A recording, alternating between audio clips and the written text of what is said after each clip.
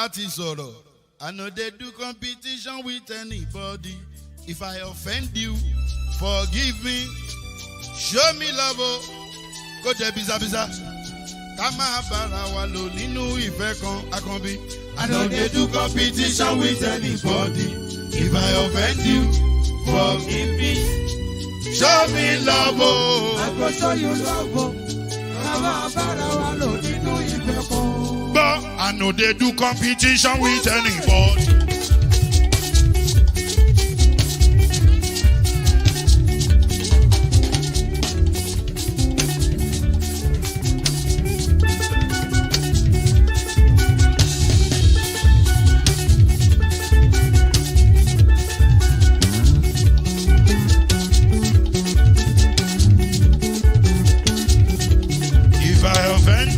Forgive me, show me love, I go show you love. Ká má bára wa lò nínú ìfẹ́ kan. I know they do competition with anybody. If I offend you, forgive me. Show me love, I go show you love. Ká má bára wa lò nínú ìfẹ́ kan.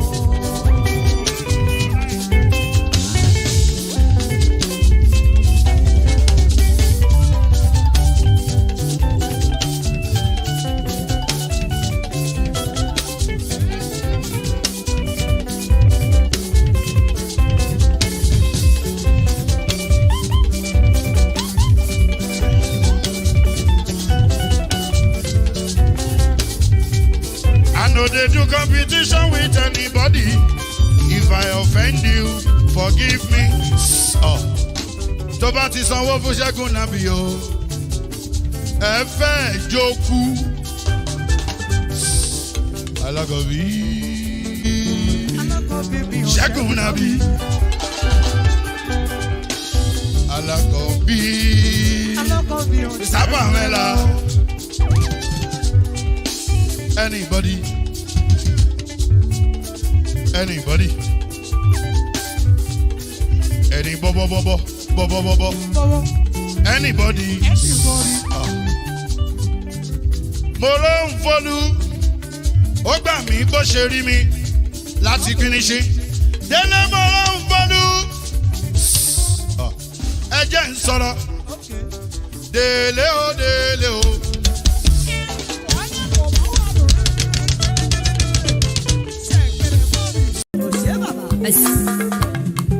Oh my son, you should be ready to lay good foundation. Earlier the better. In the nearest future, you could be one of the leaders. So we pray, amen.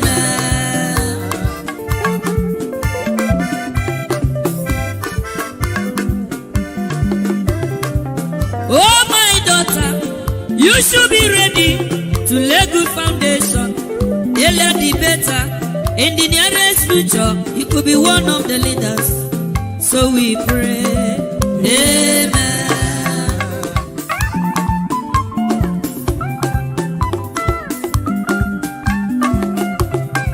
To become a leader is not very easy. To become a man is not a day job. Everybody's ambition is to become a leader and to become a rich man. That is the struggle.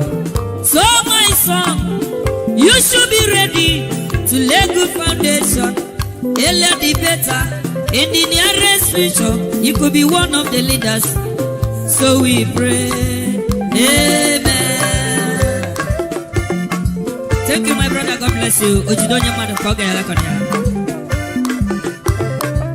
So my daughter, you should be ready to lay good foundation.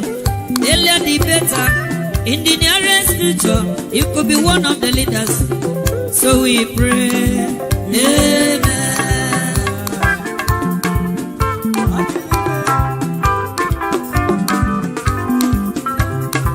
To become a man is not a day job. To become a leader is not very easy. Everybody's ambition is to become a leader and to become a rich man. That is the struggle. So my son, you should be ready to lay good foundation. Earlier the better. In the nearest future, you could be one of the leaders. So we pray. Amen. You are the pillar that holds my life. You are the pillar that holds my life. Master Jesus, you are the pillar that holds my life. Lily of the valley, you are the pillar that holds my life. You are the pillar that holds my life. You are the pillar that holds my life. Lion of Judah, you are the pillar. Chickadee, you are the pillar. Daddy, you are the pillar that holds my life. Lion of Judah, You are the pillar that holds my life. walk in the way. You are the pillar that holds my life. Hey, yeah. Master Jesus, you are the pillar that holds You my are, life. you are the Master pillar. Jesus, you are the pillar that holds my life. I said, Jesus, unibu kalabati sinduwe. Nibu kalabati sinduwe. Ojo biembe, nibu kalabao. Nibu kwa kalabano. Nibu kwa kalabati sinduwe. Ojo biombi ko nibu kwa kalaba. Chikadide nibu kwa kalabano. Nibu kwa kalabati sinduwe. Let me see, what time is it? This is 7 minutes after 8 here in the beautiful city of Jos. So good morning. Before we start this broadcast, I'd like to read something, a comment somebody made in one of my posts. I think in that post I said that in pidgin English, I said that in Nigeria here, now we go school pass. Now we get educated people pass. They say na southerners na go school pass, but if you notice, as in they gather judges, na northern names are here. Supreme Court, Alhaji this, or Yoruba, na either Yoruba or Hausa, na they pick. Yet they say na we go school pass. So where all those way go to school? Where all those way go school? If now we go school pass, them for in the legal profession, are we suppose they look for Supreme Courts with plenty? They look for Supreme Court judges with plenty there. I can't notice say, let's say to get when they constitute the presidential election petition tribunal judges. Now so southerners cast. Now they constitute Supreme Court. Some they commode themselves, another Hausa man go come. They commode themselves, another Yoruba man go come. So it be like say we all the school will go. We not represented there. That's why I made that statement. So here is what somebody wrote. Here's somebody wrote. He said, "My big problem with you is despite all the nepotism, tribalism, religious fanaticism, which is the order of the day in Nigeria, electoral system and our judiciary, which is the hope of common man, are all gone. You are still talking of one Nigeria. Are you afraid of your place, Urobo or Ishekiri? If you don't want to join Biafra, why can't you go and fight for Urobo nation? Let me tell you, in case if you don't know, Nigeria is irredeemable." Now let me say one thing very, very clear. First, let me address the issue of one Nigeria. I am not fighting for one Nigeria. Let me repeat myself. I am not fighting for one Nigeria. I am fighting for a better Nigeria. Does not mean I say that Nigeria must remain one. There's a difference between fighting for husband and wife to settle and to say they should separate. You must establish that Nigeria indeed cannot work before you begin to talk of separation. You must establish that a husband and wife, you must fight. I ready for una to do. If una come with fight, I ready for una to do. All this IPOB, I ready where. So bring it on. I'm not going to even block anybody. Sure you get me? Are they ready for una? If you come, we go fight.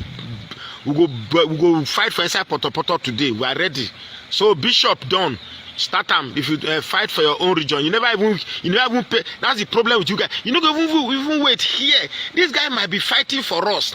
But let me hear him out, because I've not even said anything. I've not even gone anywhere yet. You don't comment. Eh? You didn't wait. Be patient. Hear me out before you start commenting. You get me? So I am not fighting for one Nigeria. Before you tell a husband and wife to separate, you have established that these two people cannot live together. Then you ask them to separate. Abi? Now the reason why I have that Nigeria can work is because the problem of Nigeria has always been that of leadership. Because I still recall, and I will not forget in a hurry, when Osibanju took the reins of leadership for 3 months, and in 3 months everybody saw the difference. Everybody saw the difference. So it is leadership. And the reason why we supported Peter Obi, because Peter Obi, from what he has said, possesses the idea that he knows the problem of Nigeria and can solve it. So let's give it a chance. Now, if after the Supreme Court, they decide that a certificate forger should still remain our president, a criminal should still remain our president, then we will establish that Nigeria cannot work. Then we separate. I move for a separation of Nigeria when we believe that Nigeria cannot work. Yes, now the signs are there, but let us establish the case completely before we know that yes, Nigeria cannot work again. Me where they fight every day say but let's establish all the, you just allow you the vex, the middle belt they vex pass you, but they don't talk. The middle belt they vex pass you, but they don't talk. So that's one. Then that's the issue of one Nigeria. Then the other part that he said about well, let me read it again. That now here, one mistake that Biafra agitators in the east are doing is that you just believe that because Nigeria is not working, the only choice available for us in the south is to join Biafra. You just believe that because Nigeria is not working, the only choice available for us is to just join Biafra. It doesn't work that way. It doesn't work that way. As you believe Biafra is your own hope, you understand me? So also the Roboman believe that he has his own plan. Is it because we are not talking every day and shouting every day on social media? Therefore we like to be slave. Once you don't support Biafra, you are a slave. You are a one Nigeria person. You like the zoo. And besides, who told you that a zoo? I wonder when you keep calling Nigeria is a zoo, Nigeria is a zoo, I keep wondering, who told you that a zoo is a bad place? Do you know that a zoo is the most organized place? If Nigeria is a zoo, then thank God for putting me in a zoo, because a zoo is the most organized place on the surface of this earth. Because in the zoo, you have lion that eat antelope, you have snakes that eat antelope, you have a giraffe, you have all animals, but they live in peace. Do you know that the zoo is the most peaceful place in this world, despite having lion, anaconda, hyena, because everybody has its boundaries. Imagine Nigeria where Fulani understand their boundaries, Igbos understand their boundaries, Yorubas understand their boundaries. There won't be fight. Since when did you ever hear that lions are chasing antelopes in the zoo? So when you say Nigeria is a zoo, zoo, in your mind you think you are insulting Nigeria, but you are not. You are actually saying Nigeria is a good place. Just because you are so filled with emotion, Nigeria is a zoo.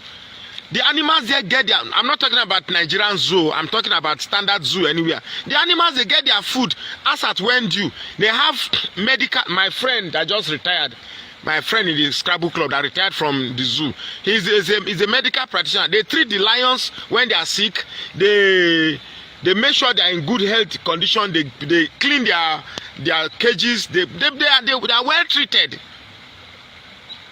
The only thing is that everybody is restricted to maintain its boundaries. So why if you call Nigeria as a zoo, that means you are actually praising Nigeria. But in your mind, you are thinking you are abusing Nigeria, but you are not. Every time zoo, zoo, zoo, zoo, zoo, zoo. If Nigeria is a zoo, then I'm proud to be a zoo, because in zoo there's law and order. There's order. You lion, this is your cage. Cobra, this is your cage. This is your cage. When you are sick, they'll come and treat you. They bring your food and give it to you in your cage. They bring monkeys. Do you know that the only place that monkeys will sleep well without looking at their back, whether enemy is coming, is the zoo? The only place antelope will walk freely and not become afraid that an animal is coming to eat it is in the zoo. So why do you keep saying Nigeria is a zoo? When a zoo is a very quiet place. Have you ever seen fight in the zoo? Have you ever witnessed animal fight in the zoo?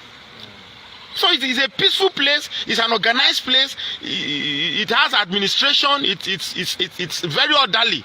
So when you say Nigeria is a zoo, it's a zoo, it's a zoo, it's a zoo. Eh? That's it. Tinubu Prince, you don't know what you are saying. Fine. Now you know what that's one. Then two, you believe that because Nigeria is bad, everybody should support Biafra. And let me tell you, the likes of Tinubu Prince, you know me, I don't say things to please you. If because of what I'm saying you don't like me, please feel free to leave this. In fact, unfriend me, go. I don't need you. You always believe that you have more sense than everybody. You believe God has given you sense. Everybody does not have sense the way you have it. That's not true. That's not true. What you have is survival instinct. The ability to survive anywhere. That's why when you are in sports, you do better. When you are in a class, you do better. Because in that class, you believe there's a competition and you have to do better. It's not sense. Sense is the ability, wisdom is the ability to look at variable and remain calm till those variables complete their course of action. Then you decide. And while you are deciding, you remain silent. Those IPOB cannot hatch a plan and keep the plan quiet. In fact, in less than 2 minutes after concluding that plan, everybody will know. That's one. Then two. That's one. You have survival. That's why you go to places that people cannot survive. People cannot hardly go there. You go there and you survive. You make it. It doesn't mean you have sense more than everybody. So don't be parading that definition of a zoo. Let me see this definition.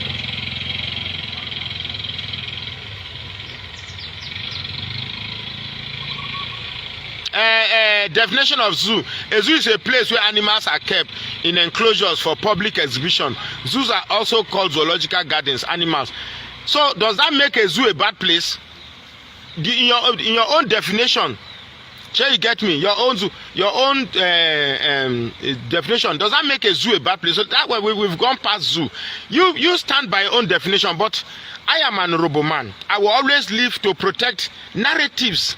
I will only sell narratives that protect the psychology of my people. You understand? I am one that wants us to come together. I want us to come together, but not in a way that suggests that you know everything. You just design everything and then we will just rush the entire. It doesn't work that way. You get me? Then another thing about this Biafra movement, I am talking about IPOB Biafra. I'm not talking about Biafra for the good people of Igbos who want their country and genuinely believe that Biafra is their only hope. Please, the Biafra I'm talking about is the one by IPOB. The Biafra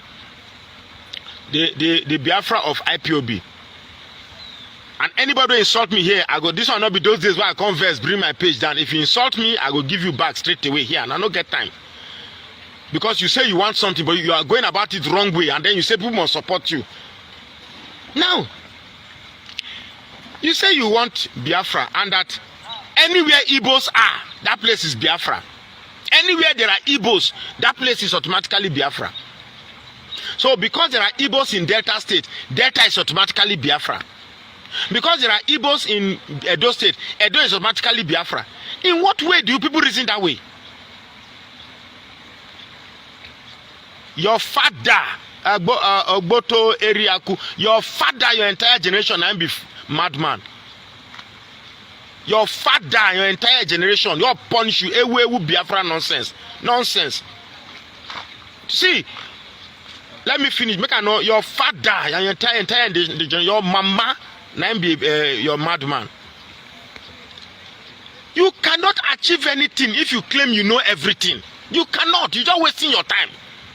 Now, you said you've already formed Biafra. Already, one idiot from Finland has already designed Biafra and created states, given the state names, call himself Prime Minister. Who elected you to become Prime Minister? You don't have the Biafra yet, though. You already have a Prime Minister. You already have a Supreme Leader. Your Supreme Leader is an Igbo man. Your Prime Minister is an Igbo man. An Igbo man has already designed me and given me a name. I forgot to read the name they gave where I belong in that this thing. You've already carved Edo State, Delta State, the whole of South and Southeast, and named it Biafra Republic. Give it, is it 50-something states? And then one person already appointed himself somebody has already named himself Prime Minister. The fact that you have a just cause to cry does not mean if you are doing it wrongly, it makes it right.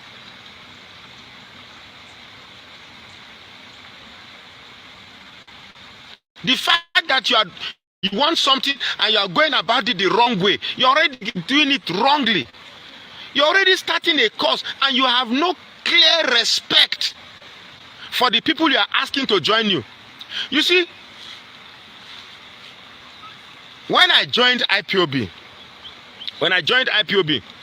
I never knew, I was hearing IPOB, but I never knew what they really stood for.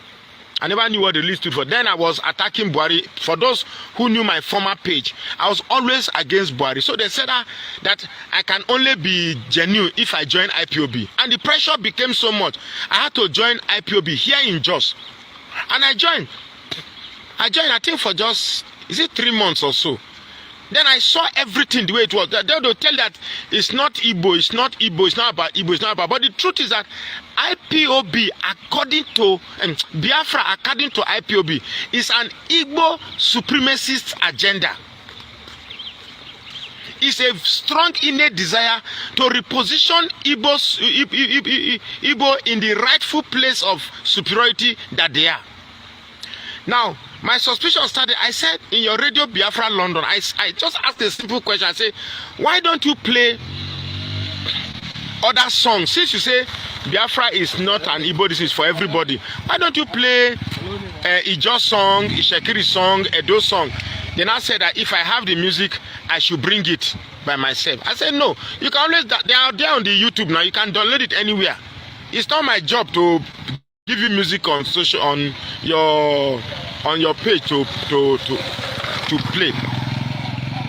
Then when we were in the meeting, they were speaking Igbo. I said to me, you are doing this meeting and I can't understand what any of you are saying. I said, why don't you speak in a language that everybody can hear? Then I told me I should wait.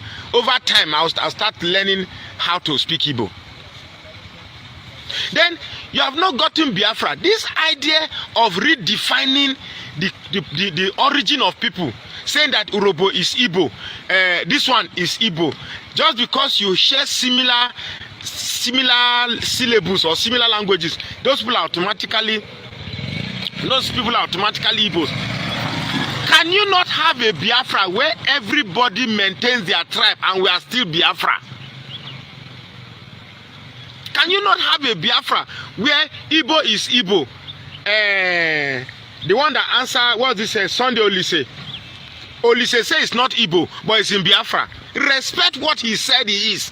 If we don't have the Biafra, yet you are preventing people from defining themselves how they want to be defined, how do you think that Biafra is going to be? You've not gotten it yet, but you're already telling people that no, don't say you are Urobo, you are Igbo, you are Igbo, you are Igbo. Does not tell you that it's an Igbo agenda. So it is wrong for you to think that because Nigeria is bad, everybody will not troop to Biafra.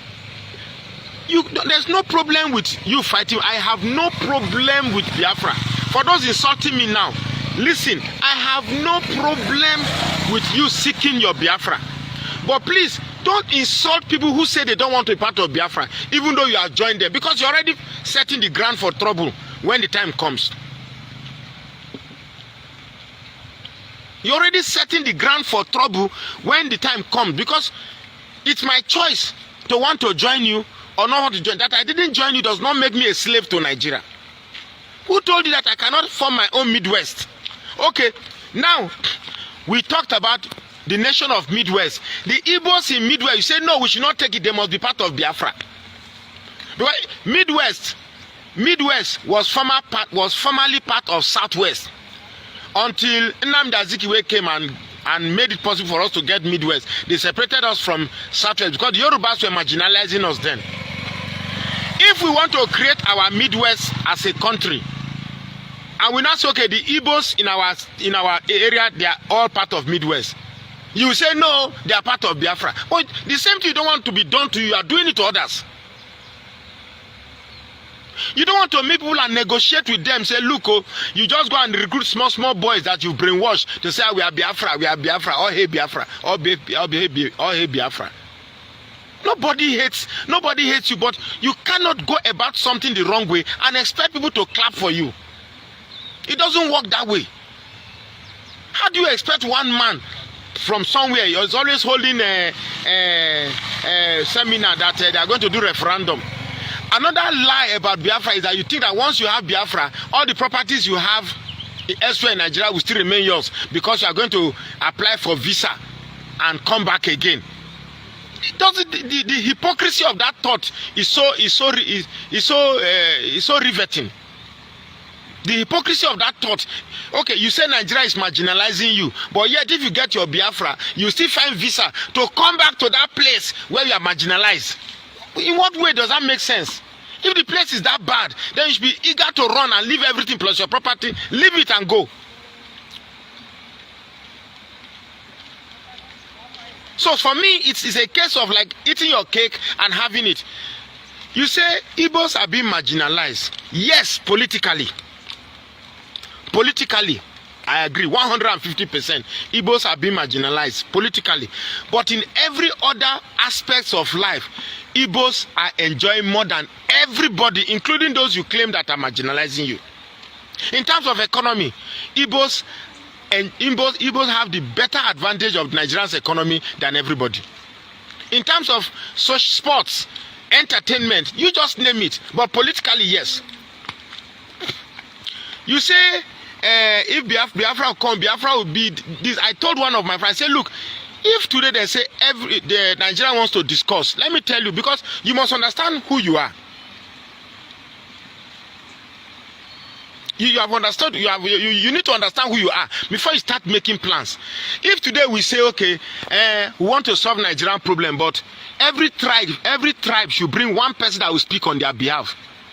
And what time is it now? The time is 8:29, and they said, okay, by 6 o'clock tomorrow, everybody should assemble with their spokesperson. Every tribe, the Birom, should bring one person that will speak on their behalf. The Yoruba should bring one person that will speak on their behalf. And everybody will meet tomorrow 6 o'clock. Do you know that by tomorrow 6 o'clock, the Yoruba would have sent their own? The Fulani would have sent their own. The Yoruba would have sent their own. But the Igbo man, I cannot tell you that before daybreak, about 10 people will die. Why? Because the Igbo man does not have the ability to understand what hierarchy means. Because by the time this one will say, no, who are you? The spokesperson must come from Anambra. No, the spokesperson must come from Mbise. The spokesperson must come from Enugu. The spokesperson must come from Weboyi. Oh no, you are fake Igbo. You are the original Igbo. You must tell yourself this truth, whether you like it or not. You must tell yourself this truth. You say, I was on the phone with somebody for like how many hours? Say, you come to your place, my place, to develop my place. Why? I did not beg you, say, oh, I can't develop my place, so please come and develop my place.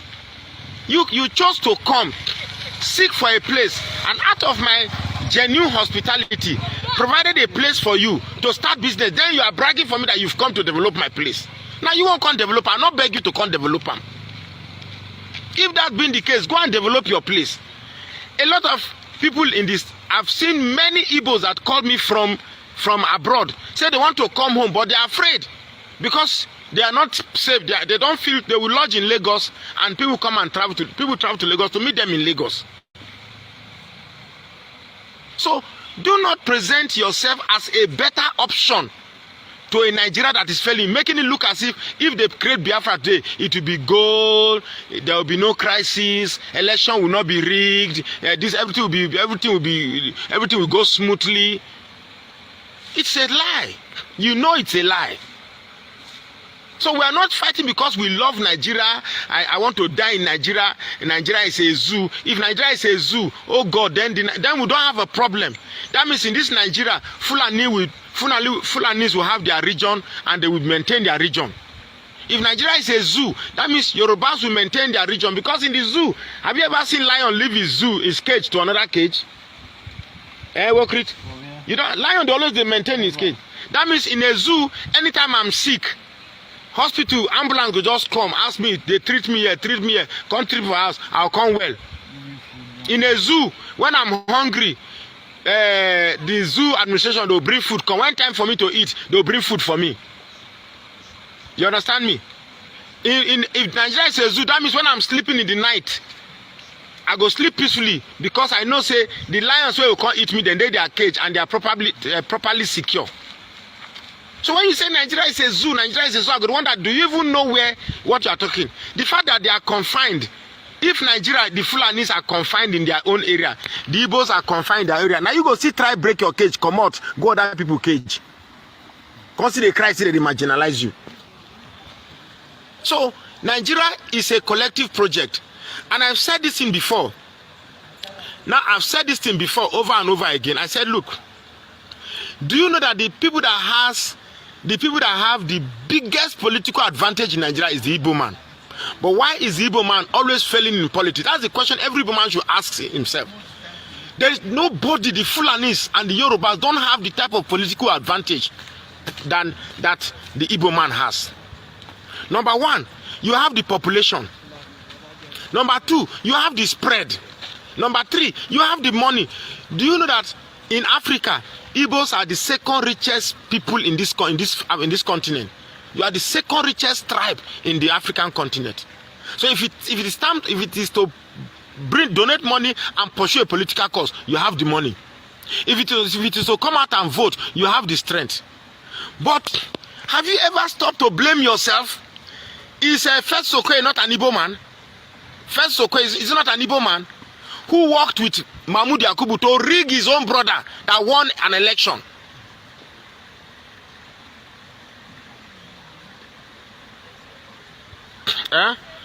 My Joseph Joel, no trust me, I beg.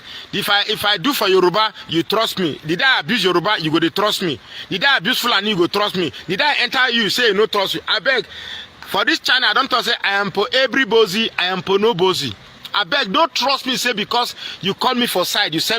All right. Good morning, good afternoon, good evening to every one of you, my people. I appreciate you all right there.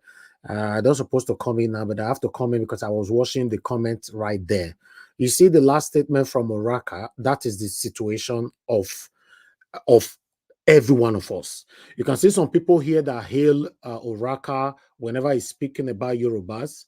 They are insulting him right now because he's speaking against the Biafra, not against the Igbos, right? You know, the same people who comes here, you see, we are very, very fake. The most of us, like who, let me see, CTO, if I see any rubbish comment from you again from there, you'll be blocked on earth and in heaven. You understand? You said Elvis enjoy hearing Igbo being bashed. We are not, Oraka is not bashing any Igbo here. Oraka is stood by the Igbos from day one till now. In fact, this man supposed to, is even God that protected him. He would have been killed by now, just because he stood by Mr. Peter Obi with the Igbo people. He's only talking about the Biafra and the way they are doing it in the wrong way. He's not talking about the Igbo, so don't generalize. We have beautiful Igbo people. We are standing for the beautiful Igbo people today. Peter Obi is an Igbo man. I'm an Edo man. So if you commit any rubbish there, you'll be blocked on earth and in heaven. You guys are part of the satanic people that doesn't want Nigeria to work.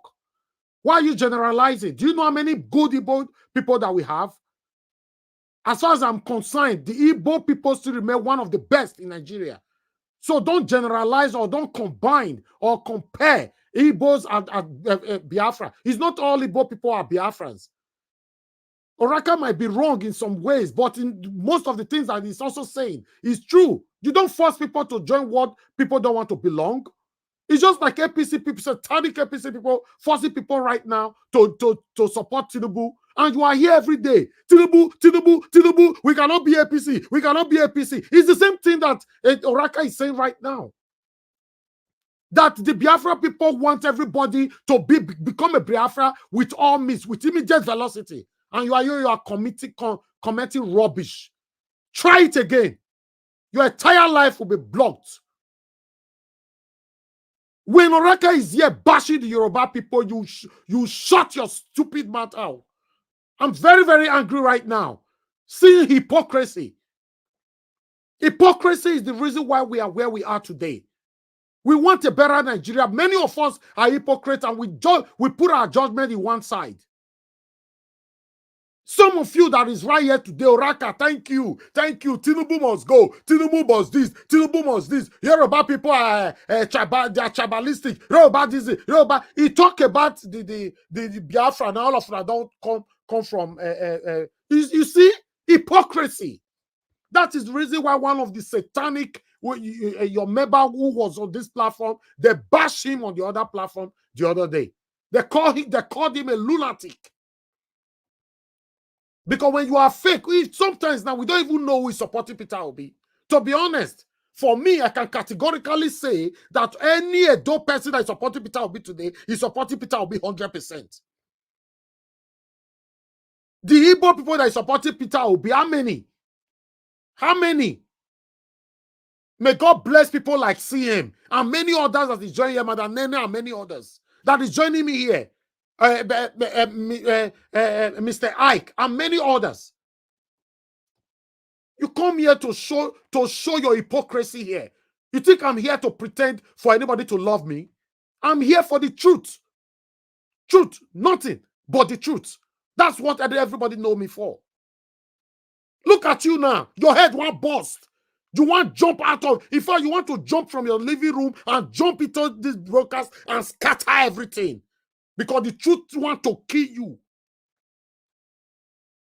If now Yoruba person Oraka they talk about right now, all of them are going to say, yes, oh, hey, Yoruba, they are very tribalistic. I played a video of Oraka yesterday, bashing Yoruba. Then for yesterday, bashing Yoruba. Then the other day, bashing Yoruba.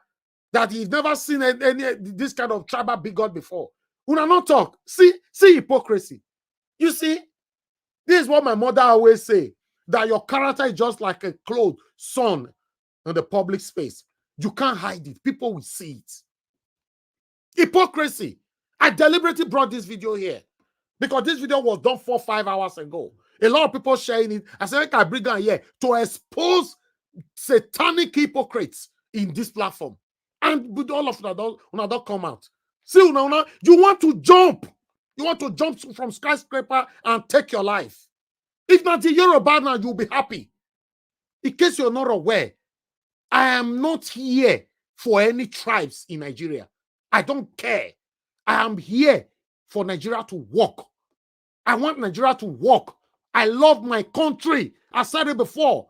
My platform is nowhere to promote Biafra, promote Yoruba nation, promote. I never know whether those people don't start their own. And I will not promote it here. I want a better Nigeria. I'm not sentimental. The hand where I take carry Igbo, now I take carry Yoruba, now I take carry Edo, now I take carry Hausa. If the Hausa person don't tell you, some people will be happy. No, if the Yoruba, some will be happy. You reach Igbo now, many of them want jump. You want jump, you want to take your life in early stage. Don't die. Don't die yet. Wait. Hypocrisy is a disease.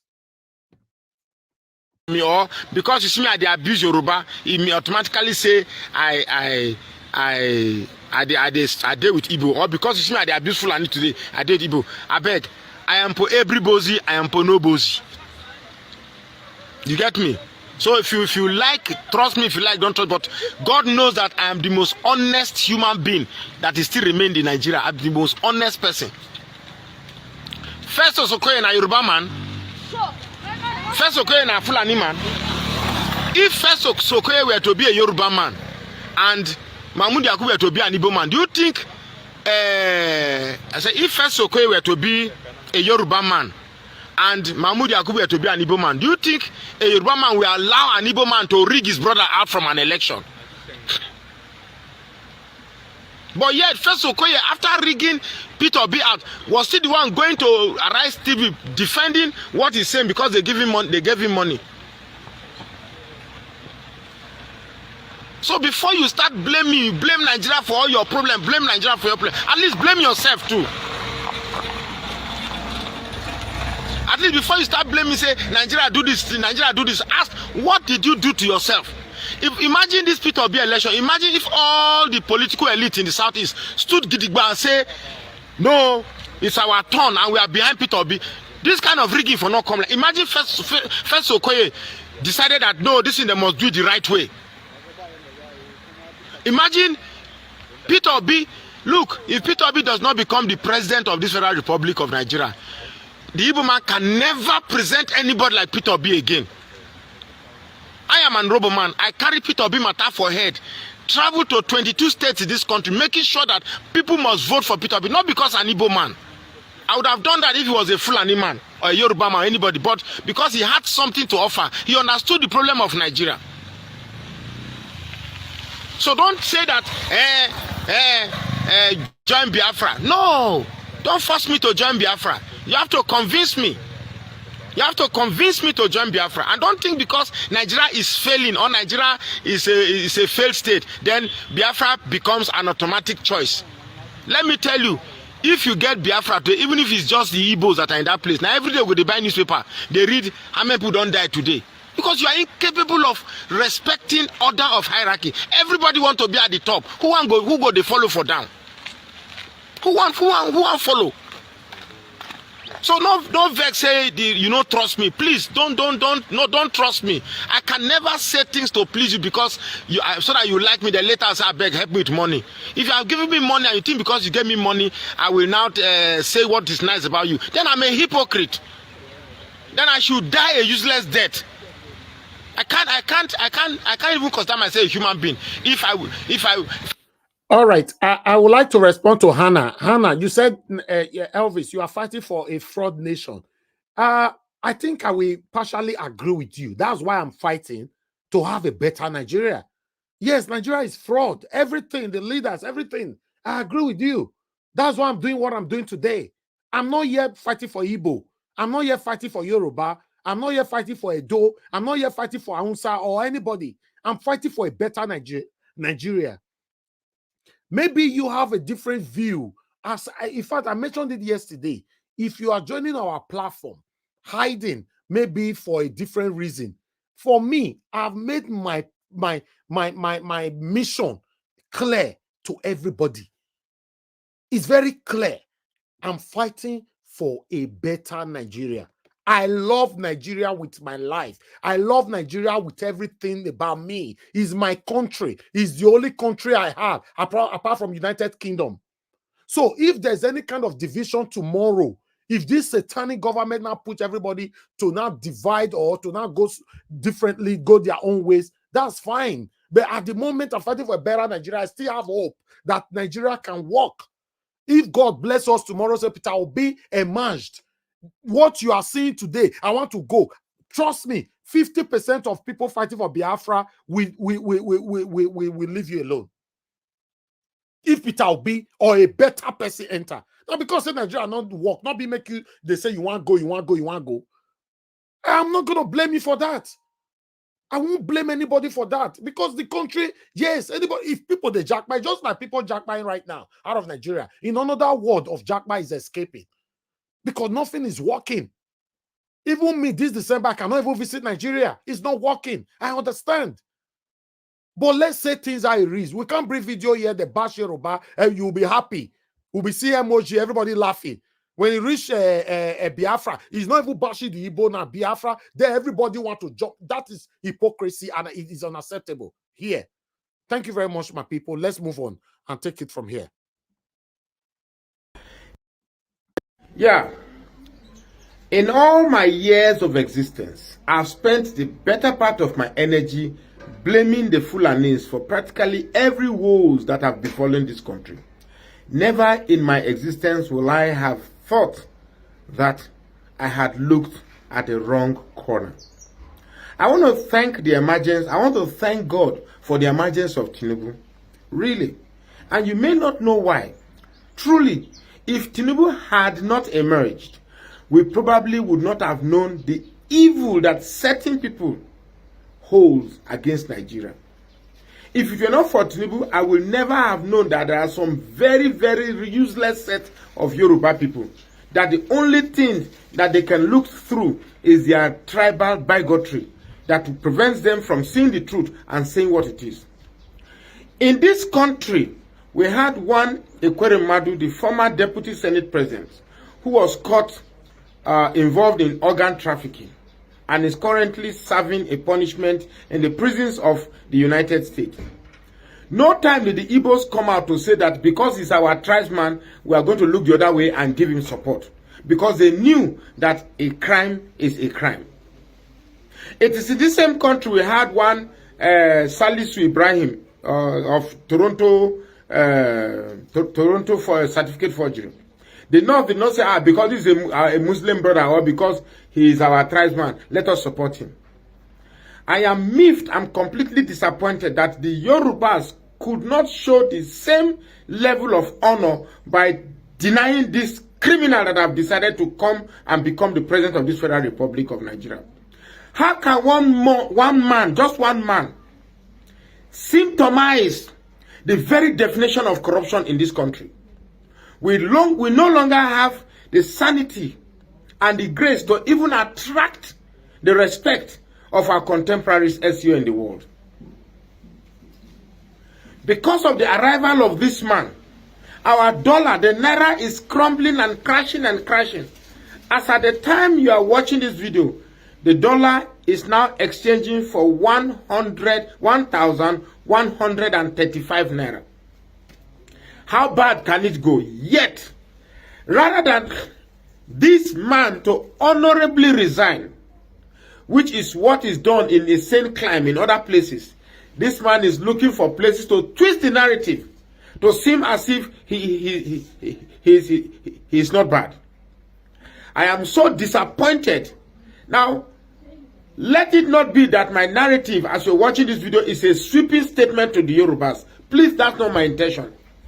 But however you want to look at it, I'm talking to those group of Yorubas who are looking at this thing without the strength or without the truth of looking at the fact that Nigeria is crumbling at the expense of their tribal bigotry. And we cannot stay back and watch Nigeria collapse because of a... Okay, sorry guys, I have to respond to Efuri right there. You're asking me, Elvis, you don't want freedom of speech on this platform. Of course, I want freedom of speech, but we must balance it. When a freedom of speech become 80-20%, then that is wrong. A freedom of speech become 90 to 10% is wrong. 95 to 5% is wrong. When the freedom of speech is 50-50, in terms of depend on the topic, it is nice. So freedom of speech is allowed. I don't have problem with that. If it's about me, criticize me. I don't have problem about that. Criticize me how you like. Morning to the evening. I say it all the time on this platform. But I don't like hypocrisy. That is it. Thank you very much. Let's listen to this. A few muddled interests of a few disgruntled irredentists. We must save Nigeria back. And the only thing that is holding Nigeria together is the Supreme Court, is the judiciary. And it's even quite painful. From the set go, I'm already suspecting that the outcome of the Supreme Court will not be palatable. And it's only going to show how deteriorated or how much rot has actually eaten very deep into the very existence of this country. If this country must remain one, the judiciary must hold it together. And they can only hold it together by delivering a true judgment that contains justice. Nigeria cannot bend and crumble because of the interests of one man. I want to be president. Now be this. Recruit 50 million youths into the army and what do we eat? Cassava gari.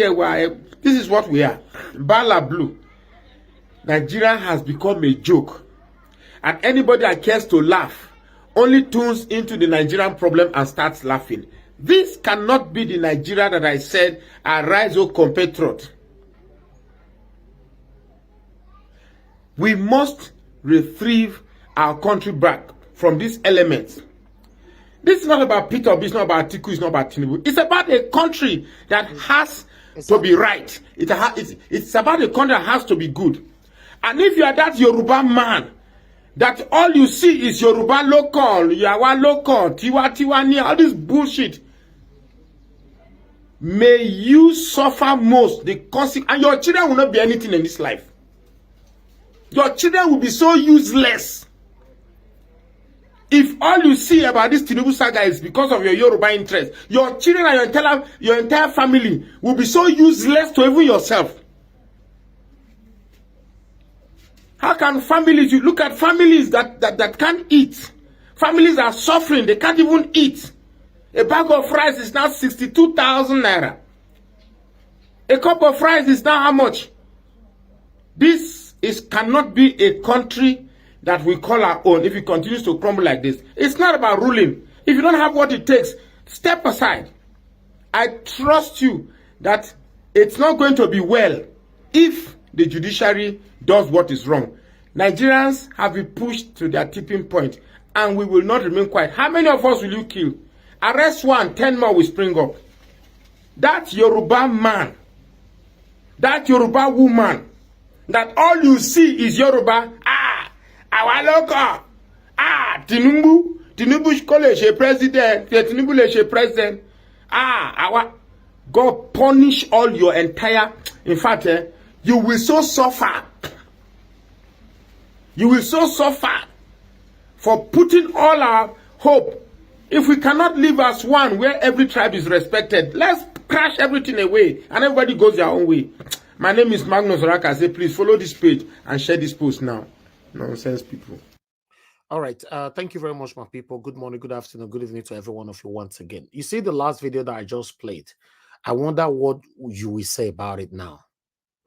You see, when somebody is fair, please, let's accept them the way they are. You know, Oraka is a very straightforward person. He doesn't hate anybody in Nigeria. I've studied him. I've brought him to this platform a couple of times. He's a straightforward person fighting for a better Nigeria. He can criticize anybody. He say it anytime. Please, I cannot be here watching you bashing him just because his speech today is not favorable to you. Life is not like that. We all are fighting for a better Nigeria. For those of you seeking to exit, I don't blame you. I don't blame you. And I've never, ever blamed you. I've never. I've fought so hard for Nnamdi Kanu on this platform. But unfortunately, the guy ended up in the hand of satanic people. Even when Sunday Igboho was arrested, I fought so hard for Sunday Igboho on this same platform. Many of you can testify to this.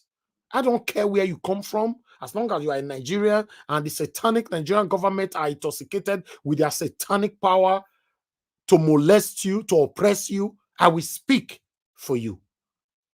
That's all. So in case you come here, video whether they play is not favorable to you, just stay mute. Even though you want to go against it in a fair manner. Don't think that like somebody commenting, Elvis deliberately brought this video to bash Igbos. That is what triggered my anger. That makes you an ungrateful person to see me that I'm bashing the Igbo. What I'm doing today for Mr. Peter Obi, how many Igbo people you see that are doing it on their own platform? Do you think I'm paid to do what I'm doing today? I'm not doing it for Peter Obi because he's an Igbo man or a Edo man. I'm doing it because he's a Nigerian man. that I believe that can change Nigeria for you and I. With the kind of mindset that many of us are carrying, we might not be able to achieve a better Nigeria that we all are crying for. To be honest, we must work on ourselves. I've said it so many times that we have a bad government, bad past leaders, but we, the people, we must work on ourselves. We have big problem. Yes, all of us, we have big problem. The way we think, the way we reason, the way we see people, you know, a lot of things is wrong with us as human beings. A lot of things is wrong. I can say categorically in 30 days, Oraka have criticized the Yoruba people in 29 days. Only one day he criticized not even the Igbo people now, Biafra, the roof is about falling off. That's wrong. No, that's wrong. Allow people to speak freely. Like one of my persons said earlier on, if we don't have freedom of speech, that's the same, that's my stand as well. I believe so much on freedom of speech, but we must balance it. Sometimes when I play video here, some people will think I'm against Yorubas. Sometimes when I play video here, some people will think I'm against Igbo. I have a trace of Yoruba, in case you are not aware. You don't even know me. My surname is Oni. I will explain that to you someday. I have a trace of Yoruba. But that doesn't have anything to do with what we are doing right now. I want a better Nigeria. I don't care if you are my father and you want to rule at this particular moment, and I know you are not capable, I will speak against you. That is what I want everybody to stand for. Let's speak against people that have caused the pains that you and I are facing today. Let's speak against the people that have caused the reason why you and I are running to exit Nigeria. Thank you very much, my people. I appreciate you. I'm going to post down a link right now before I move on with the other presentation. The reason why, because this kind of presentation today now might trigger this satanic group of people now to quickly attack us. So that's why I need to post down a link to have a couple of people here on the screen with us. But nevertheless, whenever you throw your missile, we are here to counter you. Thank you very much, my people. Good morning, good afternoon, good evening to every one of you right there. Mr. Joseph Orji, thank you very much, sir. May God bless you. Thanks for all you do. I appreciate every one of you right there. I can see Madam Bella Naomi, thank you very much for the support as well. Ejidima, thank you very much for the support. May God bless every one of you. I would like to greet my mother right there, mother of all Mommy Diaspora. Good evening to you, Mommy. Thank you very much for all you do. I appreciate you always, and I love you so much. And I want to appreciate Madam Patricia Tagbojumi. Thank you very much, Madam.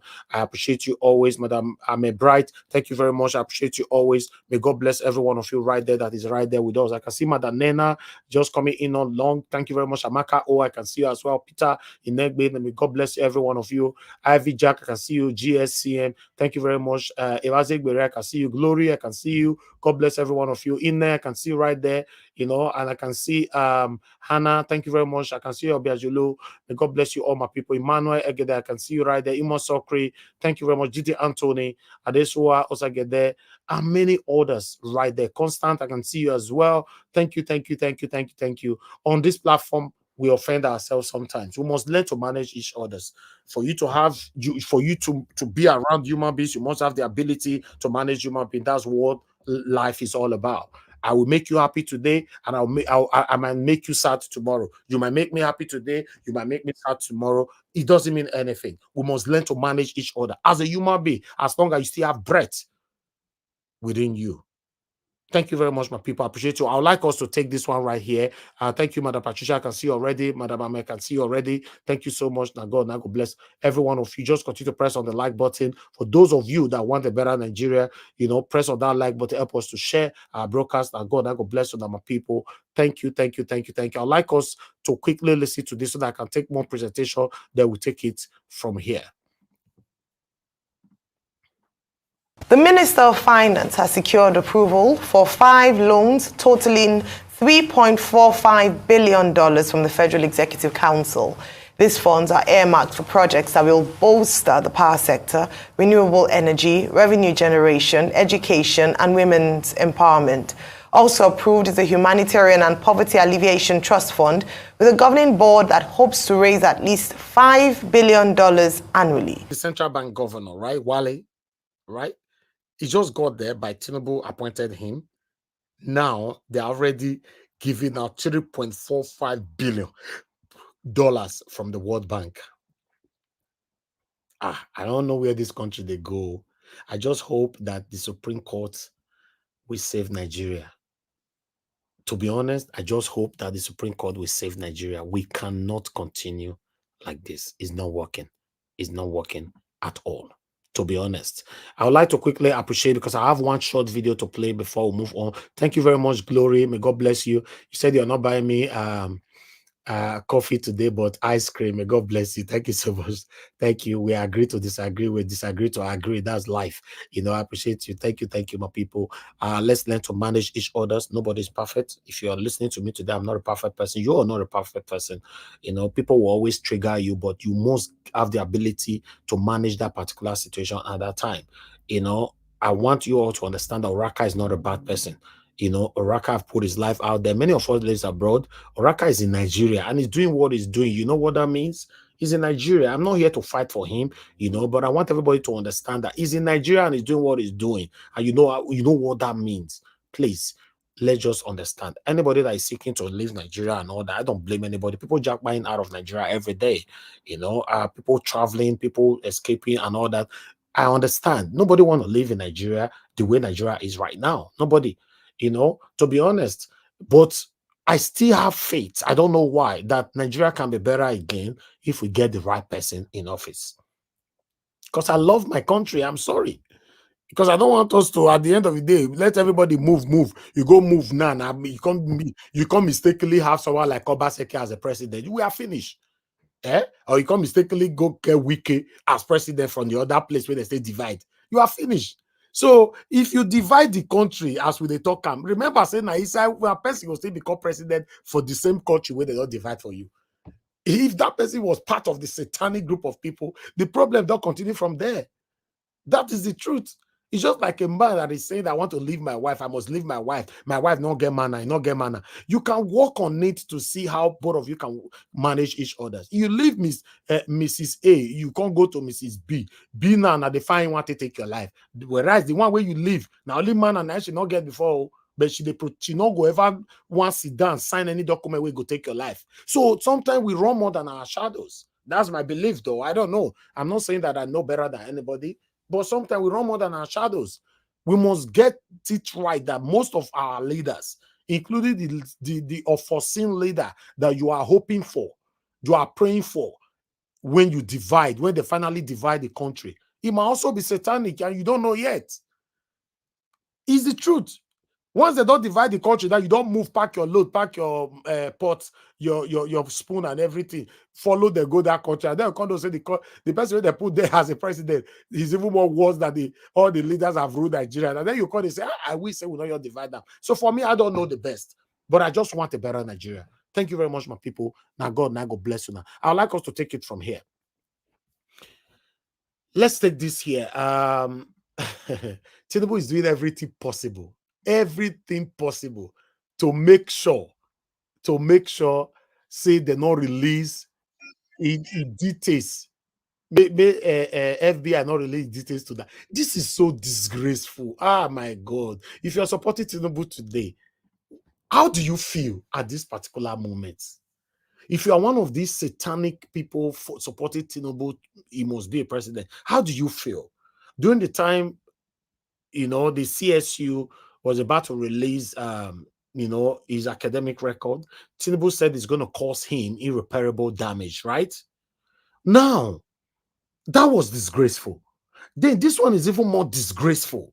Now that Tinubu is saying that if they release, he's begging courts that if they release his record, if FBI and CIA release his record, say it go affect her badly. Wait till day your record will want affect you now. God, I don't know. What is this? This is so disgraceful, Sha. Let's take this article together quickly. Let's take this one together. All right, thank you very much. More people are joining us right now. I'll come back to you guys. Just hold on. Okay, let's take this one right here. As you can see, let me take it from here. One moment, my people, bear with me. Bear with me. Okay, yes, I'm good now. Tinubu tells U.S. court he will be badly affected if FBI CIA release his confidential records. This one pay me, sir. We APA, what you they hide? Hi, God. I just hope that some of you listening to me here or everybody listening to me today, anything that you want to run for tomorrow, you never know where God is taking you to. Make sure you say you cement everything properly before you come out. Because you have all these baggages and you came out, you want to run for the #1 seat in Nigeria. How is this even possible? Like the talker is not business as usual. Okay, President Bola Tinubu has applied to intervene and subsequently oppose a motion that would have all his record, criminal or otherwise, released by the top U.S. security agencies, including the Federal Bureau of Investigation, FBI, and Central Intelligence Agency, CIA. Okay, specifically, Mr. Tinubu pleads that he would be adversely affected should the U.S. Court for the Northern District of Columbia in Washington, D.C. deny his motion to intervene in the matter, according to Brian A. Carey, the attorney representing the Nigerian leader. Unquote, Mr. Tinubu should be allowed to intervene because he has a direct interest in the record sought. His interests are not fully represented or protected by defendants, and his interests will be adversely affected if he is not permitted to intervene, Mr. Carey pleaded with the court on Monday in a document obtained by the People Gazette. Aaron Greenspan went on, owner of Plain Sites, a website that advocates legal data transparency to end corruption in public service, had in 2022 filed a Freedom of Information request for Mr. Tinubu's record. Mr. Greenspan, a U.S. citizen, collaborated with Nigerian journalist David Oden in applying for the request. The FBI last month said it would comply with the request and release the sought record, about 2,500 pages in batches of 500 pages monthly starting October. Nigerians had eagerly anticipated the release of the record, hoping they would clarify decades-long controversies about Mr. Tinubu's background and his role in a narcotic dealing that led to his forfeiture of $460,000 in 1993. However, the Nigerian leader is now ferociously fighting to keep those data hidden from the public, much as he did when they sought to prevent his primary opponent, Atiku Abubakar, from accessing his Chicago State University CSU record. It is unclear if the same failure that trailed his desperate opposition to have his Chicago State CSU record from being accessed by Mr. Abubakar, his May rival in the February election, await him in the court to block U.S. agencies from complying with federal disclosure regulations. So they went on, so I would just like to stop that one right there. You people already know where we are coming from. Then we're going to go on right now. Hey God, I can't believe this. Waiting one can affect a whole sitting president if they release your record. Waiting one affect you, what is happening? I beg, Tinubu, we still get like 2 space or 3 here. Tinubu people, if you dare here, I beg, come tell us.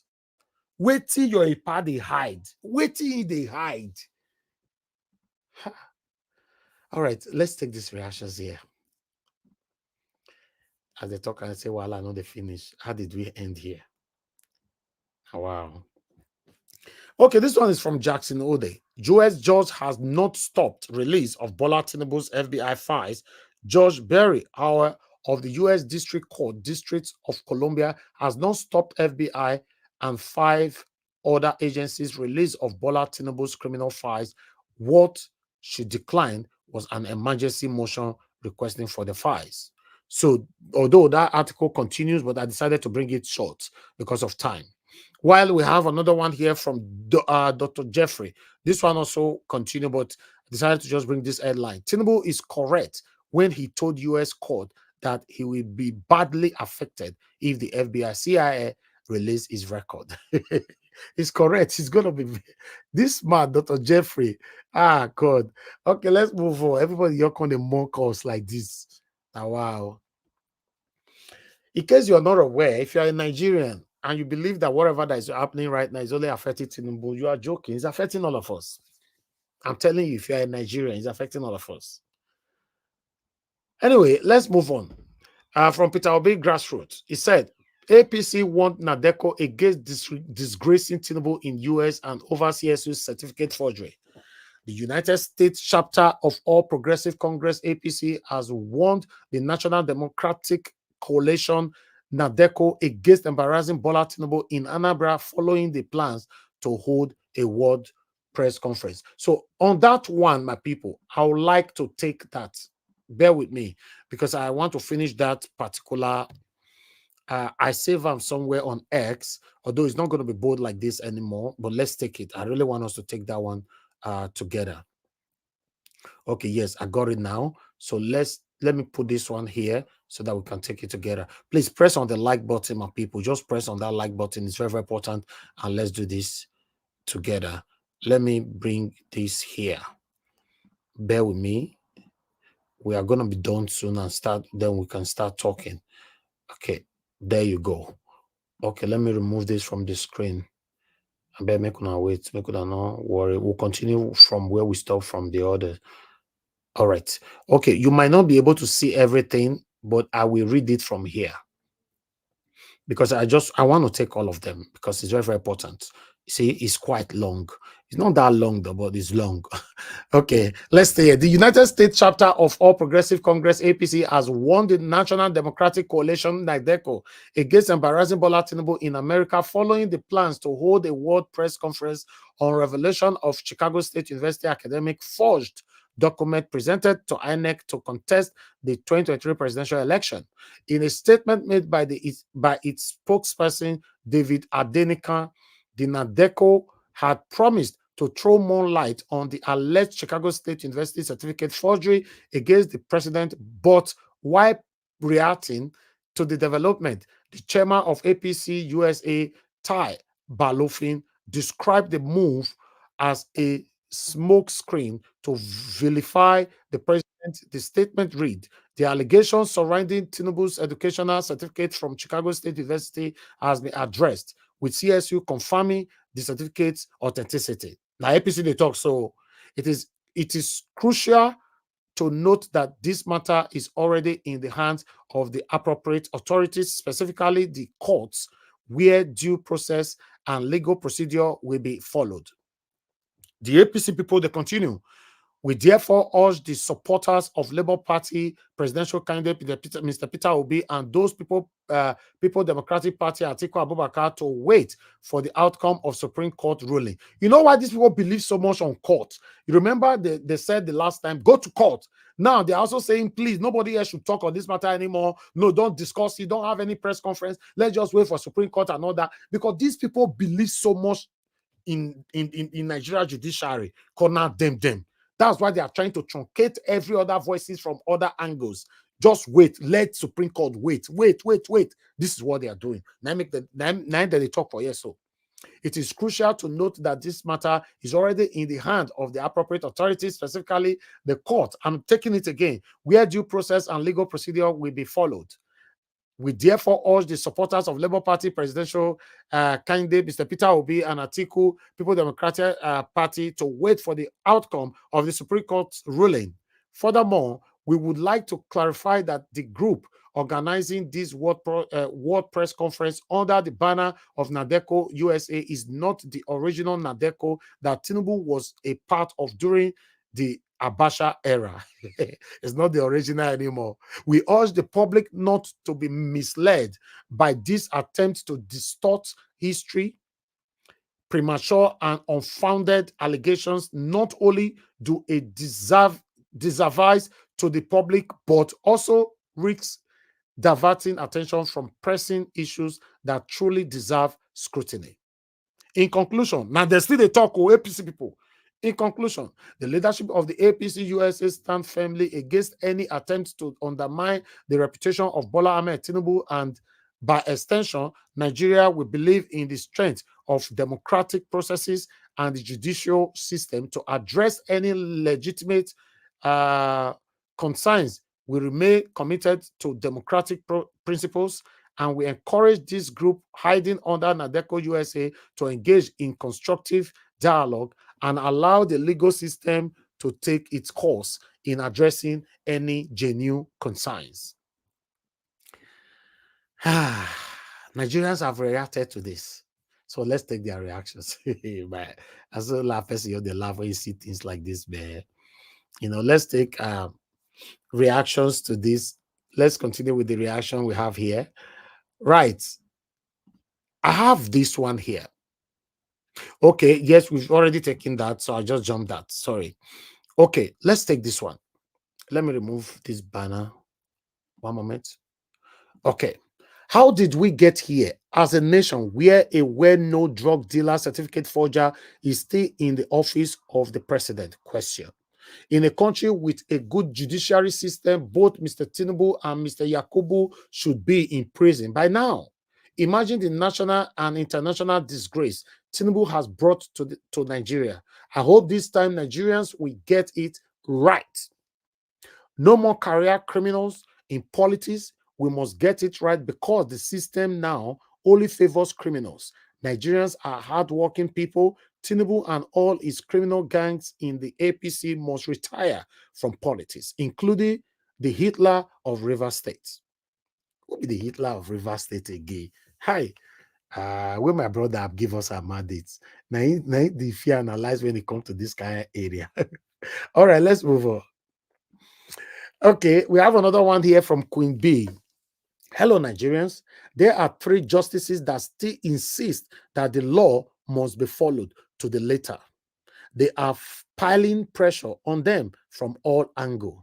Tinubu is desperate, is deploying all assets of Nigerian state to break their spirit, but they are still standing up to this moment. Although things may still change in the coming days, we will bring you the 3rd person as we receive the details. Yes, we suppose get good person, and money, we shouldn't allow money to buy everything now. What happened to integrity? Anyway, let's move on. Emmanuel said Tinubu can buy some people. Exactly. Tinubu can buy some people who don't have integrity, but can never buy the conscience of those of us who have value our integrity. Okay. Then I have another one here for Nengrod. Gang of corruption, the real criminals who will go all out, do everything in their power to shield a criminal from being exposed. Tinubu must resign. A criminal can never be my president. Okay, we have 3 to go, my people. Bear with us. Riches said, who is this calling black white? Real men are those who see truth and stand by it. Shame on you, APC. Why, second to the last, from Frank. This is on all Nigerians, especially those in Nigeria. After watching their brazen rape of our electoral process and the judicial process, and if we choose to remain in our shells and allow these criminality to stand, then there will be no Nigeria. Why, the last one I have for you here is coming from Ben Rula. APC 2000 media aid propaganda machinery has been spinning it as if Tinubu won a gold medal in an Olympic. All right, but people, that is all I have for you guys today. I would like us to start talking. Before we start talking, I'd like to quickly come back to the comment section to quickly appreciate some of you that just joined us right now. Thank you very much, Amaka Afojobi. We can see you right there. Vitus Akwebele. Thank you very much, Madam Nena. Thank you very much, and many, many more. Okay, I'll post the link again. I'll post it shortly. Thank you, Stephen Williams. I can see you as well. Atlantic, I can see you. Thank you, Abo Azi. Thank you very much, sir. Madam Tusabi, and many others are just coming in. Good morning, good afternoon, good evening to every one of you. I'd like us to hear from you, and going to take a break. Once maybe 2 or 3 people don't talk, make we listen to Jimmy, waiting one topic. Because currently the day life, but he never reached the time where he wants to talk. Once he reached the time we want to talk, then I'll bring him here, make we hear from her shortly. Thank you very much, my people. Now go bless you now. Thank you. All right. We have Mr. Pansat joining us today for the first time after 7 years. Mr. Pansat, good evening to you, sir. How are you doing today? Well, thank God, Elvis. How are you, everybody? I'm fine. I hope this one that you join us today is not to attack us or you came to bless us. Not at all. I'm here.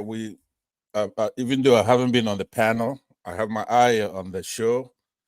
Okay. It's our show, but we do have some differences. Obviously, we have to iron those out. Oh, that's good, sir. Proceed. It's good to have hello you to here. the But I would like to. comment section. Can you just take the first lead then? Okay. Sure. Thank you, sir. Please talk to us. Good evening to you once again. By the way, let me first begin by saying hello to Mommy Diaspora and everybody in the comment section and those who are listening to us.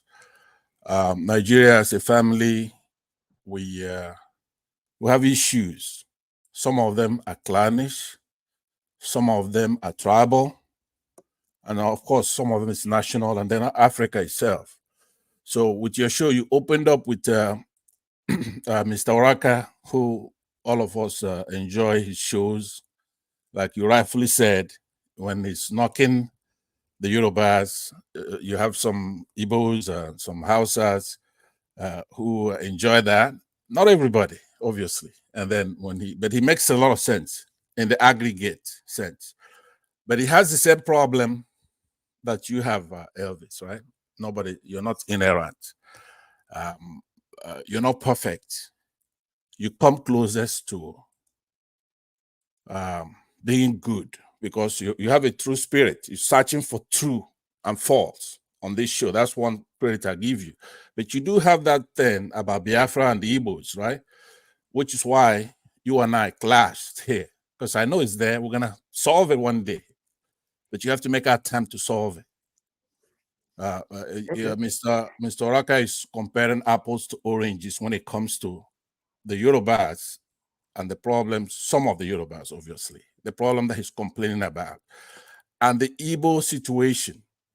Anybody who comes out and say the Igbos like to dominate people or the Igbos do this doesn't know what they're talking about.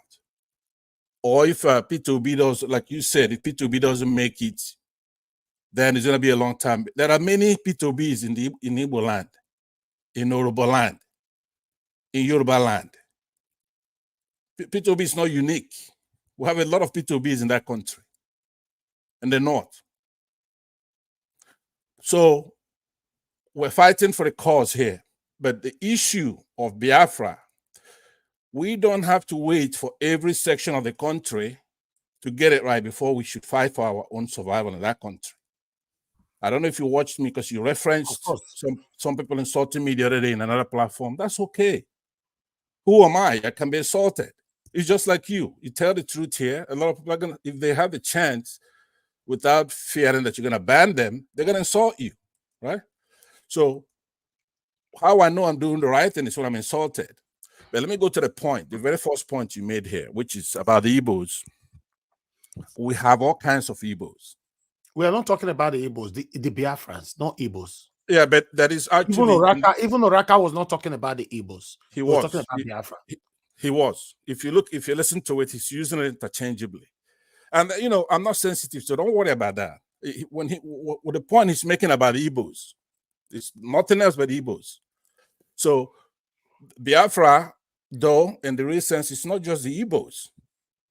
You have to look at Biafra historically and then the Biafra today. The Biafra he's talking about in 67 is made out of a lot of people. Calabar, and many other tribes. But look, you got to be honest with one thing. That's another thing you don't like about me, which is I tell you one truth. When it comes to Nigeria, you have Wazobia, right? That tripartite thing there constitutes what the tribes in Nigeria in the colloquial sense. If you're not Yoruba, you're Igbo. If you're not Igbo, you're Hausa.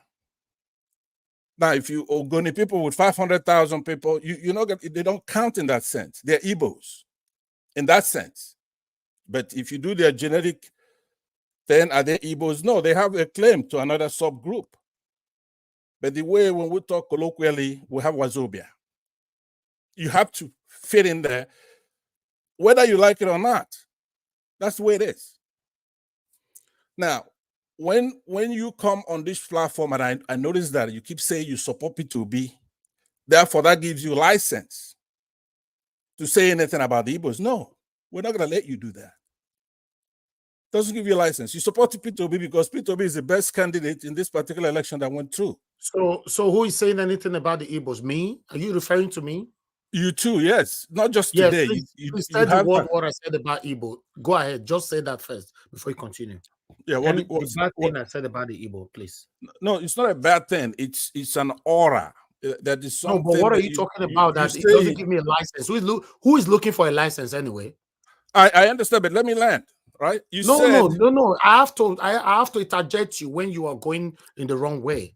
So I've not said anything bad about the Igbo. So I'm here. Go ahead. Yeah, what you said, what I mean that what you said about the Igbos, right?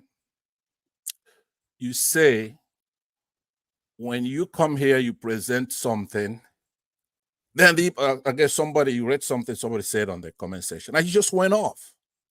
Yes. And you just keep talking about the Igbos generally, or it could come in this form. This is not about the Igbo, not about the Igbo. I was saying when we talk about Tinubu and the Yoruba people here, how come you don't complain? In 30 days, 29 days, we talk about the Yorubas and Tinubu. In 1 day, in the 30 days, we talk about only Biafra, and you want to jump out of the sky. That's it. So what are you saying? It's not true though. Listen to what you say about what you said about the Yorubas is totally different from. You're not talking about Sunday Igboho trying to succeed from Nigeria, and then you use that to paint the entire Yorubas, right? What you're saying about the Yorubas is true. Talking about Nnamdi Kanu.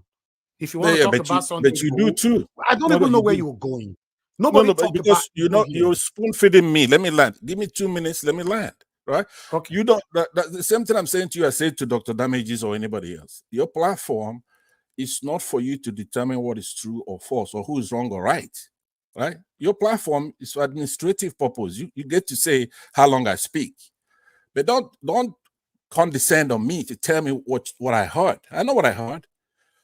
It's not a new thing. The only time you and I fight on this platform, you know, you're a very controversial person. That's why I'm following you from bumper to bumper. So you go ahead now. We're listening. Thank you. Yeah, look, I'm a very controversial person. Why? Because I care about our country and the state of things, and I'm not here to you care about Nigeria. Oh, of course I do. You don't question my patriotism. I care about Nigeria, but we don't have to wait for everybody to be on board. People have the right to stay in Nigeria or leave Nigeria if they don't want to be in Nigeria. It's like the Soviet Union. That's a big state, powerful state, but they couldn't hack it together. They all went their separate ways. There's nothing wrong with that. So, but look, a lot of the discussion I want to have with you, maybe I might have it with you privately because you're doing a fantastic job. But I have one thing that I've always known. When this project doesn't work out with Peter Obi, you're going to be a problem, right? You're going to be a problem because I see the negativity even from yesterday's show. I saw how you were, when you were ending the show, your demeanor, you're not happy. But I'm trying to encourage you and tell you that Peter Obi, whether he succeeds or not, it's not the last. We still have to do what we have to do because we know that they turned off that beavers, and I'm upset about it. On your show and other shows, I can't tell you what the problem is in Nigeria is Sunni Islamic terrorism. That's what it is. You cannot equate it with anything else.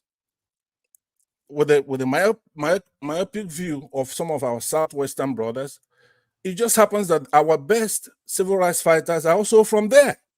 So it's so complicated that you cannot say the Yorubas are this and that because our best is from there, our worst is from there.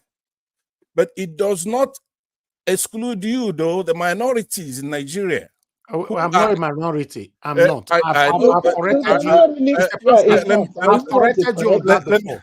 Let me land. You You describe cannot me tell as a me and be minority. calling Igbo minority. Nobody is minor. Don't do that. let No, me That's you why your corrected Wazobia them. did not work. Don't ever Thank call God. me a minority let me anymore. land. Let Don't me come land. here to No, say don't. call anybody minority. You nobody is Mr. minor here. Pansa, I think you Let are there me. for Okay? good, though. Not for So argument, please, Mr. you can do Pansa. it. Don't What irritate nonsense me, is that? please. That's why Use your that word Wazobia did not minority work. on me.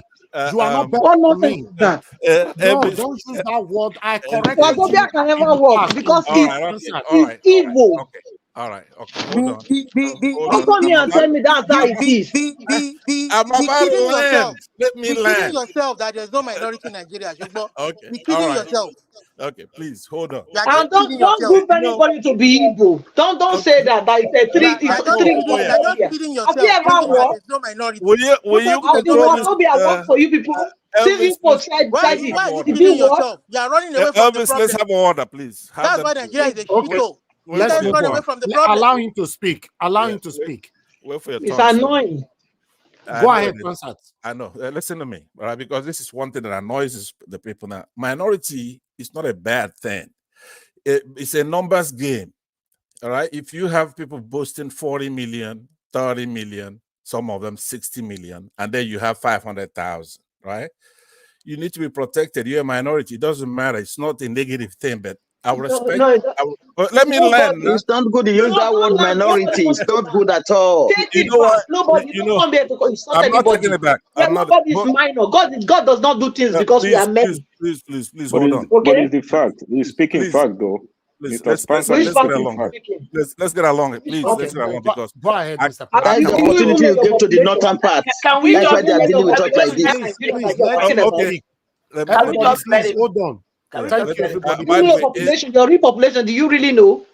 yes, I please do. let him finish, I please. happen to It's know. okay, madam. It's okay, So please. Mr. let me Pastor, go say, ahead. yeah, thank you very much. It's not the size of the dog; it's the size of the fight in the dog that counts. So don't worry if somebody's small or their numbers. No, that's not the issue. I'm not saying it like that. I'm saying to you that first of all, I'm a Pan-Africanist. All this tribal talk is really not my forte. It's not why I'm here, right? We have bigger problems than that. But let me just go to, for example, Ken Sarawewa. Okay, a lot of he's an Ogoni. That's about 500,000 Ogonis, right? So when they went to Aburi and made a deal, come back, and he thwarted that deal. He says, "Oh, we're gonna be dominated by the Igbos. So we don't want to be under the Igbos." So the deal fell through. Guess what happened to him? Right? That civil rights activist that's fighting for the land of the Ogoni and for the land, for the oil spill and the rusty pipelines, they whacked him. Did the Ogonis do anything? Can they do anything? They can't. Now, Ken Sarawewa ran to Don't his use people, that right? Ogoni. Cannot use Ogoni to compare every other No, tribe no, in hold on, Nigeria. hold on. can we Who just is that? let The him make his By point? the Benin, way, for Africa, is a Let him make by his the kingdom. way, So you point. Let him who cannot is round come up. that? here. Please let him Please, Let him speak, make his please. point. talking about. Who is Let that? him round up, Yeah. Madam Patricia, please. Oh, is that Madam Hello? Patricia? Yes. Okay. Madam Patricia, please. I'm not very good at abusing women or getting into confrontation with them. So I really have respect for you for that reason. So now let me land because I was gonna bring it to contemporary issues. You have the former bank executive here, Emefiele, right? They unceremoniously took him out. He's an independent agency. He can do anything when it comes to that monetary policy. But look at the way they treated him. Look at Jonathan. Look at the way they treated Jonathan. Look at Chief Justice Onagin. All right. So even though you have all these numerous, maybe 400 different minority groups, quote unquote, just numerically, I'm talking about the population when I say minority, they don't do anything. It's still us from the southeast who know that these are our people who have to fight for them. When they remove MFLA, what do? You don't do anything. You know why? Because it's actually from a different minority group. It's actually people closer to him that wish that he's removed. That's the problem we have in the country. They got their eyes on the Igbos. Why? Because we're liberal and we're like you, we're everybody else. All of us are the same thing. Over there, Port Harcourt. Even now, Edo is included because they've got sense now. Edo didn't have sense before. They're like thinking the way Elvis wants to go back to when this project fails. You think you're gonna build up on us. You can't build up on us. We're too big for that. And we're gonna deal with anybody. Now, I'm coming into the project to deal with anybody who, after this project, think that we're gonna go back to that nonsense. If they don't turn back that beavers and count that votes, you bet your ass we're gonna get out of that place. Bet your ass, because you cannot spend 400 billion naira with a technology and then you just turn it off. So no, we're not gonna wait for those who cannot do anything. We have succeeded from the country before. For 3 years, fighting the whole country. We had boundaries, we had our currency, we had our money, we had our government, electricity, building roads, manufacturing weapons. Go to the museum, it's right there. So if you maybe you heard a lot of our people, some people made mistakes in the past. Like Ojukwu made a mistake. When he was doing that war, after Onitsha, should have been dealing with anybody who sees that right after that place and start capturing them or doing whatever it has to do. There are more Igbos than all other tribes combined. Take that to the bank. So we know we could defeat anybody in that country in a war. So Britain is bombing us. Russia is bombing us. So you just think we're going to take it lying down. We're not going to take it lying down. There will be another war. Take it from me. So Mr. Pansat, you'll be talking for so long now, and you like to say, let me land. Please, can you land now, please? Okay. I'll land with saying this to you. The only problem I have with you, Elvis, I've told you, you come closest to somebody in search of true and false. That is one virtue you have more than anybody else. And once you know something is wrong, you don't do it. So you're not an evil person. But you take a lot of pedestrian issues, or somebody could take a tape of me talking and give to you, and you're concentrated on that. No, people shouldn't insult me. Like what I just said is controversial. Okay. But I'm saying to you, after this project, don't destroy what you've done, because one of the things you've done here is to bring progressive Nigerians from Edo State and those from Southeast, from the North, together. That's your only achievement. But it's not going to be easy because we're dealing with a formidable enemy. Do you think these guys, they don't give a damn? How many of those are the Tinubu's government? How many Calabars? How many river people? How many? Just forget about the Igbos for it. Take us out of the equation. You're right. I know. So we cannot go back, but Peter Obi is not the only person that we have. We have you, for example. But it's difficult to find someone else that we can, see as Peter Obi in Nigeria. Even though it's even the first person to come out now that we know. No, because to me, Peter Obi is not perfect. Peter Obi is good in this particular election, but we need somebody. Perfect. We need somebody with a little bite, right? So we don't want to replicate or reproduce another Peter Obi. No, I want somebody who's going to form a government as soon as that beavers was turned off, because we gave him a mandate. I don't care Mr. Pansat, my stand remain my stand. Me, I don't have patience to wait for 2027 or for another person better than Peter Obi to come out and all that. I just want everything to happen now. The energy I've put into this since April 2022 till now, I can't promise anybody I can do it again. That's what I'm saying all the time. I can't. We're begging you, please do not. If you give up, we'd lose a lot of ground. Right? They know that Mr. Panza, it's not easy to come here every day. I know. You have to. You owe it to the country. Nothing is easy, right? Don't give up, which is one of the themes I used to tell you when I came here, right? Because it might be that we needed another shortcut before we get to our destination. Maybe this needs to happen, right? So let's see if they're going to shamefully go through with this, especially our courts, our Supreme Court. Everybody's watching now, so now we know. So don't give up, because that will be the worst defeat we have is people like you, yourself, Mr. Oraka, and all that. You're not perfect. I'm not expecting you to be perfect, but you cannot give up because we have achieved a lot. Look at, I tell some of my Yoruba friends about 2 weeks ago, I say, okay, maybe you want something tactically, but you've lost a lot strategically. Look at Edo. Look at Benue. Look at the Christians in the north. They think they're happy. They're not happy. It has nothing to do with the Igbos. They didn't know before. But now you know that what we're crying for, but the mistake you're making, the Igbos are the conscience of the country. Now, you're not going to like it, but that's you have to get used to it, because we're not approaching you from weakness. You want to deal, we're going to deal with you. That's the way we're coming. I'm coming. My thing is that we have to do it properly this time. I'm not trying to you say, hey, look, don't leave. Let's be together. No, you don't like me, fine. I don't like you. For me, automatically, you like me, then I like you. If you don't like me, fine. What am I supposed to do because you don't like me? Am I supposed to cry about it? Everybody cannot like you anyway. No, we have a long ways to go, but it's easy to identify the problem. We have a Sunni Islamic problem in the country. They're buying people in Benue. Our people, thieves, in scores a day, scores. They go to secondary schools, for example, Chibok, they pack 300 girls and they're gone. They're probably in those palaces over there. Our girls in secondary school.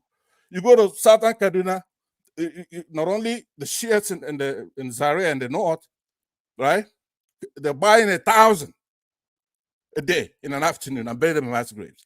You go to Southern Kaduna, those people are devastated in IDP camps. Why? What is it?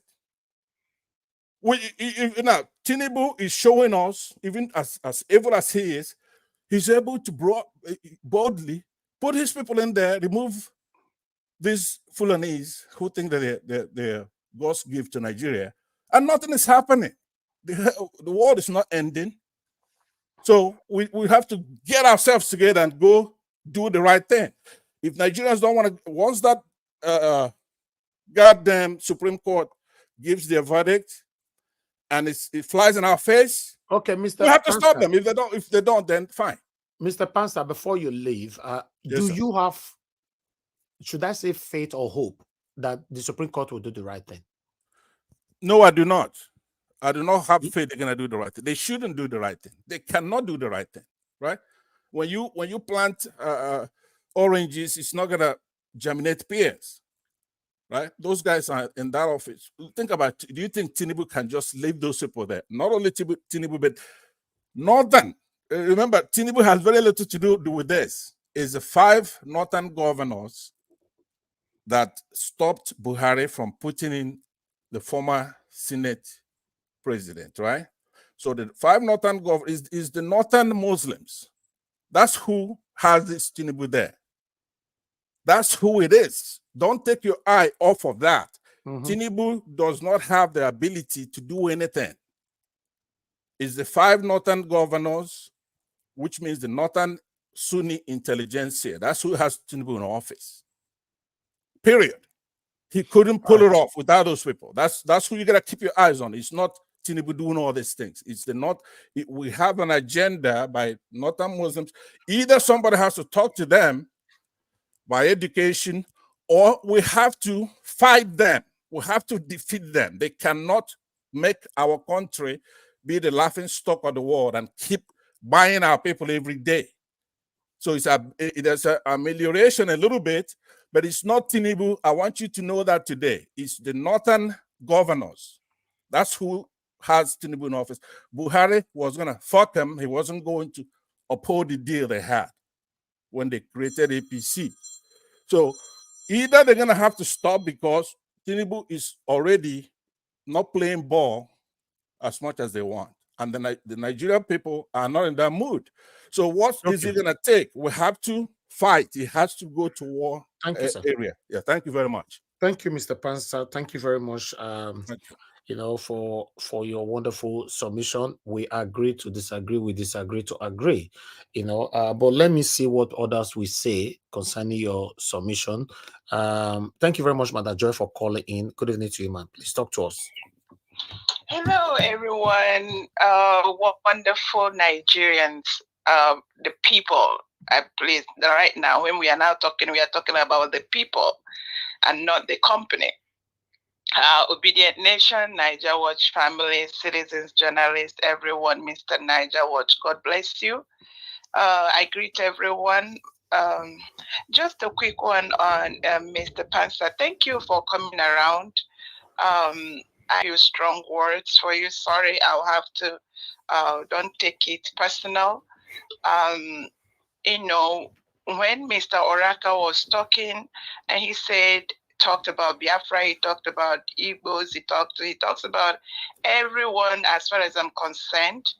And one of the things that I have come to understand about our life, about us, is naturally nobody likes to be, the direct truth. There are some truths that are fundamental and they hurt.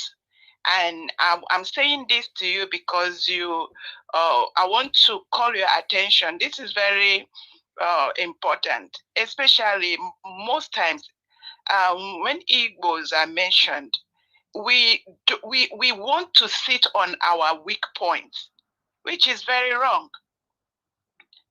When you come and you come to talk to, you know that this is Niger Watch Family for Crying Out Loud, and you know that there are so many different tribes here, and the Edos and all the other, I mentioned them, there are so many, and then you mention the minority, and you're talking about how all that, especially the Biafrans, they want everybody to come under. No, you don't bully people to believe in you. You have to figure out how to call others together. That's what we are talking about. And that is one of the things I respect about this forum, this Niger Watch TV. He is so particular. When you hear him, he's very vehement about tribe. He does not want tribalism. When you are generalizing, he calls our attention to it. And that is one of the things we are learning here. So I tell you, sir, if you go and listen to most of your videos and tone down some points, there are ways you can bring people in. I don't know who. I believe that we all are entities. Everyone have their rights. Nobody wants to be trampled on. So if personally I'm Igbo, but if we are all going to come together and make a people, we must remove these tribal sentiments and see us as a people. We are humans, for crying out. What makes us human is what we are looking out for, and that is what is being decimated and desecrated. So we should come together as a people, and not with tribal, this pride in your tribes. I'm Igbo, but it pisses me off when people come. I'm a proud Igbo, but I don't flag it on people's face. I think I'll rest it there. Thank you all. Thank you very much, Madam Joy. God bless you. All right. Yeah, may I respond to her before she goes too far? I'm sorry. Okay, you have only 1 minute, sir. More people on the phone. Go ahead, sir. All right. Thank you very much, and I appreciate her. But boy, she way off. She doesn't know what the hell she's talking about. Where do you see Igbos flagging anything in front of anybody's face, right? Nobody wants anybody to be a part of Biafra who is not a Biafran. Nobody. I don't know anybody who wants anybody. Look, are we talking in the abstract? We had Biafra before. It existed for 3 years. Like I said, it had boundaries. It was a state for 3 years. You cannot be a Biafran if you're not a Biafran. Who wants you to be a Biafran if you're not a Biafran? It makes no sense. Okay. Not only that, Biafra is not against other neighbors. Biafra is not there to impede anybody else's progress. All so right. Let me just say in conclusion that if you are, please, if it's the nobility of the Biafran, the majesty, the regalness. Thank you, sir. Right? Thank you. Thank you. I have oh somebody waiting on the phone, sir. 1 minute. Hello, thank you very much. Love of God is my strength. Thank you, madam, for calling in. Good evening to you. Thank you. 2 minutes. Thank you, Mr. Niger Watch. And thank you for everyone on the platform and the comment section. And thank you, Mr. Pastor. We've not seen you for a very long time. And you came in today. Well, hope you're all right. Thank you for coming. Now, what I want to say, I think to me, I noticed this thing all the time. There was a time, and I will not lie, I was really interested in people. I think because of what was going on in Nigeria then, before we came around. I noticed something. I'm not Igbo, I'm Urobo, but I support Peter Obi. I did not look whether Peter Obi is Igbo or not. And this platform you see, this man here, Mr. Naija, he will never allow anybody to stereotype about any tribe, nothing. He will go again. He will say, no, don't generalize. That's one thing this man always says. I've never seen one day criticize one tribe. But there's something I noticed, and I will say it yesterday. Igbo people, they are our people. I love them. My dad married an Igbo woman, which is my stepmom. My younger brother is my brother. The woman gave that boy. But there's a tune, a kind of tune of proudness that I don't like. You don't bully other people to join Igbo people, Biafra, by telling people as if you people are better than other people. God created a human being. There's no human being that is not all right. Every one of us are good in our own tribe, in our own space. So what I am saying, we should respect each other. If we decide that we want to come together and create a country, there has to be a sense of respect. You don't bully people. You don't put people down to raise up your tribe. Every human being is made by God, created by God, and every human being must be respected in their own tribe. Yes, you love your tribe, but you must respect other people. Don't put them down. If you want to work with people, other tribes in Nigeria, in the south, you have to bring yourself down. Okay. Don't exalt yourself so that people will not run away from anything for us to come together. My brother will love you, and I'm just saying my mind that we should be very gentle the way we talk. We should not talk in pride. It is not good. Thank you. Pride comes before a fall. Thank you. Thank you, madam. God bless you. Let me quickly pick another call right here. Lord, there's a lot of traffic. Everybody calling in, please make it 2 minutes. Thank you very much, sir, for calling us from Abuja. Go ahead, talk to us, sir. Good evening, my brother. Good evening, everybody in Parliament. I did not agree with the first caller.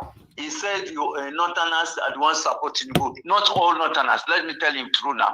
I'm also from Northerners, and that this supporting many of Northerners did not support Tinubu. It's the evil Northerners that want to support Tinubu. Our Malans who collecting the money from Tinubu that wants to support him. That's why the Abba Gumi is coming out and shouting now that his money has finished. He's looking for another money. That's why he's shouting that he's accusing Tinubu.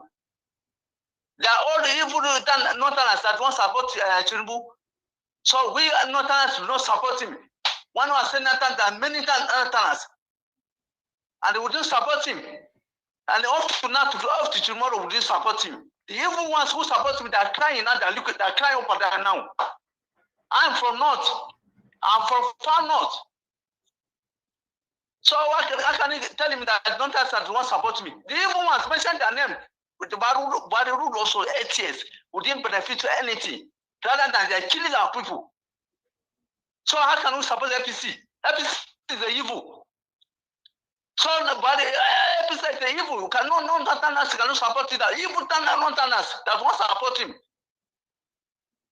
So you should not be saying that Northerners want to support Tinubu.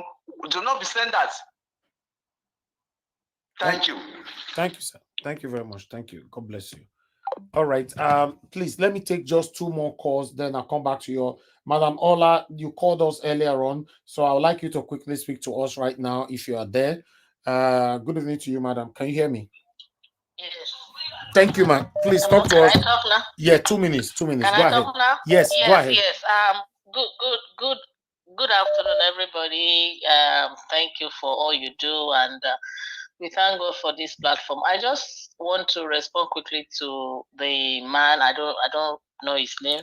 Mr. Pansat. Mr. Pansat. Okay. So everybody has said what I was going to say too, but I just want to point out something. like the last woman said, you don't impose yourself on people. You just come across to me as somebody with this grandiose life that wants to show people that he knows a lot and his own point is only the point to be taken. What Mr. Araka was saying is very clear to everybody. Like we all have agreed on this platform. He was talking about Biafra. He was talking about if you want to, like embrace your tribe and really show that this is what you want, you can't be doing it in a wrong way. What I concluded from what he said is the fact that he's such a passionate Igbo man, a Biafran, and he wants to impose and show people that he knows the law. This is the way you should go. No, you don't do that. You come across to me as somebody that's so imposing to the point that I lost the trend of thought that you are trying to bring across. I didn't everything now. You have had your thoughts to be so distorted that at the end of the day you didn't make any sense to me. I'm sorry to say, I'm not trying to insult you. That is what the image you presented to me. And I don't know, Mr. Najawa, can I quickly talk about Tinubu or call another time? Maybe you call back again later. Yeah, but please let me talk to her before she goes, please. Elvis, please let her stay for a minute. Mr. Pastor, okay. But at the end of the day, you did not impress me because of the way you brought it about. You were saying all sorts of things. You are not concentrating on the topic. At the end of the day, you didn't make sense to me. Okay, Madam Ola, don't move. Yeah. Don't go, please. Just stay on the phone. Okay. Mr. Pansat want to respond to you. Go ahead, sir. Thank you very much. By the way, she makes a very good observation, right? The format of the show right here was all over the map, so I wasn't really trying to press my case. But before you go, why I wanted you to stay is because you levied a constructive criticism. Basically, I was making the bit. Let me address that issue because not only you who's talking about you cannot make people join you. Of course you can't. In our proverb in Igbo, there's an Igbo proverb we have that says, Nkapi rebe na aboso ebe okwekola n'ibia. What that means is that there's this rat. It's not really a rat, but it's got an elongated nose, right? And it stinks. It sees the eagle and it's running. The question then becomes, has the eagle even decided to pick it up? No. We do not. I'll give anybody $500 that will show me any genuine Igbo person or activist, whatever, that wants anybody else who's not a Biafran to be a Biafran. Biafra has existed before. We know who we are. But don't forget, though, if the Nigerian people decided to divide us and take some of our people and put over here, we know our people and our people know us. We're not going to let you do that. Eventually, we're going to come to get our people, just like what you see in Israel and Hamas right now. For 3,000 years, they were gone, but they came back to take their place back. So nobody's telling you. You did not create you were well, I'm telling you directly. I'm telling you. Okay, Mr. Brassard is okay. And that just, I just lost interest. Okay, it's okay. I lost interest totally. Thank you. Thank you so much, madam. Thank you. One more call. I'm coming to the panel. One more call. Hello, thank you, Mr. Austin, calling from UK. Good evening to you, sir. Please talk to us. 2 minutes. 2 minutes. Okay, thank you, Mr. Nagawash. Thank you, sir. Go ahead. Yeah, good evening. Good evening, Nagawash. Good evening to the panelists and the comment session. Quickly, I want to speak to Mr. Pansat. By the world is using other ethnic in that country as minority. Nobody is a minority because if everyone is fighting a cause in a country, it signifies that everyone in that country, they are all citizens of that country. So trying to use an ethnic group as a minority, we as the Benin, we are not minority. So fighting the cause of Nigeria does not make us a minority. Exactly. It's a greed that has engulfed the leadership of Nigeria. That is why Mr. Pansat will use the word minority. I'm trying to speak to you, Nigeria, was that that word is an insult by using that word that you from Edo State, you are trying to see the Igbos as nothing. You're talking about the Igbos. We are all fighting a cause for the Igbos. He's talking about the previous civil war. The civil war that he's talking about, he think everybody was not aware of what happened in civil war. We all know what happened in civil war. So I would like for him, as he's still on the panel, he should apologize to the Benin. He should apologize to the Benin because that upset me. I'm not a minority. Here in the UK that I am, I've not been treated as a foreigner. I've been treated as somebody who live and dwell in this country. Exactly. I cannot be called a minority in my country. Please, he should apologize. I don't want to speak about any other things. He should apologize for that word minority. It's unacceptable to the people of Benin. It's unacceptable to every other tribe in Nigeria. Nobody is a minority. Let me quickly talk about Emefiele is talking about. Emefiele worked under Muhammadu Buhari. Buhari is the one who appointed Emefiele worked for him. Buhari did not treat Emefiele the way Tinubu is treating Emefiele. You should understand that Tinubu is fighting Emefiele because of the interest that Emefiele tarnished. That is why Tinubu is fighting Emefiele. So he should not use everybody to look like all Hausa are just being biased. It's not all Hausa. It's just the greedy one, like one of my brother, the Hausa man who just called you, that just speak that all Hausa are not in discourse with Tinubu. Thank you, sir. Please, Mr. Passat, once again, you should apologize to the Benin. We are not minority. I cannot be a minority in my fatherland. Thank you, Mr. Niger Wash. God bless Thank you, you, everybody in the panelists. Thank you. I'm waiting for his reply. Thank you. All right. No, hold on, sir. Hold on. I have Mr. CM on the phone. Mr. CM, thanks for calling in, sir. You're supposed to be on the panel. Good evening to you, sir. I don't see. You don't fool. You don't fool. I bet you go find your way. You go find your way, combo. I go to the way. You know, I tell you that. Okay. Don't worry. Okay, talk to us briefly. Yeah. Okay. All right. Okay, you'll find your way in. All right. Please call us. Just hold on. Let's see.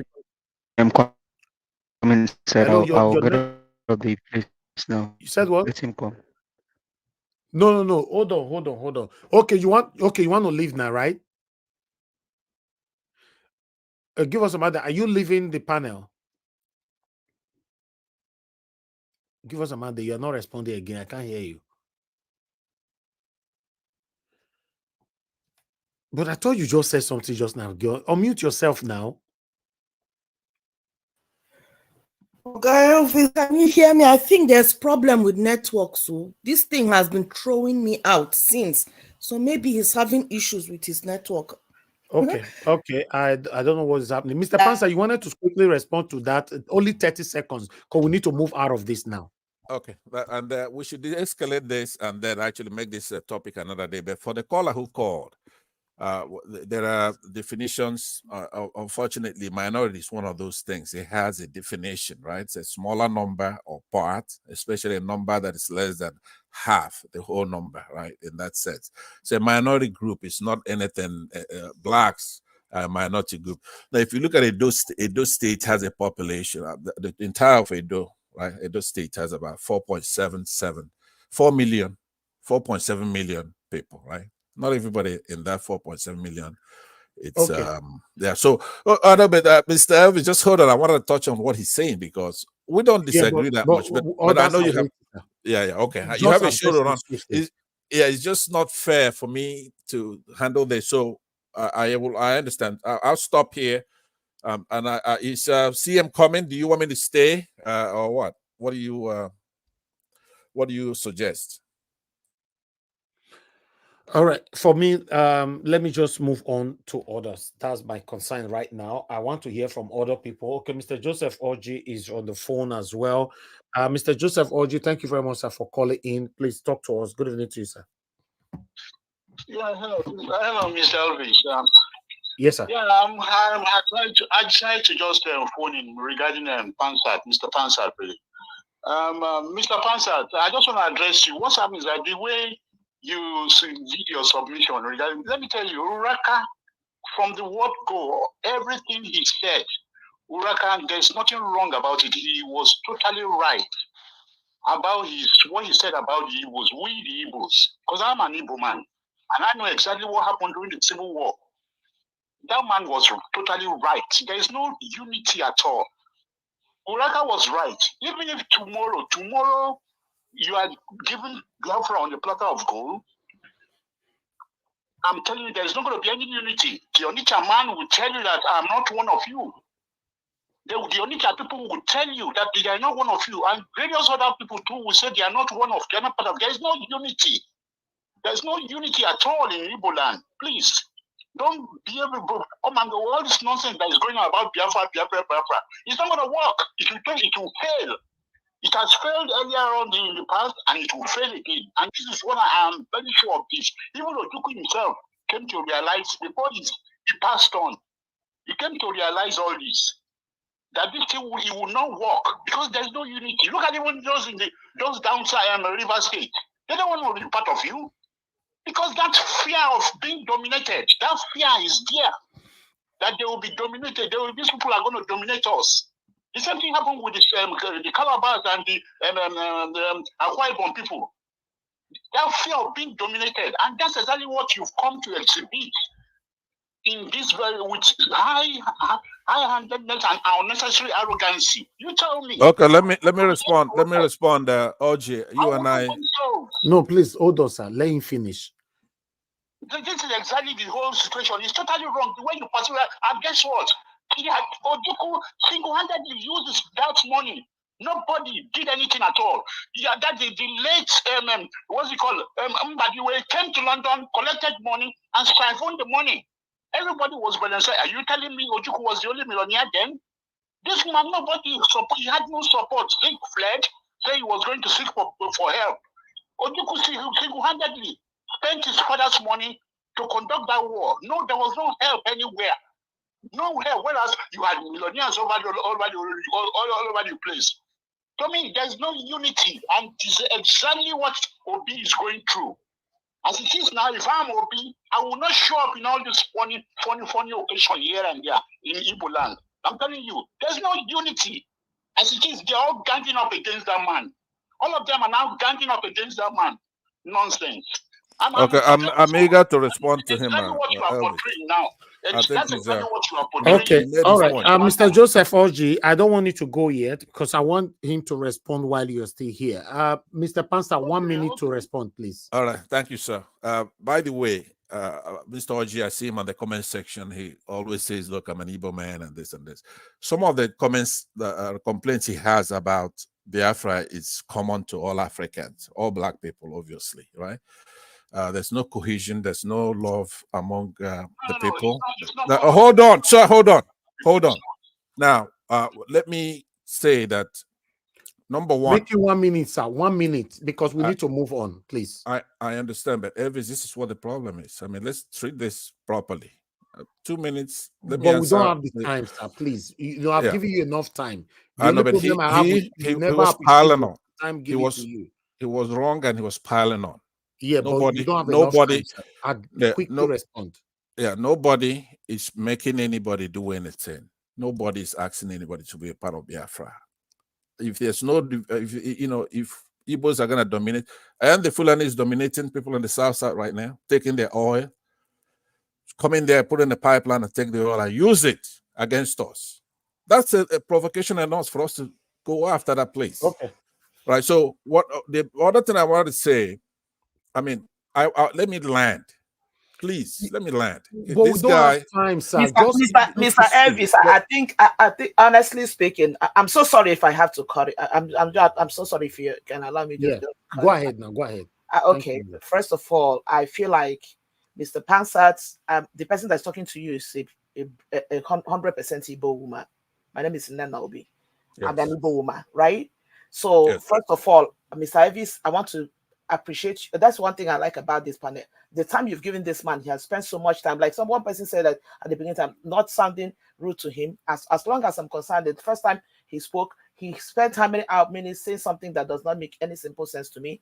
And for me, as an Igbo person, like everybody else is saying, Mr. Pansat, I want to tell you here and now, I don't think that what we are discussing here is more about, because if we concentrate more about tribe, Igbo, it's going to be a problem. Let me tell you, for me, for one person, and one person that has never supported the Biafra movement. The reason why I do not support it is not because I do not see that there is marginalization or whatever that is going on in Nigeria, probably against the Igbos. But the bottom line is that the way the Igbos go about it, like the last speaker, Mr. Oji, said, there is no single unity among the Igbos. So anybody who is thinking that Biafra is going to come is living in a lot of fantasy. Because if you look at even the fight for the Biafra, where is the fight going on now? It's going in Igbo land. If there is any group of people that are deserted at this point, that are afraid of going home, that are afraid of doing something as simple as going home to bury your own person at the Igbos, you cannot tell me that a people like that can have a nation. So I don't even understand what the whole thing. Mr. Elvis, please, I'm pleading with you. If we can just reroute this whole thing, let's discuss why we are here. My own thing is for us to discuss what is concerning Nigeria, how Nigeria is going to move forward, how Nigeria is going to be what Nigeria ought to be. Leave this Biafra thing. Look, I am angry when anybody comes up to talk about Biafra. Do you know why I'm angry? Because this Biafra agitation has done us more harm than good. It has done me. I say it all the time on this platform. My village is deserted today because of this Biafra thing.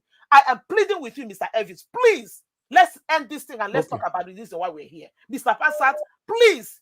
Carry this Biafra thing. If you people need to do something about whatever that is going on in Igbo land, first of all, go and fix the madness that is going on in Igbo land before you come here to talk about Biafra. Thank you. The Anambra man does not like an Igbo man, an Imo man. An Imo man does not look like an Abia. I have a sister who wanted to get married to an Anambra man. They vowed that an Imo lady cannot come into their family. What nonsense are we talking about? Mr. Elvis, please, let's discuss why we are here. Thank you. Thank you, madam.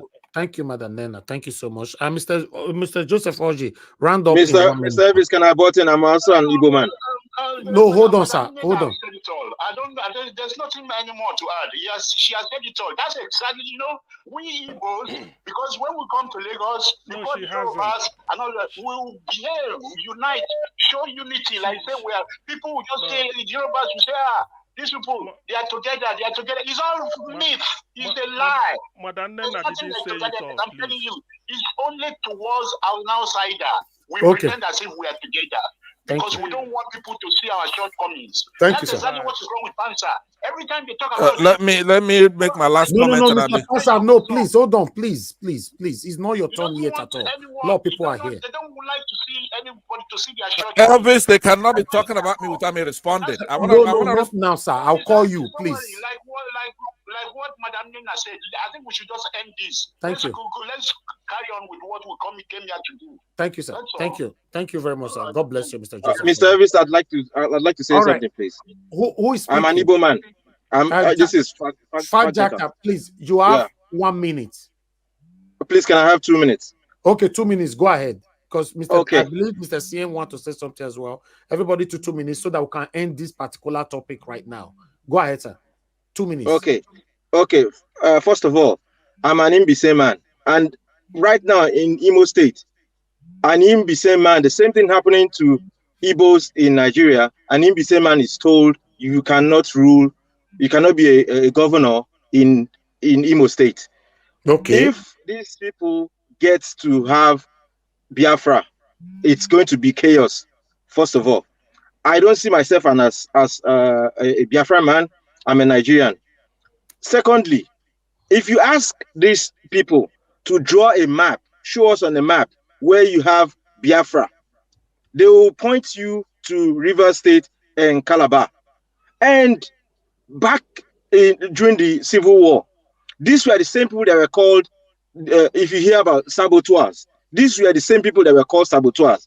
And if you ask these same guys that are fighting again for Biafra, show us where you have this Biafra in a map, they will point to the same people. These people never learn. I'm telling you, they never learn. And they want to plunge every Igbo man. I am, first of all, seen as a saboteur because I don't go along with this charade that they are going about. This is nonsense, what they are going to try to... I see you as a saboteur. You no, please, Mr. Pansa, if you respond again, I'll put you on the backstage. You know you don't like this side of me. Please, you are not the only one here. Let me call on people. Let me do my job, please. Go ahead, Fajaka. I don't want to waste your time. I don't want to waste the time of everyone. I can take time. Ask him, right there. Ask him. Show us on a map where you have Biafra. Show us on a map. Can I answer him? No, not Biafra yet. is landlocked. No, I'll call you. Biafra we is are not debating. Please, Biafra is you have 30 seconds. Biafra is landlocked.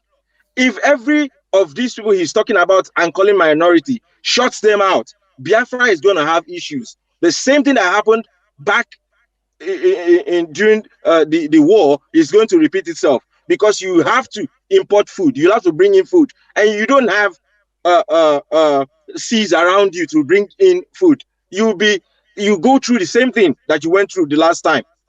I don't want to waste time with this person. It's annoying. Yes, I don't even know what to say. Proper minutes later. You get proper minutes later. I have Mr. Alex on the phone. Mr. Alex, thank you very much for calling in. Good evening to you. Please talk to us. Thank you, Mr. Najawash. I salute all of you. We disagree to agree. We learn here. This is a knowledge class. We all learn. For me, I don't think we should disrespect any tribe.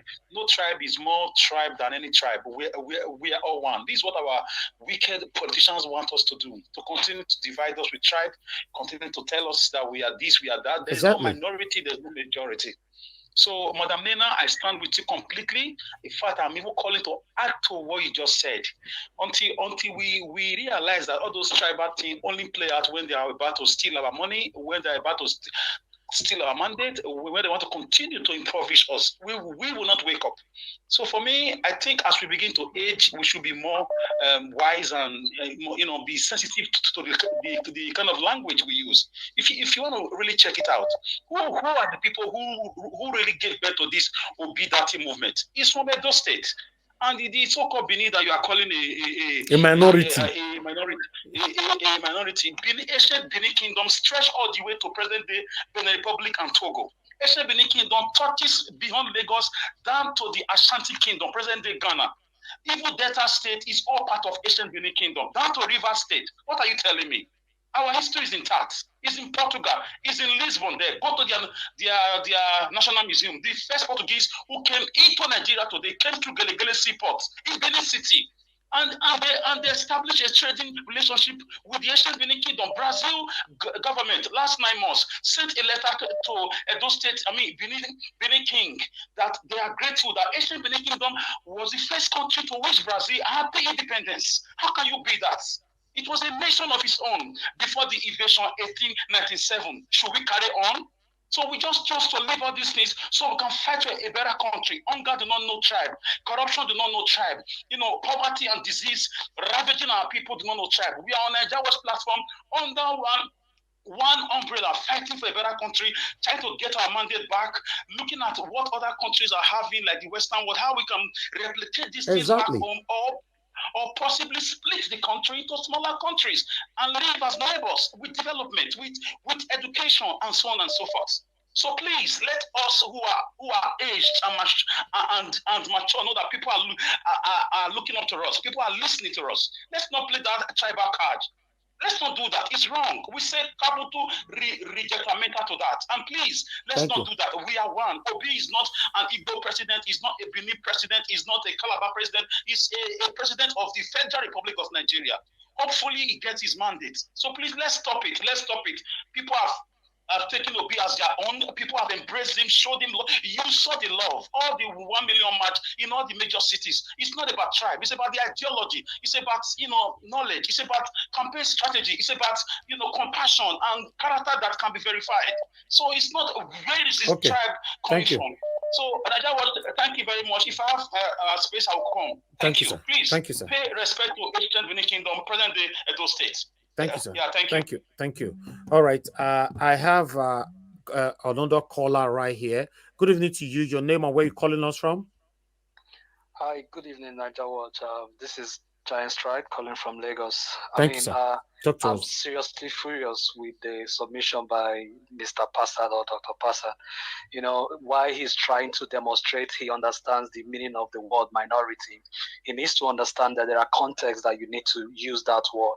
And it's appropriate to acknowledge that fact, because it's important to avoid using that term in a way that perpetuates stereotypes or implies inferiority. And that's exactly I agree with that. I agree with the person that said he needs to apply, because people should be referred to in a way that respect their individual rights and dignity. That's my submission. Thank you. May God bless you, my brother. Thank you so much. I like this. You I see, agree with him on that, by the way. thank you. Thank you for accepting that, Mr. Pansat. You know, I told you some time ago when you used to come to this platform. Me personally, I don't like the Oga way you do it. Elvis. I Oga don't Elvis, like. I beg no vex. Can Who is I talking? can I can I address Okay, Mr. go ahead. Oraka's and Pansat's submission? No, Because I tried to call no, you. no. You can't. When I address, I No, will leave your hold, panel. I will hold leave your on. panel. Hold on, sir. Hold on, Mr. Olumide. You have enough time. Just hold on. Let me finish with people that want to give submission for 1 minute, so that I'll give proper minutes, sir. Okay. Okay. Yes, I'll come to you because you've been with us since. August CM, you have only 2 minutes to whatever you want to say. Only 2 minutes. Go ahead. Thank you. You gave me two. What I wanted, I know this is not my time because I want to delve later when I come. I take my time. So what I Yeah. wanted to say was, I want to correct Nobi. Nobi. When she said Anambra do not love him, after all, there's one Imo girl that wanted to get married to Anambra. I say we enter into their father's, their compound, their this in their family. Don't use that type of abstract to disgrace anybody. My two twins, my cousin, two married from Akokwa, Idat or not, is Imo State. They are the best wives we have in our extended family. If you want, my two sisters married from Onwimo local government, the hometown of what is the name? Uwazurike. My junior cousin married from Uzuku family, Umoko village, Okwele, Onwimo local government. Let me continue giving you listen, I'm coming because when you use one this thing, what I'm telling you is this is now Anambra people from my own extended family going to Imo State to go at least 8. So when you say this, you don't know who is listening. Don't use because of one lady from Imo State. Maybe because of her character, I don't know what happened. One man from Anambra rejected. He said Anambra people doesn't want to marry. I can give you many. I can give you if I stand here. Hold on. Hey, hold on, because this is we are not talking about Biafra now. That is the issue. I'm using this to tell you. If don't use because of one example, if you say because of one family, don't say Anambra doesn't marry Imo. I've given you 4 now. I can give you 20 if you allow me. Yes, And you I might don't also finish. be right, Mr. Pansat, and Madam Mena might also be right. I'm So so it depends sorry. on our experience. I'm so sorry. Let me just explain. Okay, maybe I use the word because everybody that knows me knows I don't like to generalize. I always say it here. I don't like to play tribal. Maybe I said Anambra, but the truth about it is that the point I'm trying to make is that even among the Igbos, the so-called Biafrans, there's this thing that other people see other people as being minor. Like the person that talked about Mbise not allowed to be governors of Imo State. It's true. You will see an Abia man, an Imo man, making jest of an Abia man, thinking that an Abia man does not work. You know, like you will see that thing within the Igbos. That is just the point I'm trying to make. That's called politics. That's in every tribe. So listen to me. I'm just trying to. Madam. I disagree with that. Madam, Hold on. Another example, Pansat. The governor of Abia State now, the mayor of Aba is from Ozobolo, Anambra State. The mayor of Aba, imagine Aba is the whole of Abia. Anambra man is the mayor. Okay. The director of Enugu Broadcasting Service is from Ondo State. The chief secretary to Governor Soludo in Anambra State is from Edo State. What are we talking about? Please, let's not just be saying this. Biafra is a different issue. The issue of Igbo man, maybe if I want to marry from Ebony, if I fail to marry from Ebony, they will use it against me. Ebony, I married many. Oh God. Augustine, thank you. We are working with time. Please, everybody must respect that. Thank you. Good evening to you. Your name and where you calling us from? Yeah, good evening, everyone. And my name is Chijioke, first of all. So I am an Igbo person. I did not hear the summation of the man that spoke about the Biafra something, but I've heard what everyone is talking about. Okay. In addition to that, yes, I mean, the heart of man is evil. So, Madam Nenna, Mr. CN, and every other person, you're all right, but we shouldn't wash our dirty linen outside. Fine. And then when we come to the Biafra of a thing, Biafra, if you people are looking for your own country, fix the Igbo land first before you start thinking of the country. I am an Igbo person. You are surrounded by all, these other tribes that are not Igbo, but which the Igbos want to claim or forcefully tell. You don't have a seashore. You don't have anything. How do you sustain yourself as a country? Just like one caller said, those people that you want to claim into Biafra are still the same people those days that opened their seashores and allowed the British and Nigerian to come in and destroy the Igbo people. So why don't we fight for a country that all of us will call home? Whether you're Benin, you're Ishekiri, you're Igbo, you're Yoruba, you're Hausa, you're everybody. And minority or no minority, all of us are the same, because one tribe has, more population than the other does not make another a minority. So, all of us are a bit experienced, learned. We can use the right word to express what we are trying to say. No one is a minority. Thank you very much. We are all one. But let us fight and make Nigeria great. Thank you very much, I am an Igbo person, but this Biafra everything is not happening now. Thank you. Thank you. I'm very happy that I picked your call. Thank you so much. Thank you. I think that call, I've balanced everything. Callers, please just hold on right now. Let's move on. I presented the topic today, and we're focusing on one area. You guys are now making me to regret playing that video now, because that's the particular video that everybody's focusing on now. But we should remember that we have a situation on our head that we must sort out. We've been on this journey for a while now, and we are almost close. So I don't want this Biafra, Igbo, Edo, or whatever to distract us from this particular program today. Please, let's focus on this. The major topic that we should be focusing on today, supposed to be Tinubu begging US not to release, FBI not to release his criminal record. That's what we should be focusing on. But it looks like a lot of almost every one of us now is already being distracted, But meanwhile, I'm still not going to shy away from not giving the opportunity for Olumide to speak. Olumide, I'm going to give you your 8 minutes to speak now, but it's not up to you if you want to use it to speak on, because anybody that give you your 8 minutes, now it's not up to you. If you want to use it to speak on Akara and Guguru, no problem. Once your 8 minutes is over, So, are done. Go ahead, sir. You have 8 minutes. Good evening to you. Talk to us. Fine. Thank you, Elvis. I just want to weigh in on 923 first Oraka and then Pansat's issue. So, see, I was one of those who commented before I was allowed in the show to criticizing Oraka's submission. And I was very upset with the generalization. And we have somebody on the background. Do you think you can talk now? We should come back to you. Okay, I'll get back to you. Let us come back to you. Thank you very much. That's okay. We'll come back to you because I move away. Okay, you move away. Okay, go ahead then.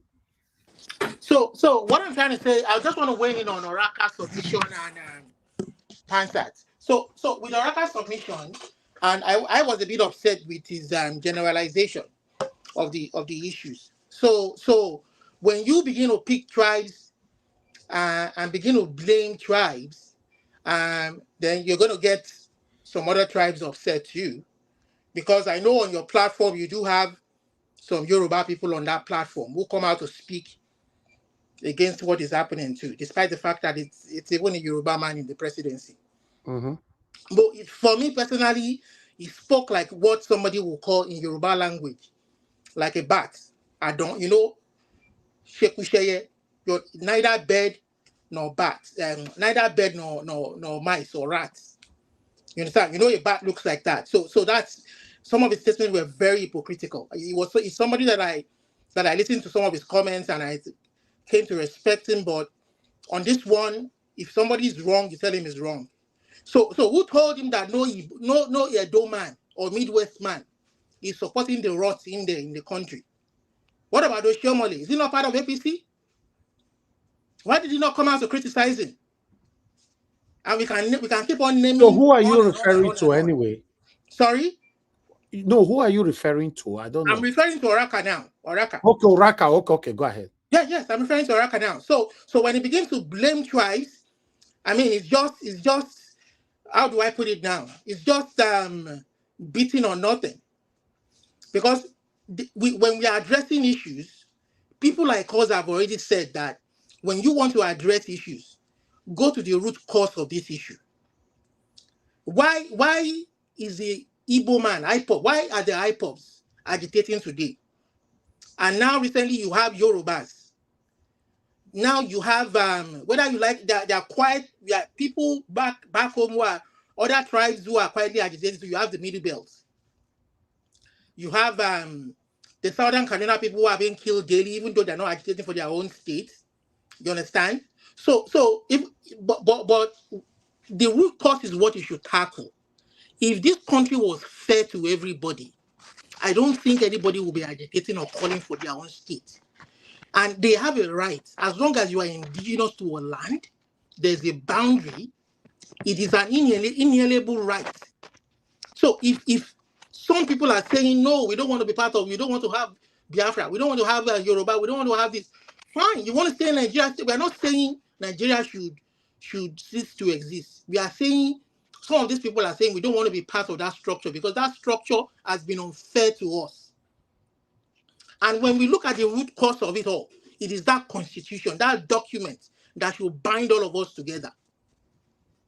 And people like me, even as a Yoruba man, are spoken about what is happening.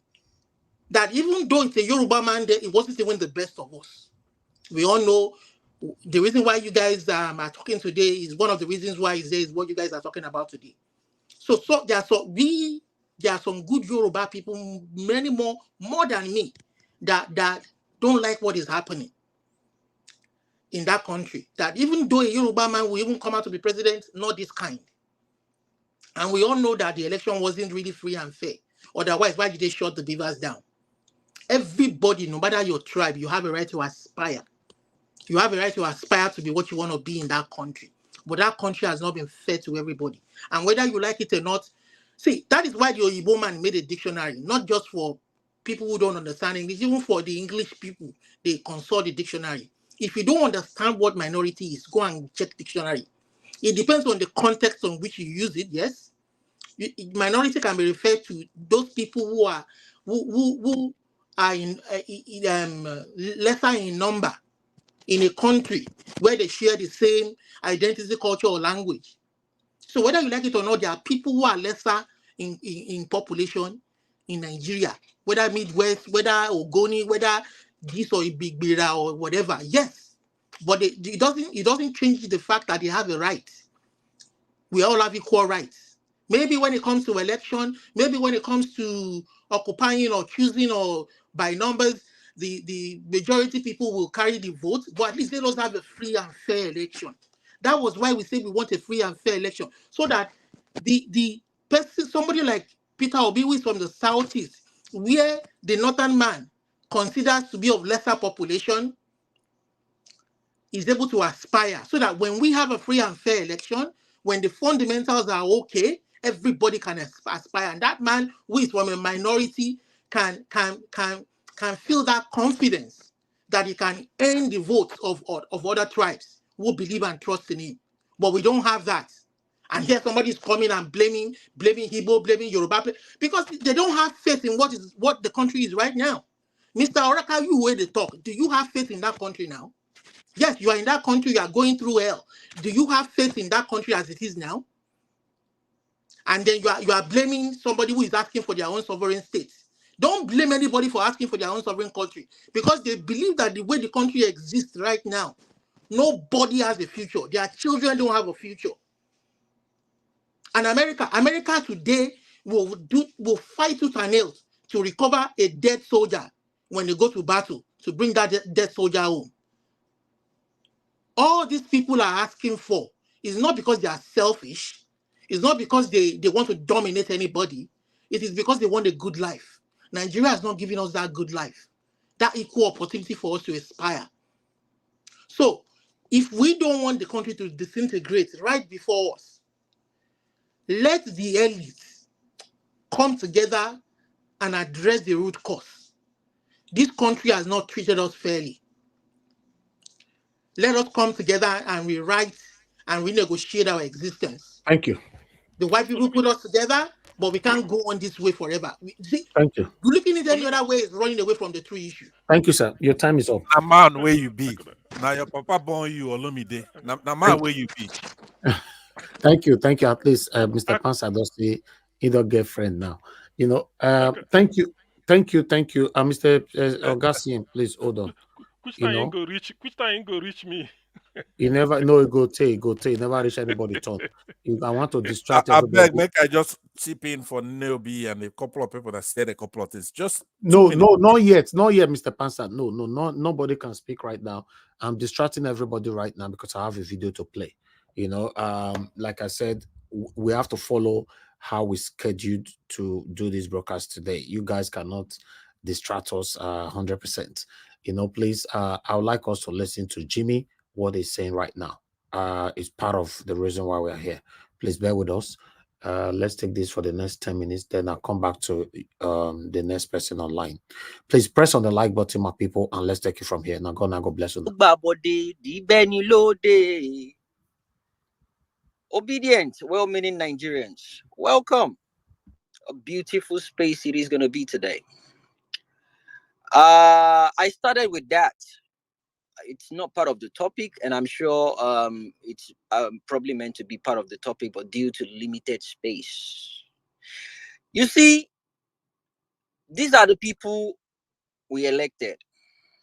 For the record, I never regretted supporting them. I never regretted putting them in power. I never regretted vouching for them, standing behind them, because they were under Peter Obi. Take it or leave it.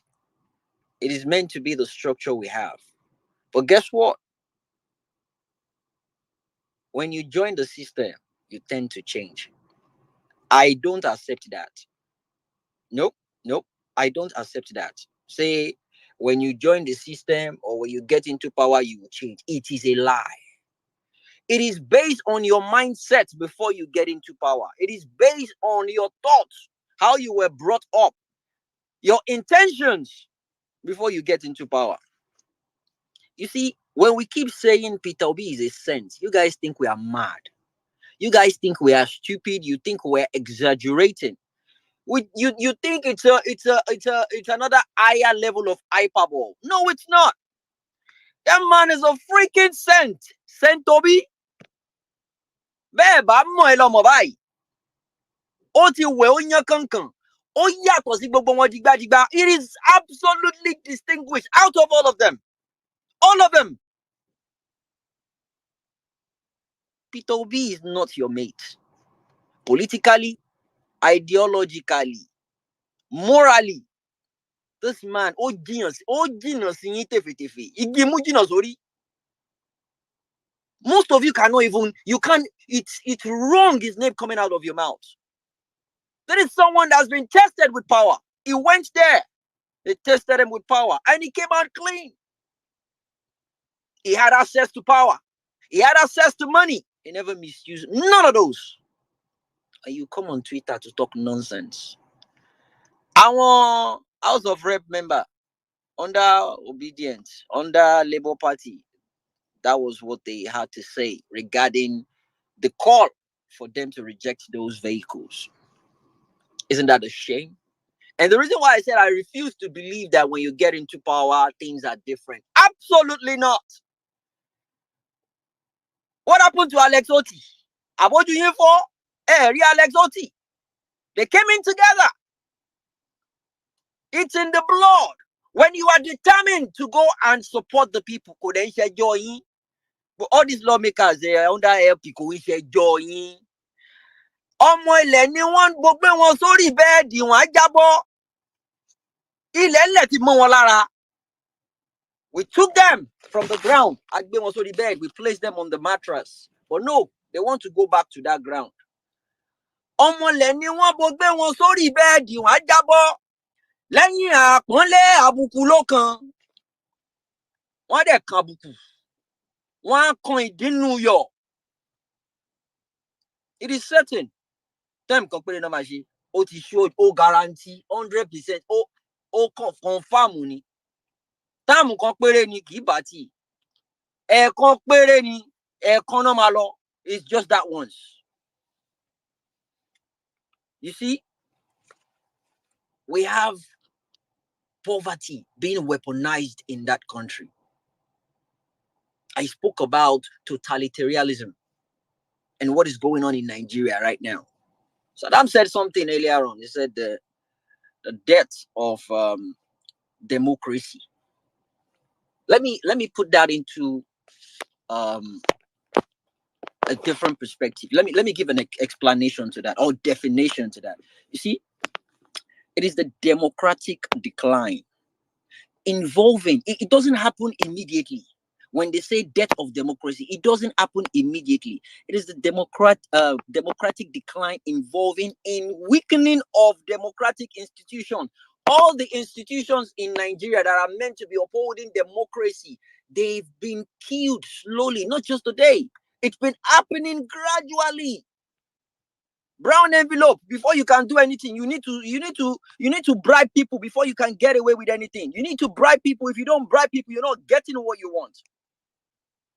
It's been happening for a very long time. And the peaceful transition of power is not there. Free and fair election is out of it. Or violation of human rights. All these things I'm mentioning, does it sound strange to you? These are the qualities of knowing a failed state, a dead democracy. There is no democracy in Nigeria anymore. In fact, the definition of democracy has changed in Nigeria. It is now money of the people, stolen from the people, to buy the fucking people. That is the new democracy in Nigeria. Money of the people, stolen from the people to buy the people. That is what is going on in Nigeria right now. If you don't know, now you do. That is the lifestyle we are living in Nigeria. And guess what? The whole freaking world, they're watching us. They are watching us. In country, what a shame, a disgrace internationally on the scale. By the way, international disgrace. An interim working mannequin president has made the move again to block FBI from releasing. You don't even talk. Join them say, if they release this one, I won't release you. So we see how that's gonna end. And by the way, the judge they approached to block this. Let me give you an idea of who that judge is. She is a very strong advocate of DEA. She used to work with the administration back in the days, an American woman. And she spent over 20 years of her life in the department of, guess what? Narcotics in America. She's not a judge. And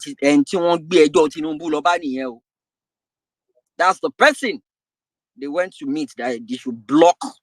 They should not allow FBI to release.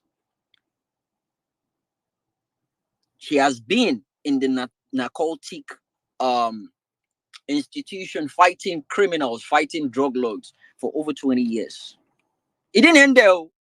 Then when she left that department, she went to another one where she was made the deputy chairman of the people that crafted the Freedom of Information Act in America. Those are the two allergies Tinubu has right now. And happens to be in one person that is supposed to be the judge that would block that. Okay. Let's see how that goes. The delay tactics is just to block. Sorry, not to block. It's just for him to buy time. Either they release it or not. It's not after that. It's working on time because he has this mindset that the moment Supreme Court passes their judgment, whatever comes after that is by the way. It's just it won't make any sense anymore.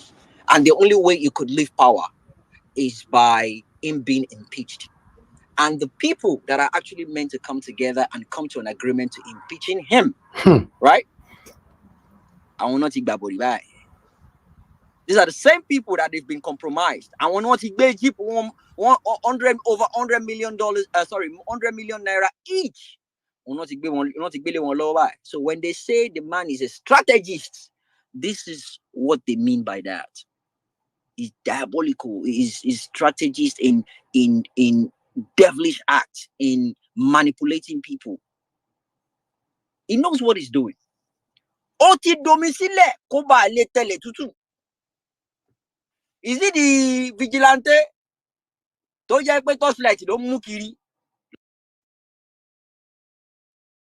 Torchlight ló fi ń ṣe vigilante kiri ládùúgbò. Kò ní ọ̀bẹ àbádá. No cutlass, no weapon whatsoever. It's just torchlight. Vigilante with torchlight. Ran under that platform and he won. On have 100 and 130. Some people are saying 130, 160. Okay, that's 100 million naira. I am telling you, that man will not drive that car. He go sell and use the money buy Toyota Corolla. That is what is going to happen because he has never seen money in his life. That is what is going on. So them they laugh. I didn't tell you. He go buy I'll buy machine. I'm telling you. I want money Miss Road in here. We will see more of them. We will see more of them. I always say it. Don't be shocked. A lot of people will surprise you. People you look up to. People you expect to come out and stand bold and say, you know what? That's some bullshit right there. That's not going to happen. This is not right. No. It's a commonsensical thing. There's a difference between light and darkness. People you look up to, people you look as your role model. Wọ́n ti gbàbọ̀dé, wọ́n ti gẹ́dọ̀dọ̀ wọn lè sòdodo mọ́ àwọn oníjẹkújẹ alátẹnujẹ òpònú àgbà òṣì. Wọ́n ti jẹjẹkújẹ. They've all been bribed. Àmọ́ òótọ́ ọ̀rọ̀ ní ká máa sọ òun. Bá a bá sọ̀rọ̀ a máa kú, bá a bá sọ a máa kú. You talk, you die. You don't, you still gonna die. So you might as well just speak. I don't know. Let people know what is going on. Speak up. Ìdúró òsì bẹ̀rẹ̀ òsì fẹ́ tó gbọ́dọ̀ mi. Nigerians, well-meaning Nigerians, àti gbọ́dọ̀ mi báyìí. They've grabbed it. They've snatched it. They are running away with it. But we are right behind of them. I love the fact that the whole world is seeing what is going on. How we keep talking about these things. How we keep going back and forth every single day about this topic. People now live and breathe on Twitter now. People are now addicted to Twitter now. It is now part of people's lifestyle. If you don't go on Twitter in a single day, it's like something is missing out of your life. That is the passion that comes with the fact that you need to fix your country. You need to get the country right back on track. That is the love. That is the heartbeat going on. I have a lot of people reaching me in my DM. Is this how we're going to be doing it? Is this how we're going to keep living our lives? No, it's not. You see, we are on the right part of history. I keep saying it. And for you to know that, we've been consistent. Nothing has changed us. Nothing has proven otherwise. But guess what? Our opponents will see what is going on now. They think election is over. No, well, not. It's not over yet. A lot of them, the money they were expecting is gone. What they were expecting wasn't cutting it for them and they stepped out. It wasn't benefiting them. They're not making money out of it. And that's the organic love, the organic natural movement that is called obedient movement. It is shocking for them to know that we're not getting paid for what we're doing. We are not getting paid. They can't get their heads around it. It is impossible for them to absorb that fact. I wish we were getting paid. How much is that going to be? It will be running in trillions of dollars. Exactly. I bet of you, it will be running in trillions of dollars because everyone is well. Majority of the obedient are well-to-do. Honestly speaking, no caps, and that's the fact. Nigeria will be saved. I have no single doubt in that. Nigeria will be saved. Things are unfolding, and we are watching closely. A lot of things are going on the ground. A lot of things are going on the ground. You see, the pressure is out there. The pressure is fucking high. The pressure is so high that the judges, they don't even know what to do. It's not even about the money anymore. It is about the fate of that country. It is about the fate of Africa. It is about the fate of how people see us internationally. It is the fate of how people consider us a country. The decisions we make, what we conclude legally as right and what we conclude legally as wrong. The international community are watching us. The worst of us can never lead the best of us. It is impossible. Kò ní ṣeé ṣe. Ọlọ́run ò ní fún yín ṣe. Obedient. Ara wájú ni wà ní dèrò ẹ̀yìn. You see, there's a saying in Yoruba that says, bẹ́bì tí bá ré, wájú ẹ̀ lọ́pá ẹ̀ máa ń ré sí. Bẹ́bì tí bá ré, wájú lọ́pá ẹ̀ máa ń ré sí. Ara wájú ò ní dèrò ẹ̀yìn. Àwa gangan lára obedient. A ní padà wá dá tọrọ jẹ. Tẹ́ bá ṣàmì èmi á ṣàmì tèmi o. I will say my own amen to that. Amen. We will never be backward, forward ever. And the difference between obedient and other hallelujah boys, you can call us the duck, and they are the chicken. And you know the difference between duck and chicken? The duck places its chicks or children right in front of it. The kids will be moving ahead, and the duck will be right behind of them. And nothing dares to touch or harm those kids. But you see, chicken, the children are always at the back, trying to be a leader. But guess what? Someone can easily grab the chicken or the chick from the back and eat. The chicken might not even know. It's a Yoruba adage that concluded that fact. Iwájú ni pẹ́pẹ́yẹ máa ń kọ́ mọ́ sí. Gbogbo ìgbà tá ò bá ti ṣèbàjẹ́ aráyé, iwájú là ó máa wà lọ́jọ́kọ́jọ́. Ẹ̀yìn lọ́mọ adìyẹ ń tọ́yẹ o. Lẹ̀ ó máa bọ̀ lẹ́yìn wa o. God rest his soul. Sikiru Ayinde Barrister, a legend. We'll keep moving on. We'll keep going ahead. One thing is certain, the whole world knows that the Nigerian people did not vote for this guy. The whole world now knows the Nigerian people did not endorse him. He doesn't have the mandate of the people. And I can tell you that for a fact. I was at the Nadeko yesterday. And it was quite interesting. And my eyes were open to some certain things I never even thought was possible. The program was actually meant to start 9:45. I got there early. I was around the place. I got there because of parking space. I needed to park around the vicinity because it's the building. There's no parking space around the building. They did that for security purposes. So I needed to look for the closest space to park my car, and I did. I got there, and I realized nothing was set up. There was no podium. There was no speakers. There was no mics. And I was wondering, what is going on? Before we went upstairs to realize that, I met all the people downstairs. They told us we couldn't go up until the time reaches. Okay. And when we got up, we figured out what's going on. We thought we're in the wrong floor, right? Right next to where the conference was actually meant to be held. We there's this blue curtain. They made a blue curtain around the premises. It was the speakers were there, the mics were there, everything. As we were talking, our voices were echoing from the mics next to us. And so what had happened is they told us that someone booked that place. It was an emergency event that someone booked that place.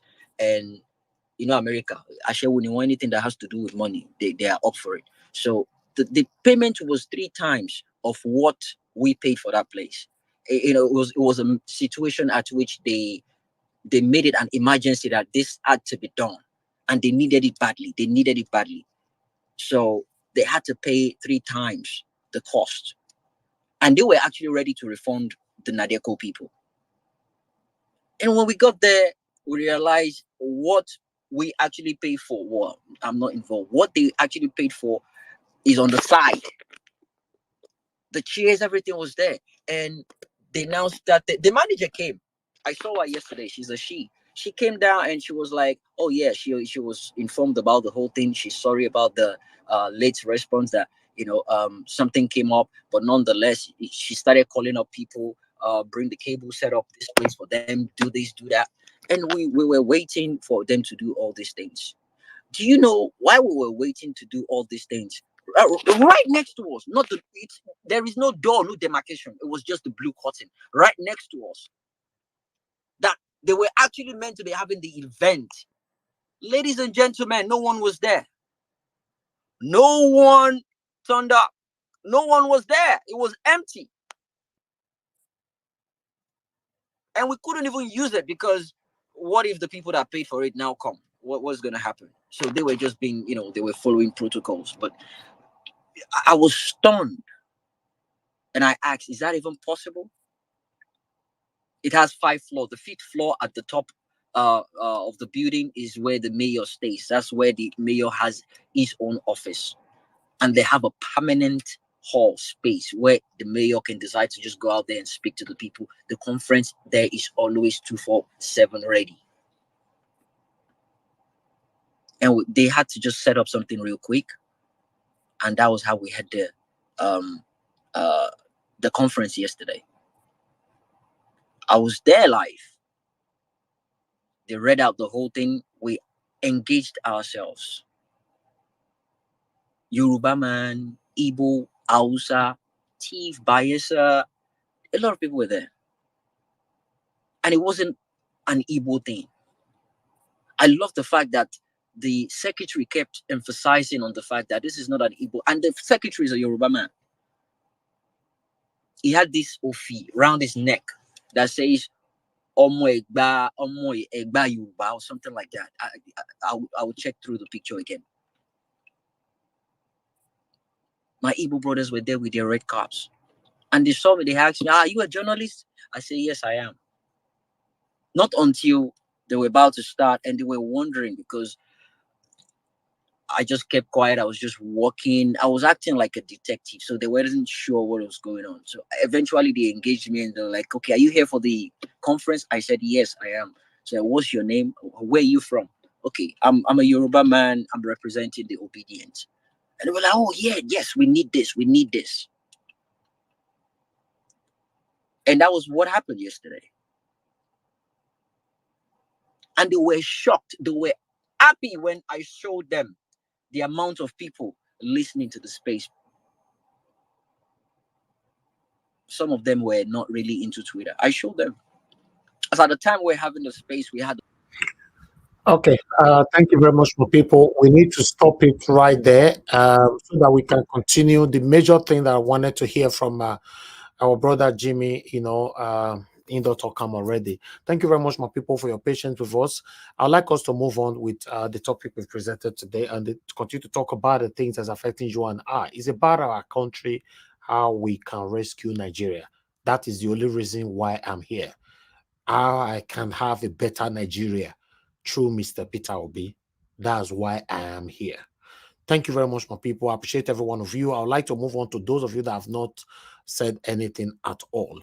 You know, let me come to according to the way it is on the table, because a lot of you have lost your spot already. Some of you left, you came back, you left, you came back. So I'm not too sure where you are, but according to how I have it on the table, so I would like to go to Madam Nena. After Madam Nena, then I'll come to Augustine. That's how I have it on the table. Thank you. Madam Nena, please, you have 8 minutes. Please talk to us. Thank you very much. Yeah, thank you so much, Mr. Elvis, and God bless you. Thank you so much once again.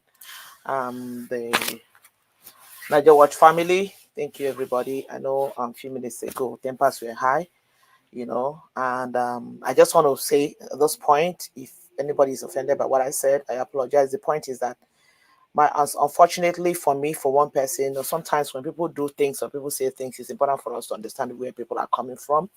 I've said it over and over on this platform. For me, for one person, I am pained.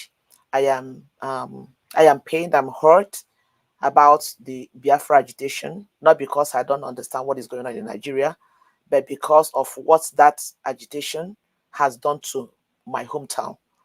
It's affected my hometown. It affected to where I am married to, to the point that I lost a dear brother-in-law. We couldn't even go home to bury him. That is how bad it is. People will tell you, don't even attempt to step home. It has gotten that bad. So when any issue that has to do with Biafra and everything comes up, I get so emotional about it.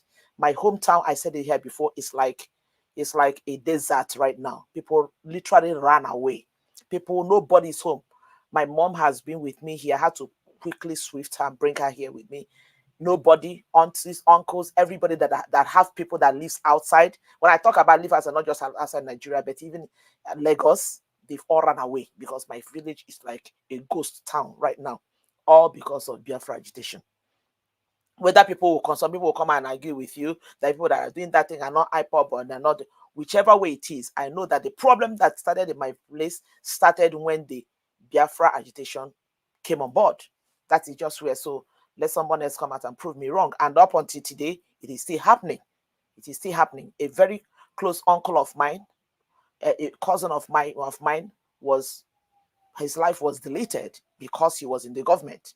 These people, they brought him to the village hall. That was where his life ended, in the broad daylight, in the full glare of his people, his wife, children, and everything. So for me, it is personal to me, and I feel like my own person. I always tell people, you cannot cut off your nose to make your face look good. We are destroying ourselves, saying that we are agitating to get our, like, at the end of that, ask myself, if eventually we become who we are agitating to be, how is our place going to look like? If not that we're agitating for it, we are like this. If eventually we happens to get it, how are we going to be? So for me, it is a very emotional thing for me. And Mr. August CM, this is the first time I'm having maybe like understanding with you on this play. I am sorry. My intention is not to generalize, but the point I was trying to make is that even within the Igbos, there is this unity. That is just a simple truth. Even within the Igbos, there is this thing about them.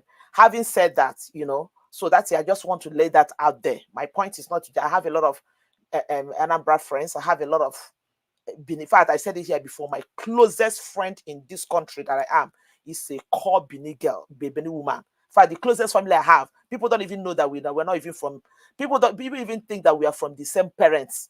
That's how close we are. My closest friend in this country is a Bini. So I don't care. I can make friends with a Japanese. I don't care. I don't discriminate about anybody. And that is the reason why I get so I got involved when this whole argument was going on. I think this is like deviating, because this is exactly what we are complaining that our country have been reduced to. That has brought us to the point where Nigerians are supposed to be united to fight against the people who are tormenting us. Rather, they have injected this thing in the air about ethnicity, tribalism, religiosity, and we are busy using that to fight ourselves. And I always ask people, when you begin to talk about ethnicity or tribalism on everything, Hope Uzodinma, Soludo, all the Igbo governors, they are all dining and whining with Tinubu them. They are all Igbos. I always tell people, You know, the governor in your state, in that your state that you're complaining that it's not working, is from your state. The governor in my state that is not working is from my state. So it's not like they imported somebody from another state to come. So we cannot come and say, oh, the Igbos are bad. When they give them leadership, they spoil it. Or maybe the those are bad. When you give them leadership, they spoil it. Or the Hausas. No. Because you ask yourself, the governors of your state, those states that are not, I show you a video that people showed. I think so. One of them is in Edo, the other one is in, I think, or your state, where children are lying on the floor to study. The governors of those states are not from other tribe. They are from your tribe. So that means the wickedness that is being perpetuated in Nigeria are being perpetuated by people who are our own people too. So we are the masses that these people are uniting together to torment, cannot afford to be divided by all this ethnic rancor and all this thing. We cannot afford to bring it in. That is just the point I was trying to make. That's why, for me, I get emotional anytime somebody talks, because I know how painful it is for me as a person. I know how painful it is for me. So it's important for us to understand the monster that we are fighting. And until we get to the point where we bring ourselves together to actually understand our common enemy and the common target that we need to hit, things will not move, because these people are enjoying it. I'll tell you, if anybody in the government maybe happens to hear what is happening in Nigeria Watch maybe 30 minutes ago, 1 hour ago, they'll be excited. Yes, they are fighting so that we continue to do what we are doing, because that's what they want. They want to bring you to the point where you don't agree, so that you don't even have time to look at them, to fight them. But there is need for us to leave every other thing and understand. Would you understand where our main problem is coming from? And one time I was talking to a brother-in-law who is so much engrossed into this Biafra thing. And he was at the initial time, that was before the election. He was talking about that people should forget this now and join join Biafra. I said, look, you people are misunderstanding the fact. Okay, let's just assume that we even want to get the Biafra thing. We need a leader who is ready to sit and to listen to you, to even be talking about understanding what you're talking about. Because as long as you have these people in place, there is nothing you're saying that they are listening to. Look at what is happening to Nnamdi Kanu. You want to tell me that someone like Peter Obi goes in there? Peter Obi will not just let Nnamdi Kanu go because Nnamdi Kanu is an Igbo man. But he understands that this man, the court have said that this man has no case to answer. Take him back to where you brought him from. If you truly have a case against him, go through it the normal way. At least Peter Obi is a man that has conscience. That is just the point. That is just what most of us do not understand. So we need somebody who will steer the country in a direction that the country ought to go, so that things will work the way the country needs to work.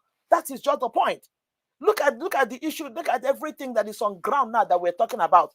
Look at these people. How many months has Tinubu been in the supposed asylum that he's been? Look at the number of deaths, borrowing. And you ask yourself, all this money that they are borrowing in this early stage of their leadership, what are they using it to do? And you come to ask yourself, in the next 1 year, what do you think they are going? How much debt do you think Nigeria will sink deeper into? These are the major issues that we need to talk about. Those states where children are lying on the floor, leaning on the wall to study. Those states, they have governors that move around with convoy, with bulletproof cars, with all these spending millions and all the rest of them. Thank you so much. So that is just the point I'm trying to make here. It's important for us to understand what is our common enemy until we come to say, and I want to, Mr. Elvis, I'm so sorry, I want to end with this. I say this all the time to myself, and I say, anybody who belongs to a platform like Nigeria Watch or any other platform, another platform I watch once in a while, like apart from Nigeria Watch, is Mayegu. And I said to anybody that comes to such a place is a person who is a free-minded individual, who is ready to embrace anybody and who is willing for betterment of the country. So that is why I give kudos to everybody who is part of this cause, and that is why we need to remain focused to understand that this is our common enemy and fight our common enemy and not each other. Thank you so much, Mr. Elvis. Bless you. Thank you very much, Madam Nena, for your submission. Thank you. God bless you. Okay, before I call on Gassim, I'd like to appreciate a couple of people here. Dr. Alexander Gomez, thank you very much, sir, for your support. God bless you. Thank you, George Blueshell. God bless you. Young One, thank you very much. Mana Ferreira, thank you so much.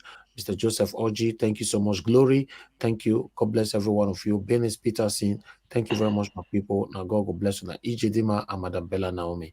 Now God will bless you. Now my people, continue to press on the like button. That like button is very, very, very important for us, so that our voices can go far. Currently, we have 359 likes. If you can continue to press on it, let's take it further up. Okay, Augustine, if you are ready, you have 8 minutes. Please talk to us. Good Okay. evening. Okay, thank you, Niger Watch. Good evening, everybody. Please, all protocols observed. As for my previous remark, please let it be by the way. It's gone, it's gone.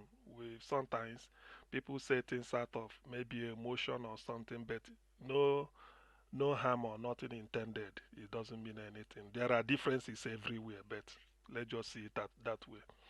Now, why I particularly wanted to speak today, to be honest with you, Niger Watch, I should have been number one, but I left to do something, hoping that I will pop in, not knowing that, not yes, not because I listened to Magnus or Raka what he said, and that is because of him. Magnus is my friend. I have his phone number here. I know he will be listening. His phone number ended with 04. It started with 080, just to let him know. I know the number. And I've been calling him a couple of days ago. I called. I'm having the feeling that he's no longer using the number, given maybe what he has gone through during the election time, or because I knew him since either 2 or 3 years ago, or before COVID-19, or towards that, we used to speak. One thing with I've told Magnus, because what drew me to him, for us to exchange numbers, was when I listened to the point he was making. He speaks with a very noble, Noble, noble intention. He was the person, he said, this IPOB, the way they agitated, he was speaking. So when most of his video, after listening, I find a way to get across to him. I said, Magnus, I'm in UK. He said, okay, send the number. We keep talking. I said, Magnus, do you know what you are going to do?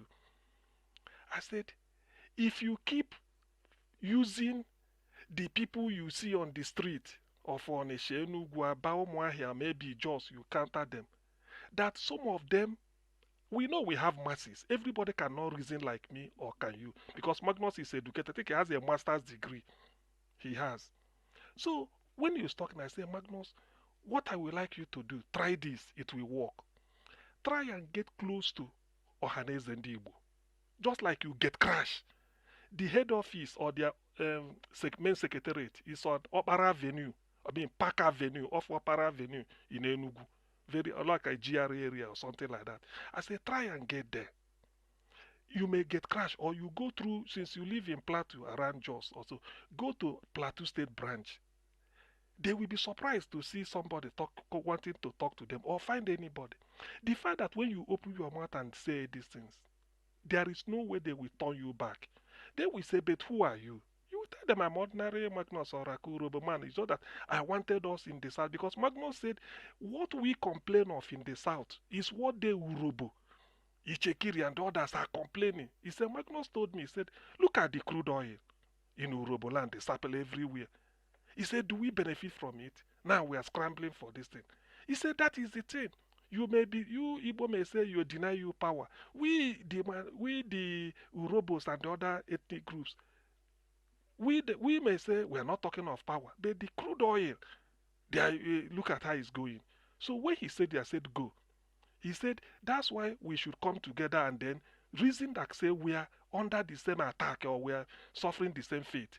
So I said get to Hannes. Why I said get to Hannes is that if you want to know the main thinking of the Igbo, say get to those people. Forget about the people riding Okada or Keke or whatever you jam. You people will throw banter, they insult you, insult them. You use it to say, look at the way they are reasoning. We know when you say that, it affects me in UK. I told him get close to honey. When you speak with them, they will recognize you. You will say why, and they won't throw you away. Then you will go into it and they know. You discuss with them, you give them even one of some of these ideas. I say that is what you do. And when you must have spoken at that level, whatever any tantrum somebody on the roadside is telling you that you better join me, or you just listen to the person, know that it's not, it's on the fringe, that you've gone to the mainstream. That's what I advise him. So I think he agreed, but not that he didn't discard it, but I don't know how it panned out. So when I saw him saying this type of what he did today, and then look at the way people are attacking him. All those people, they are speaking on their own. Don't use them, Ograk, if you are listening. Don't use them to judge. Don't say this. Somebody, maybe if somebody deny you or maybe assault you or slap you, you say, look at these people, they are very rude. No, no, no, no, no. If you want, go to the end. In fact, I remember telling him one thing. I never knew I will get to Niger Watch. Then, about the year around 2020, I said there's a kingdom called Bini Kingdom. I used to hear about it. I said I don't know much. All I know is that Oba Otokwe is say Oba no they go transfer, Ororo no they sawa. And so with the take and joke, he was start laughing. I said if I want to know the details of what Bini is, I said I will go to Oba's palace. When I walk there, they may not. I know that I'm going to go in to talk to them. I will be given a free ride. No, but somebody may say, "Who are you?" I said, "This." He said, "Is there any book I can get published about this kingdom of over 200-300 years ago, so that I can read, or can I see the secretary or this?" And the way you talk, somebody might say, "Okay, come in, come in, come in." Before you know it, I've gotten it. So if tomorrow another Benin man they talk to me anyhow, I go no say this one no civil. I don't get to the end. You can't be more Oba Bini than the Oba. So I was telling her, I said, Ohaneze and Igbo, you can't be more Igbo than them. So get close to them. That's what I advise Magnus. But whether he went, because if he's interacting with at that level of this thing, let me tell you, he can educate a lot of you. And that is the way I do my own things. But when I thought I sympathized with him the way he was replying because I watched the distance, hoping that I will come in earlier.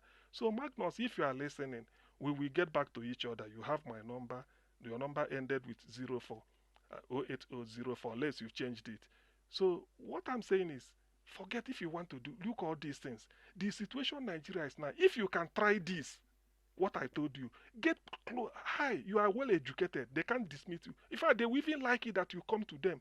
You say, look, what are you people looking at? You are the Johannes. What are these things that happen? Discuss with them. They are open. By the time you do it, you will ignore all these, side talks that maybe irritate you. You use it to maybe go over the board and start to say this thing. It doesn't mean anything. So that's why I said I must come and then say it. And if I finish this now, we try and see if I can get him tomorrow or tomorrow night to speak with him again, because it appears that maybe this type of thing I wouldn't like to be hearing it. So that is as far as it goes. As for let's return to Tinubu. As for the issue of borrowing, 3.45 billion naira. I don't know how much he gave in dollar. But the other time we've heard that they borrowed another this borrow, borrow, borrow. All these things portends a lot of danger for Nigeria. Let me tell you, no country survives on borrowing. No country survives. I listened to one Kingsley, Professor Kingsley Morgan, make a case for Nigeria. They asked him, how do Nigeria? He said, no country can survive without production. That reminded me of what Peter B is saying. Okay, a country of 200 million people, how do you think you can be borrowing money? 200 million you are borrowing. It's not, it can never work. As a small family of maybe two, a wife, a child and the husband, three, you can borrow. But when you have more than 20 children, or maybe 50, then plus the husband and the wife 52, you can't continue borrowing to buy Gary to feed them now. It's not possible. Somebody must go and work and produce something. Even if you don't want to export, at least you feed with it. So when they are borrowing this, it portends, look, Nigeria is in their straits now. The earlier Tinubu gets out of the place, the better for Nigeria. That's what I'm saying. The earlier, by hook or by crook, we get him out. Or even if Supreme Court do their, they are not ashamed now. They do their ujoro. Oh, Tinubu, we return him. Technicality. They say there are two letters from Chicago State University. Which one do we take? There is nothing like letter. The deposition confirmed the forgery. You see, the Supreme Court, I read it somewhere that they are saying, they're asking one of the lawyers, say they will have two letters from Chicago State University. One confirm that this one. There's nothing like it. We are not talking of letter. The issue of forgery was Chicago State University said that whatever Tinubu gave to INEC, they did is not from them. Just like Jambu said, whatever Mesoma is brandishing before everybody is not from them, Jambu. That's how we know it's forgery. So why should this is how you define forgery? So unless Chicago, the Supreme Court are saying that they did not hear the deposition done by the registrar of Chicago State University, if they say that, well, shame on them. But if looking for one type of this thing, paper, letter, they will tell you, but they said vendor, did you contact the vendor? All those things are rubbish. The forgery, the proof for forgery means the moment Chicago State University registrar said whatever Tinubu gave to INEC is not from them, which article showed them, that confirms forgery. And because it had forged his way, he is not ab initio, he should not be on the ballot. That's why that is where the disqualification comes. So what if they do it and they feel that they are sort of they want to fool Nigerians? The thing is too much. I don't think Nigeria can survive this year. But who am I to say? Because this man being there, one, we've lost all credibility before the world. I wonder why we are even borrowing. The people giving Nigeria money, don't they have sense? Do they even, sometimes my father told me, sometimes if somebody want to come and borrow money from you, you can tell the person, take this one, go and eat, don't pay me back. Fair. But if you are giving the person money to return, you have to know, has the person got the capacity to pay back? If you can find out, has the person been borrowing, has the person been defaulting? Do all these background checks. If it's not satisfied, you say you are not giving. Who people giving Nigeria money? They are borrowing every time, come and borrow. Have they ever checked what they are using that money for? Although they may say it's not their business, but Nigeria are borrowing money. You should have asked them, what this money you are borrowing? But you are this, you have all the assets. How are you gonna pay back? I don't know whether it's just another thing, just to mortgage Nigeria. But as far as I'm concerned, Nigeria is in a dire stress. And then Tinubu telling CIA again not to release whatever they have, it will damage him. I mean, those Supreme Court judges Augustine, 1 minute. okay, those Supreme Court judges that will judge this thing. The fact that Tinubu, the one you call your president, is saying don't release their secret. Those Supreme Court judges, are they not ashamed? Will they go to international conference of jurists where they are, wherever, maybe in Switzerland, and you travel from Nigeria and you say your president is this, a forgery certified, then his secret is with CIA. Will you be happy seeing that? Because this has gotten into morals. Let's forget about the law now, or letter of the law spirit. This is about morals. How can you parade this person as your president? You say you are the chief justice of the country, or a justice of the Supreme Court, and then the person that is even the reason why you even say, look, if not anything, the law of common sense. That's what Obama said. There is no ideology or law more than common sense. The law of common sense tells you that your president is a crook. You, the Supreme Court judge, is incumbent on you to make sure that he leaves. The worst you tell him that you are a crook, go and establish your case. Forget about Nigeria, constitution or no constitution. You put it upside down. The technicality, that day you came late. 21 days has passed. Why didn't you submit it? All these ones are just rubbish. You can manufacture technicality. You can manufacture it and bring it. Oh, there was the day we are talking. NEPA took light. I couldn't see where I write it. Therefore, I didn't know I didn't sign that. All those nonsense are technicality. We know exactly what the situation is. So please, in the interest of the suffering people of Nigeria, Tinubu should be relieved of his position Thank as you. early as yesterday. Thank you.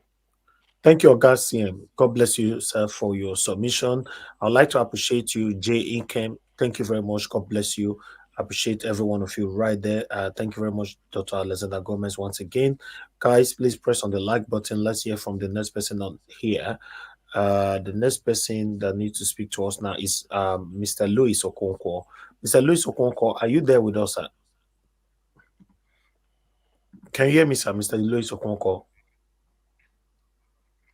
Okay, Mr. Louis Okonkwo, you're not there right now. I just unmuted you. You muted yourself again. That means you can hear me. Unmute yourself, sir. Because we are working with time. Hello. Okay, we can hear you now. Thank you very much, sir. Good evening to you. Yeah, good evening, everybody. Thank you, sir. Talk to us. 8 minutes. Okay. Thank you. Good evening, everybody. Mr. Elvis, everybody online on the platform, and everybody on the comment section. Wherever you are, good afternoon, good evening. If you are going into the morning, good morning. and all protocols observed. I'm on existing protocols. I've been listening to what is going on and all those things we're talking about. The important thing now that we need to be focusing on, if you look at it, the federal government is borrowing another $3.545 billion. That's close to about 7 or 8 trillion naira that they are borrowing. Now, I had brother Dr. CN talking about how can they lend them money. Well, I don't know how many of you realize that when Buhari was president, remember he was also the petroleum minister. Allegedly, he signed an agreement in international business, we call that a forward contract. He signed a contract swapping oil for money. So what that does is they already paid us upfront for the oil that will be releasing to these organizations, which are called barracudas. I don't know how many years that is for. That has been signed already when he was president. And our legislative group did not do anything. You see? So we need to concentrate on what is going on in the Supreme Court. I know I don't trust them. I don't really believe in them. But that's what we have. Now, Tinubu is telling the US court to don't release what the FBI and CIA has, and is using the same thing he used when they were talking about the certificates, that is going to badly affect him. So he's not even thinking about his nation.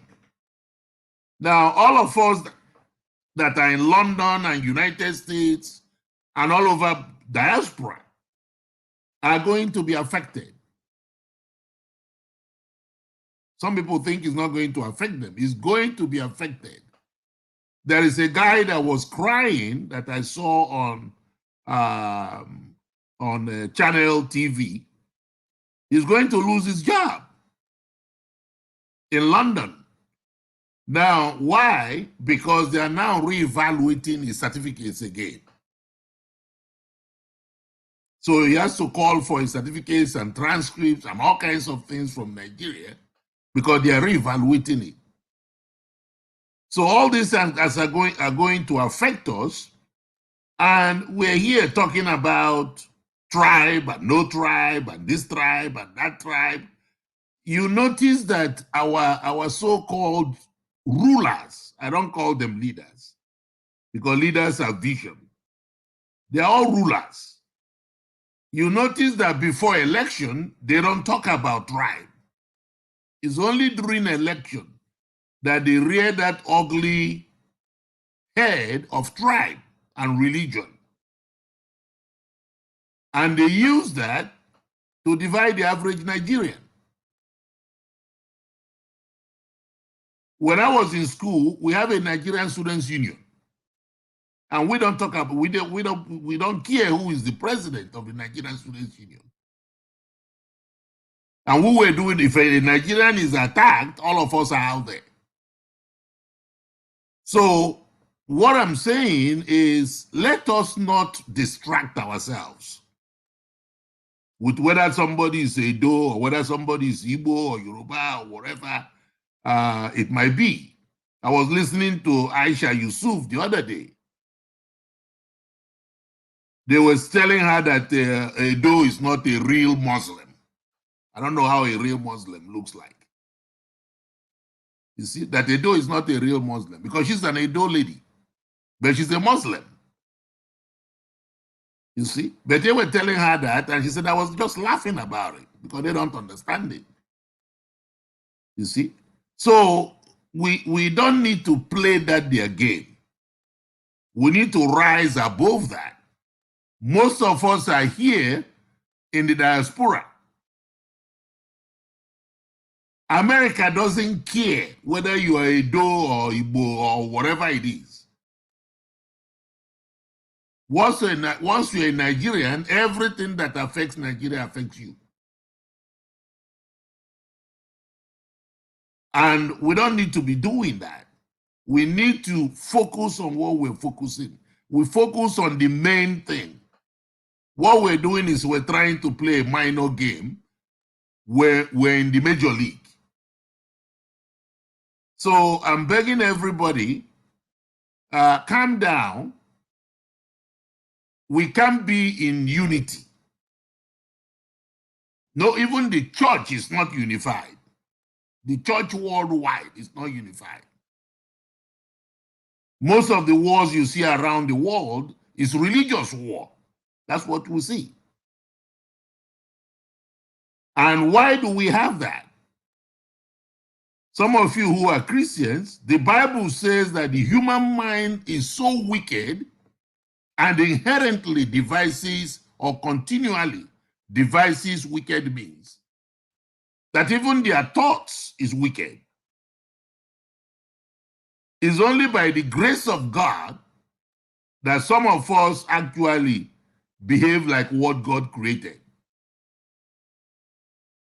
Those people ruling us, or the rulers that we have in Nigeria, they are from the Muslim background, they are from the Christian background, they are from all kinds of background. But look at their wickedness. Look at their wickedness. They do all that wickedness. They go to the mosque, they go to the church, they go to their traditional religious group. You see? Look at even our traditional rulers that are supposed to be the beacon of ethics. Look at what is happening to them. Look at our educational institutions. They used to say that teachers have more credibility but look at what our professors did in this last election. They're taking bribes and submitting the wrong results. Look at our judiciary. With the level of education that they have, a judge is telling me that he doesn't know the difference between a letter and a deposition. That it looks like they are the same. No, they are not the same. You can't submit a letter to the US courts, to any court, even Nigerian courts. You can't submit a letter to any court and they will take it as a legal tender. You have to come in and swear physically before they can accept anything that you are tendering in court as legal. But we have our judiciary telling us it doesn't mean anything. Our Supreme Court, the one they call the apex court, the court of a common man. Can a common man get justice in Nigerian Supreme Court? The answer is no. You see?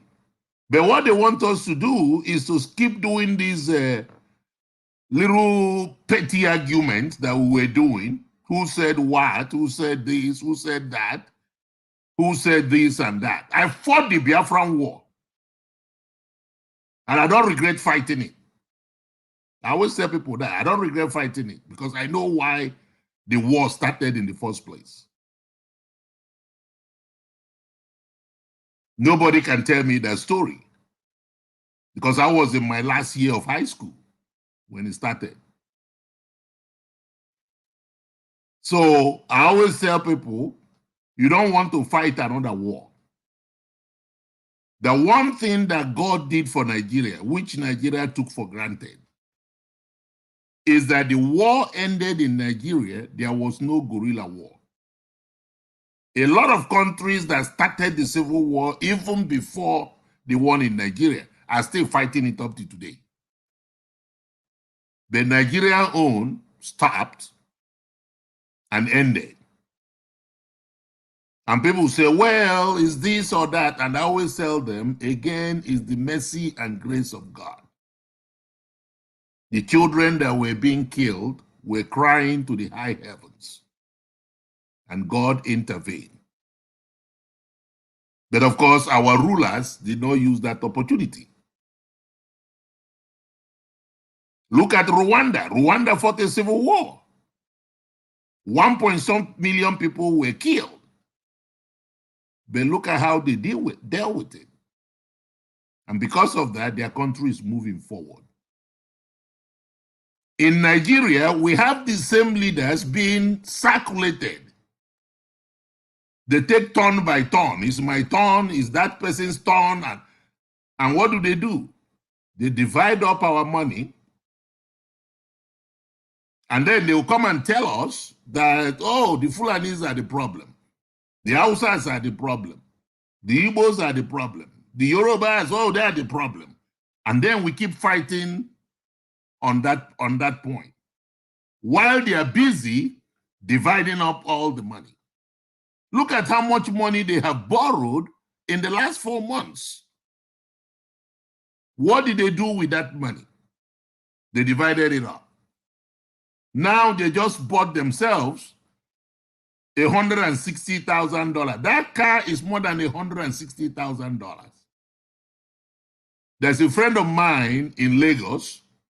Those cars those SUV is not less than $250,000 a piece. But even though they said $160 million, now multiply $160 million by the number of people in the House of Assembly, and then see what that could have done. Did they fix our refinery? No. They didn't do anything. Nigerians are dying on the streets. And we don't need to sit down here and start arguing who is that and who is this and who is that, whether we're going to have this. And all these agitations you see is because somebody felt cheated.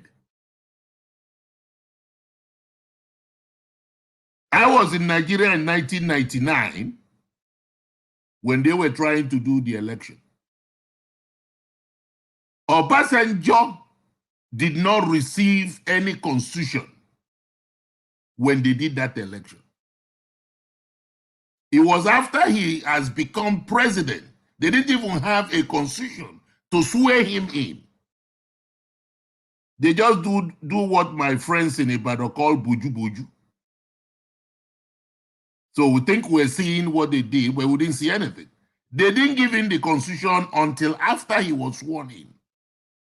And Abu Salami told me, if you want to change it, now go to the legislature and try to change it.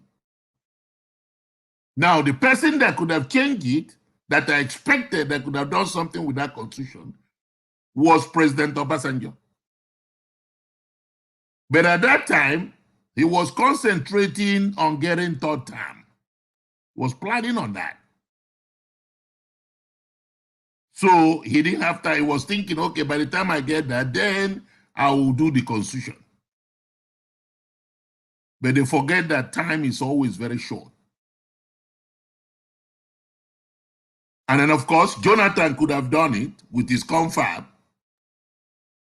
But at that time, he was concentrating on the Amajeris. And I remember when he came to the US, we told him that by the time you finish with the Amajeris, you won't get the second term. And those are the things we need to look at. We need to start talking. They are listening to us what we're doing here. But when we start attacking each other, they also see that. They read that. And they will say, hey, you see, they are not even talking about us. They're busy attacking each other. And that's one thing I really don't like. Let's focus on the main thing. The main thing is how to get Tinubu out of the presidency. That's the main thing. Any other thing is irrelevant. Our legislators are not working. We have Labour Party members of the House of Assembly. They are not. All right, sir. Thank you, sir. So I thank everybody. Everybody should calm down and Thank you, let's sir. focus on the main thing. God is always on our side. Yes.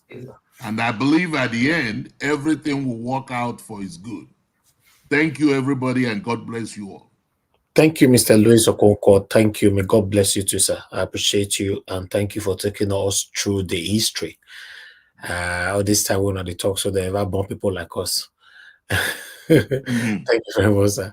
All right, let me come to we have two to go that have not said anything on the panel at all. Madam Ahmed Bright, if you are there with us, good evening to you, madam. Thank you for your patience. Please, I'd like you to talk to us in 8 minutes. Thank you. Oh, thank you, Mr. Elvis. And I say thank you for allowing me to come in, releasing the links. Sometimes I go there, there is no links, I cannot really come in. And sometimes I'm kicked out when I have a call. That's one most of the reason. Yeah. Thank you. I thank you. Yeah. So I greet my all panelist members, all the obedient people all over the world, people in the comment section, the listener. I greet every one of you. My takes now is about Magnum Oraka. You know, as our brother CM said, he said that Magnum Oraka is a speak with noble intention. I always say it is true the way that man, he has been there try to share his own ideas, try to teach most of us what is going on in Nigeria, really with real emotion and with real positive feelings. That's what I always use them as Oraka and Haruna. I always talk of them here. The way they talk, they are open. I don't really know what he said about the Igbos. I didn't know that one, but the rest thing I had was not too bad. I only came in when Mr. Elvis was really arguing so hot. I said, who must have hurt my brother? What is going on here? Everybody there, you are my brothers and my sisters. We are all one. We are family. So I was saying, who hurt my brother? Why? I started listening. I started asking what happened because I came in exactly that time before you allowed Magnus Raska to talk again. Before I started hearing, but I didn't hear what he said before. You know, I didn't hear that one. So for me, my brother Pansa too, I will really have to also share my own opinion about you're saying that there are many Peter Obi in Igbo, in any other tribe. Okay, for me, I will not accept that. Maybe formally, they were formally good rulers, presidents, few ones, before the APC came in, took the power from PDP when the APC entered, all what they've been doing for years, which was not open to Nigeria, and we didn't take it serious, even if we suspend them or say things, we didn't take this serious, we didn't act, we always wait, okay, the next 4 years or the next 8 years, we vote another person in. It is now, I'm now seeing Obi, I've been saying it, and everyone, they have interest about Nigeria politics. I have been saying it here. But with this Peter Obi, I have never seen anyone, and I don't know whether there will be anyone to come back again. I don't accept that. And what I don't accept from Pastor again, my brother, but you're telling maybe Nigeria to be minority. Me, it is difficult for me. If we have to use that word, we are more than you. We have more people more than you. You just choose any other word, easy one, not to call me minority. When I'm a minority in another foreign land, in my own motherland, I will be minority again. That is the part where I will not accept it.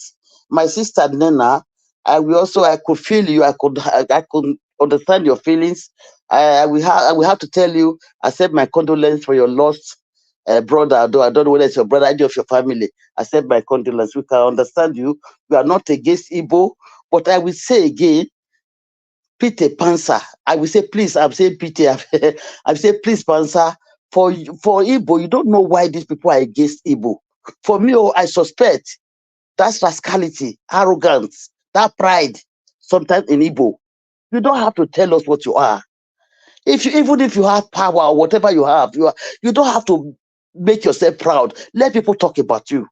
Because that rascality is really in Igbo. I could say, I don't know whether to call it fear or not. That is what these people are having against the Igbo. They have the fear that maybe if the Igbo enter, the way they are being rascal, they might not leave the post again. They might hold it the way the Hausas and the rest of them are holding it now.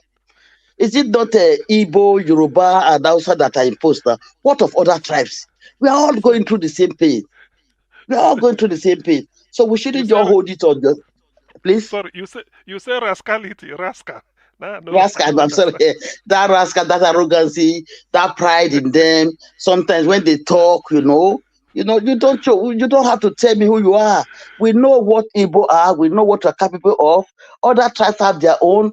Just let people talk about you. You don't have to come out and tell them. And the way you are saying it, people will be either afraid or will not even allow you to come into any post. You might not leave it. They will be afraid. I also agree that 400 billion naira that they use for election is not acceptable. We should fight for that. That is why I'm not even allowing it to say anything about Iran. I'll be saying it. We should fight by all now. See, everybody's supporting Obi to come in, you know. But you might say that we have not been supporting Igbo, but we are everybody. My brother here is a Bini person. There are many other tribes here. We are all for Igbos. Why are the Igbos saying market day nobody should come out?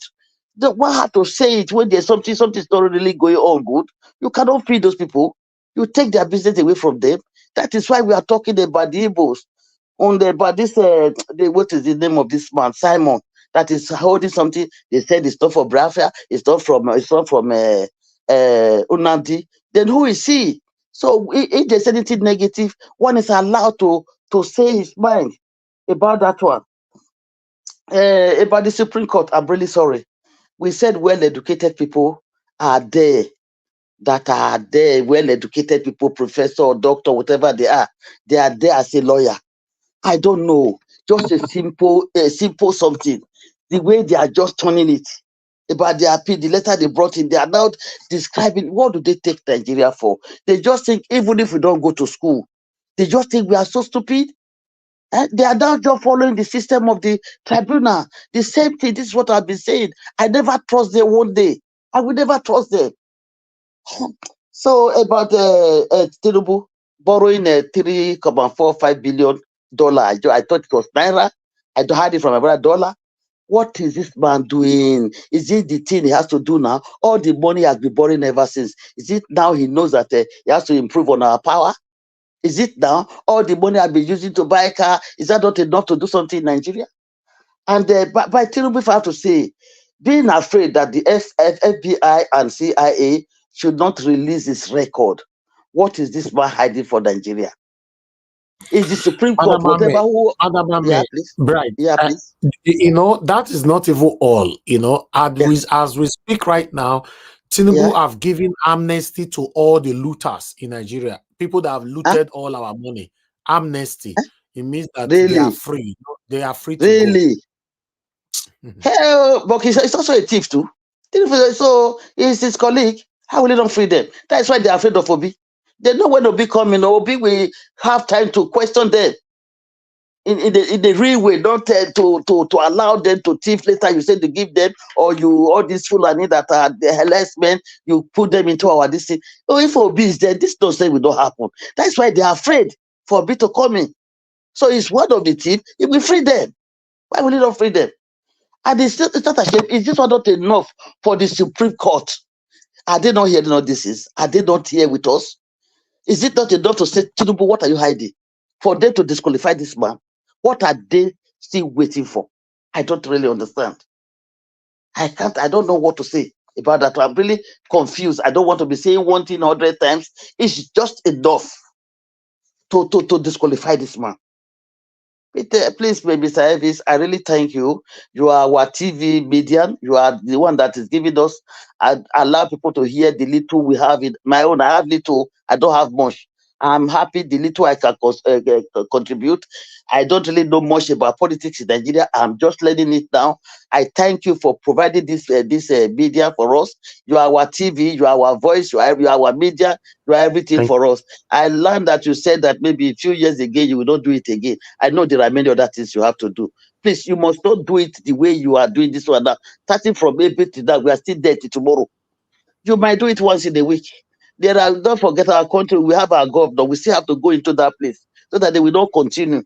You join into other things you are doing. Please don't leave us. We need you. You are the first person in my life. I don't know anything about this going to Thank you. internet to this. I don't know it. You make me to came here. I told you how I came in. So please don't relate your effort. I will be here to play my little part.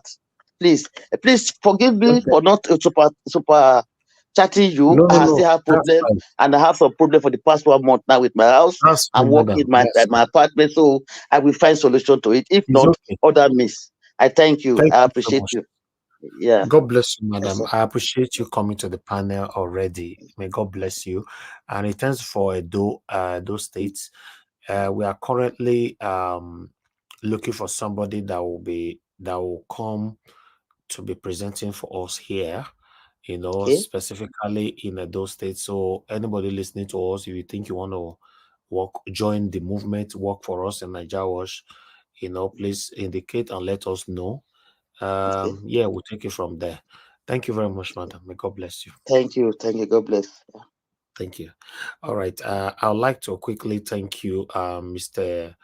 Louis Okonkwo. Thank you very much, sir, for always being there for your financial support to this channel. I want to say I'm very, very grateful, sir. Thanks for your advice, your prayers, your encouragement. Thank you very much. May God bless every one of you that is genuinely supporting us on this channel, that is standing for a better Nigeria. May God bless every one of you. I hope somehow, someday, we all will celebrate together. We disagree all the time, doesn't mean we have anything against each other's. We agree, all the time doesn't mean tomorrow we'll not disagree with you. I want everybody to know, me specifically, myself, I don't keep anybody in mind. Once I don't talk, I don't move on. And I cannot pretend over anything. You see, Mr. Pansa came just now. He addressed the area. I talk about him and all that. That's my kind of person. Just talk about it and move on and all that. So I just want everybody to know that let's continue to fight. Whoever that is agitating, I'm not against you. If a country is better, why would anybody be agitating? I've been in UK almost all my life. I never see anybody agitating in the UK because everything is working. So why would you blame anybody that is agitating? For example, I cannot blame anybody, that is agitating. In fact, if the Supreme Court refuses to do the right thing, I believe the agitation might even increase in a different region or angles. Thank you very much, my people. May God bless every one of you. I would like to call on the last person on the panel, which is Mr. Odua. Mr. Odua, it's good to have you on the show. Good evening to you, sir. Please talk to us. You have 8 minutes before we come to orders. I'll come to Mr. Pansat again. Mr. Odua, unmute yourself if you're there. Okay. Good evening, Najawash. Thank you, sir. Good evening. Good evening, all the panelists, the listeners, commenters, and viewers. Well, for me, for people to understand, Tinubu borrowed money. It's not borrowing money for the Nigerians. It's borrowing money to settle judges so that they might talk in his favor. He did it for the last my panel, and now he's still still want to do it more, because whenever a case comes like this, you will hear he borrowed money. They did not borrow money to tie road. They did not borrow money to build cement factory. They did not borrow money to make iron this thing at Abajan or whatsoever, at Benway for it to work for Nigerians, or neither to produce a copper wire to make electricity for us. So they always borrow money that they will begin to say Nigeria hold debt, Nigeria hold debt. The Nigerians that hold debt are no more than 3,000 of them, which are the legislators, known as legislatives, the executives, and the judiciaries. Those are the people that borrow money, that put all of us in mess. The God blessing resources that we have, that our people will be using to take care of themselves, these people will start diverting and had the money in the tank, some had in bags, Ghana must go, and other bags, some had in their borehole water tank and other. That is the money they are borrowing. They are not borrowing money because of Nigerians. They just borrow money. I can easily think that, I don't know what to call them, because I heard when people say they are literate. They are literate. They are worse than illiterate. They are not literate, because the school they go, we don't know. The school they went and learn another man language and begin to oppress their own people. is those one schools, or to come and talk? They said they have been a professor, this, that. A professor that cannot even talk his own histories. But we know the first man that went to Umu, the first man that discovered River Niger, which the River Niger that his great grandfather has been living before another man came from a distance. So they lie, they learn lies, and the lie is what they are dealing with, is what they are using. And that is why you see that they believe from religion, which did not come from them, it did not come from their forefathers. Some will say they are Muslims and Christians, that their own fathers' religions are not demons. So they are dwelling on lies, and anything you build on lies will not stand. So that is why the Nigeria as a country, because it was still built on lies, that is why it's not standing. That is why nothing is progressing in it, because it is of lies. So whenever people agitate, they say they want to go. I'm not against anybody who want to go. Even me, if I have chance, I will have agitated of my own to go, because the country is not working for me, it's not working for my children. For them to Mr. borrow Elvis, money, that is not. can I interject a little bit? Please, sorry, my brother, I'm not going to cut you. Mr. Elvis, am I allowed to? Sorry, I just want to ask you. Go ahead. Yes. Yeah. My brother, you are quite sure. I'm quite sure of what you said, that this man is borrowing money to bribe. It happens also in tribunal. My question is that this federal government, I know that Tinubu is controlling everything. Why must they approve this $3.45 billion to this? Before you approve something, before you borrow money here, they will assess what you have, your income, what you have. If you cannot pay back, why are they not asking these questions? That is what I want to ask. No, thank you. They can pay back, madam. Our oil refinery, we don't refine oil in Nigeria. We have gold, we have timbers, we have other things that these poor people. Why did this man of Burkina Faso said he do overthrow-ment? It is because of this kind of people who we call legislators, who we call judiciaries, and we call the executive. Because the moment military man enter, all these things will be cancelled. So that is why the man have to revoke against their own people and say, we people cannot continue in this rubbish, and our people are languishing in the Mediterranean Sea, in desert to Morocco, in desert to Libya. So the only thing that can revive Nigeria for this kind of thing is military, a person, not just like Babangida military, who even was more than this what so-called politicians today, or like Basejo military. No, a military who really have a visions, who can assemble boys together and say, we want to make a basin, we want to manufacture slippers, those are kind of person who can enter positions of a country, and the country will go forward. Not those one who believe on another man's histories, but cannot even tell his children their own histories. Or who will say, it is my own turn. Because your own turn is only your pocket, not our turn. Because if it is our turn, it's for everybody. But if it is my turn, it's for only me. So these are the things, are the things we are facing. So these legislators, whatever they call them, these people are not going there because they are not going there because they put Nigeria for heart. They put only them pocket for heart. It is just opportunity. Everyone are looking for opportunity to be in that position. That is why you will hear a Nigerian man say, if you can't beat them, you join them. If you can't beat them, why won't you go away from them? Why did you decide to join them? Because the man has corrupt already. I hate that statement. I hate it. Because the man has corrupt already. So he's looking for a way to enter. Since he has not seen the opportunity, he will start criticizing. And you will say, this person is good. A moment he enter, he will not be hallelujah. They will not be seen as hallelujah. But no, that from his time, his man has corrupt. He's just looking for a way to be in that position so that he will do more. That is why any president that come do worse than the one that we had there before. Because these are not the people who really have Nigerians in mind, or who have their own people in mind. Let me not say Nigeria, who have their own people in mind. So that is the reason. So for those who are agitating, I love them, because maybe if the country were fair for everybody, fair to everybody, they would not agitate. But if they say agitate, no problem. Because not all the Igbos are Biafrans. There are some people inside that are Biafrans who are agitating, that no, we want to do our own, we want to do our. Why the rest who say we are not Biafrans? I said we don't support you. So but one thing I will correct in Nigeria, in these people that say minority, please, they should use it completely that language, not people. They should not refer to Edo as minority or Delta or this one, because it is ignorance that make that. I am a dumb person. I'm a Benin man. Urobo is a Benin man. Isekiri is a Benin man. Isoko is a Benin man.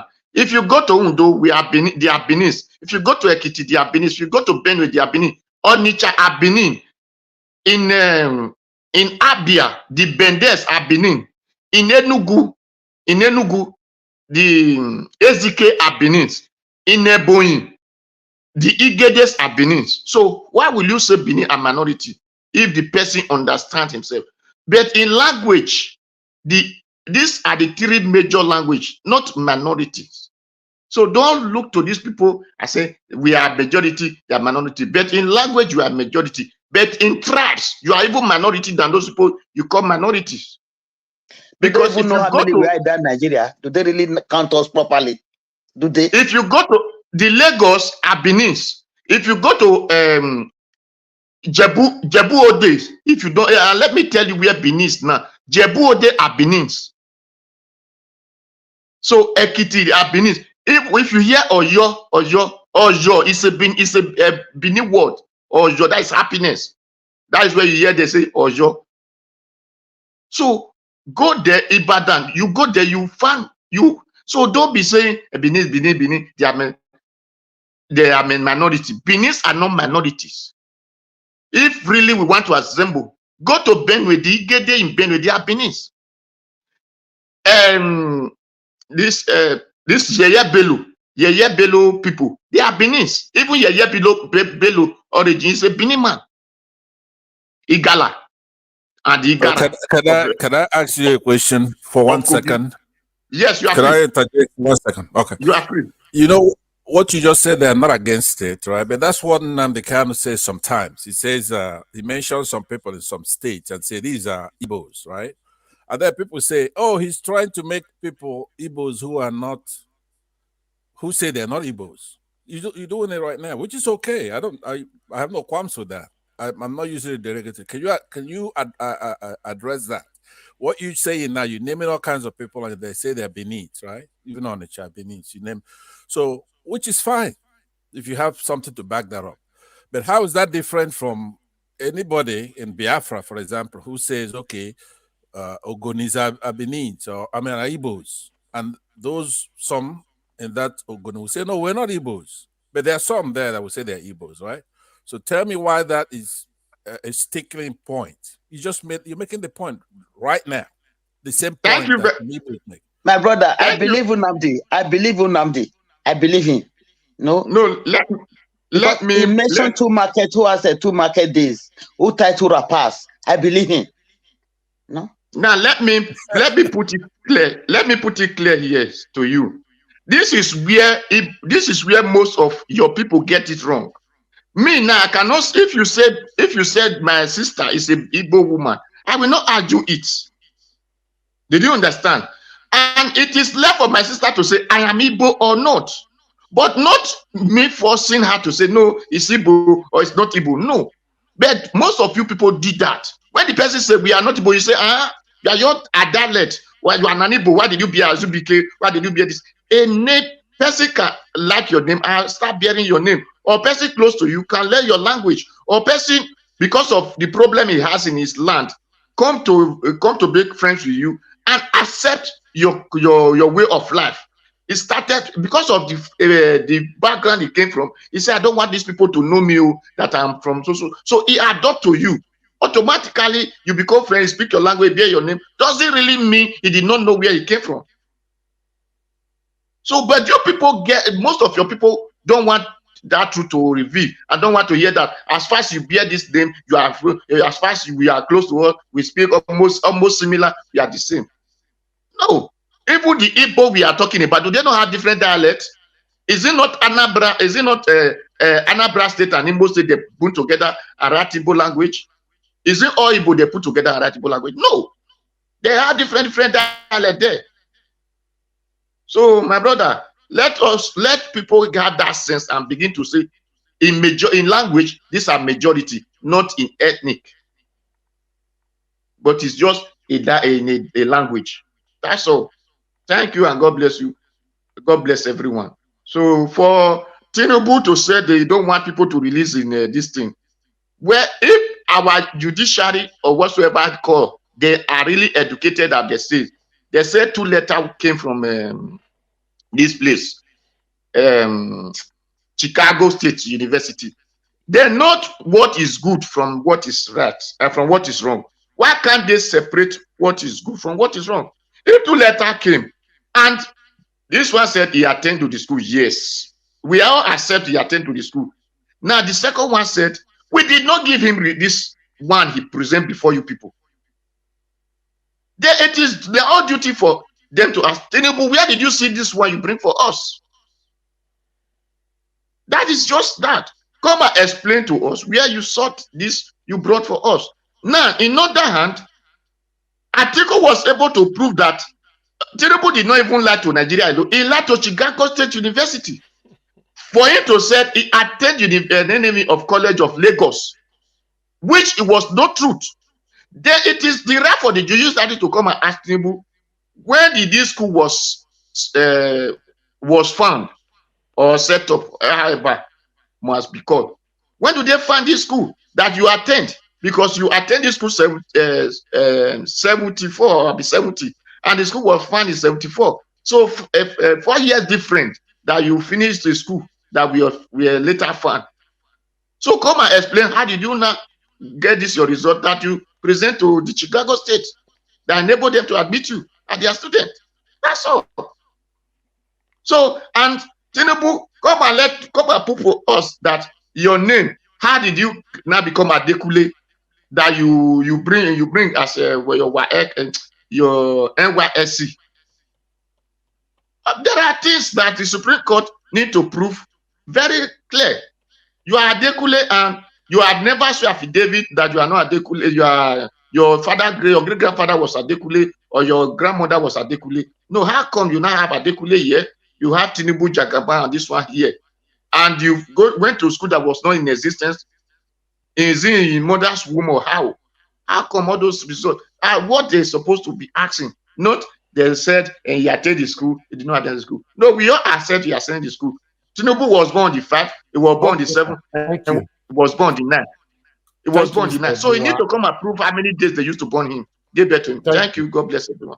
Thank you, sir. I have to give you that long time because I can see that a lot of people wanted to hear you more. Okay, I appreciate every one of you for your time with us. That is the end of the first segment. We're going to have the final segment right now, which I'm going to start with Mr. Pansat. Everybody, if you are giving your submission right now, I want you to know that you are giving your final submission.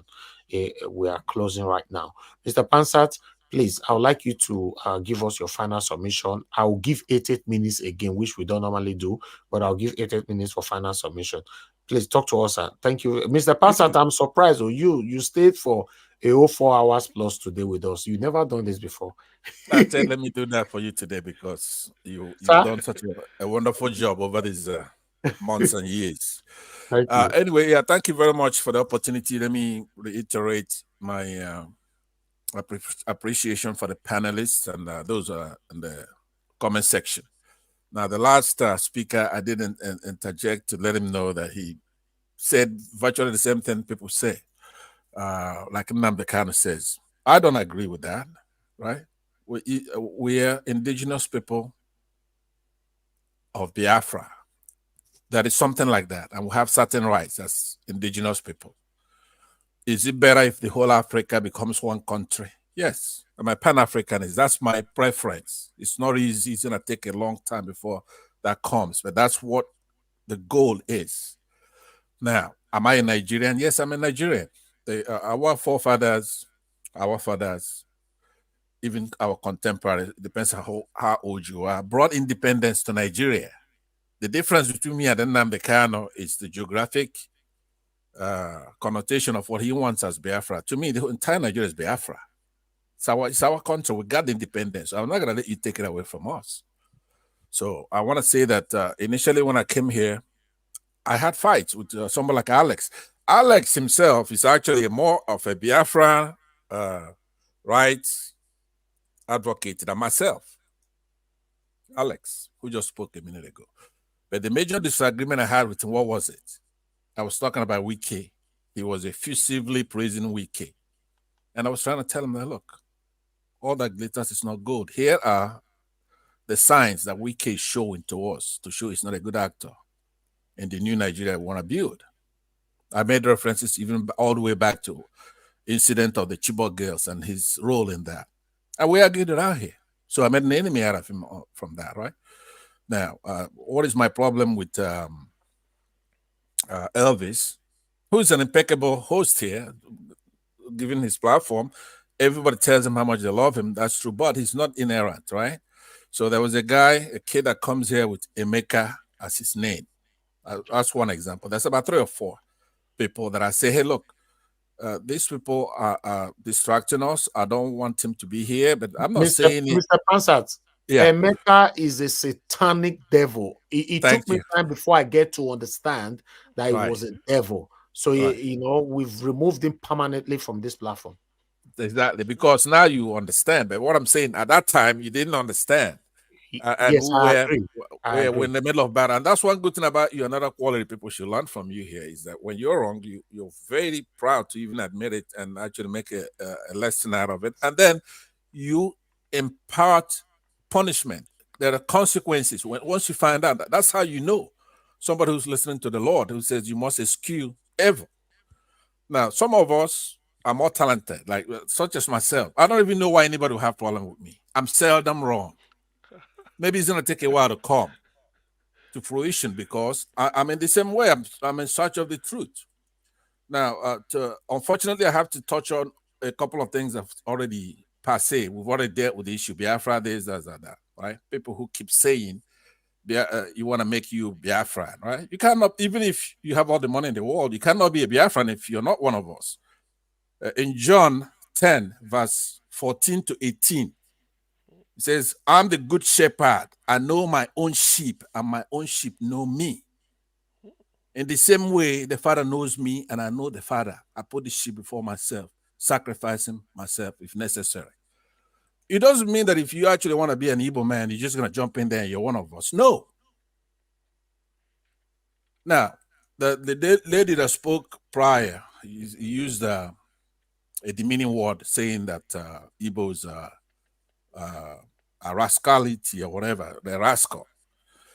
What may be a rascality to you might be godliness for us, loftiness, exaltedness, righteousness, respectability, honorability, integrity, solemnity. That's what you may see us that way. Should we abandon it and rebrand? No, because then the opposite is we have to be victims. We're crying victims to you. Why? Why should we? If you know, I don't know how many Igbo people you know. First of all, Igbos are not, they're not all the same, right? There are many, even in my family, I'm in the middle. I have a brother who's older than me. He's a gentleman. He's like a Peter Obi. I'm not like that. I don't want to be like that. I could be like that if I want to be, but I don't want to. If God makes me today and I have a choice, I want to be exactly the way I am. So you cannot even in a family find Igbos that are the same.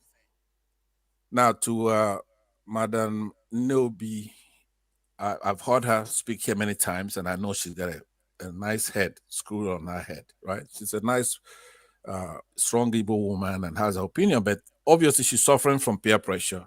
Nobody wants to be on Mr. Elvis's wrong side because Mr. Elvis, a lot of people have respect for him here. He's a star, and it's fair. So sometimes you have to, that balance is very hard to, how do you be a Nigerian and also protect your people when there is evil being done against them? That's a hard thing to do. Not everybody could do, but I could. You don't have to like me. Miss Nobi may not have that quality. She cannot come here and appear to be partial because the truth is partial. Believe it or not. I couldn't say because I'm right a minute ago, so let me try to be wrong to balance it out. No, I'm not going to do that. So we juggle all kinds of things together when we come on a platform like this. But I respected one thing that Elvis said the first time I was here. He says, This platform is not talking about Biafra right now. I've dedicated this channel to elect good people. I did it for my state, Edo State. Now, this is for Peter Obi, and I'm going to hold him accountable after the election. For right now, he's the best candidate. So that's what we come here to do. I don't start that discussion. Now, we go to Edo itself. People, you keep talking. You know how many Igbos there are? This is just a fact. There are probably over 100 million Igbos. Yeah, a lot of Igbos run into exile. You go anywhere, even into the North Pole, you're going to see Igbos there. You go to any state, even in Edo State, you're going to have a lot of Igbos there.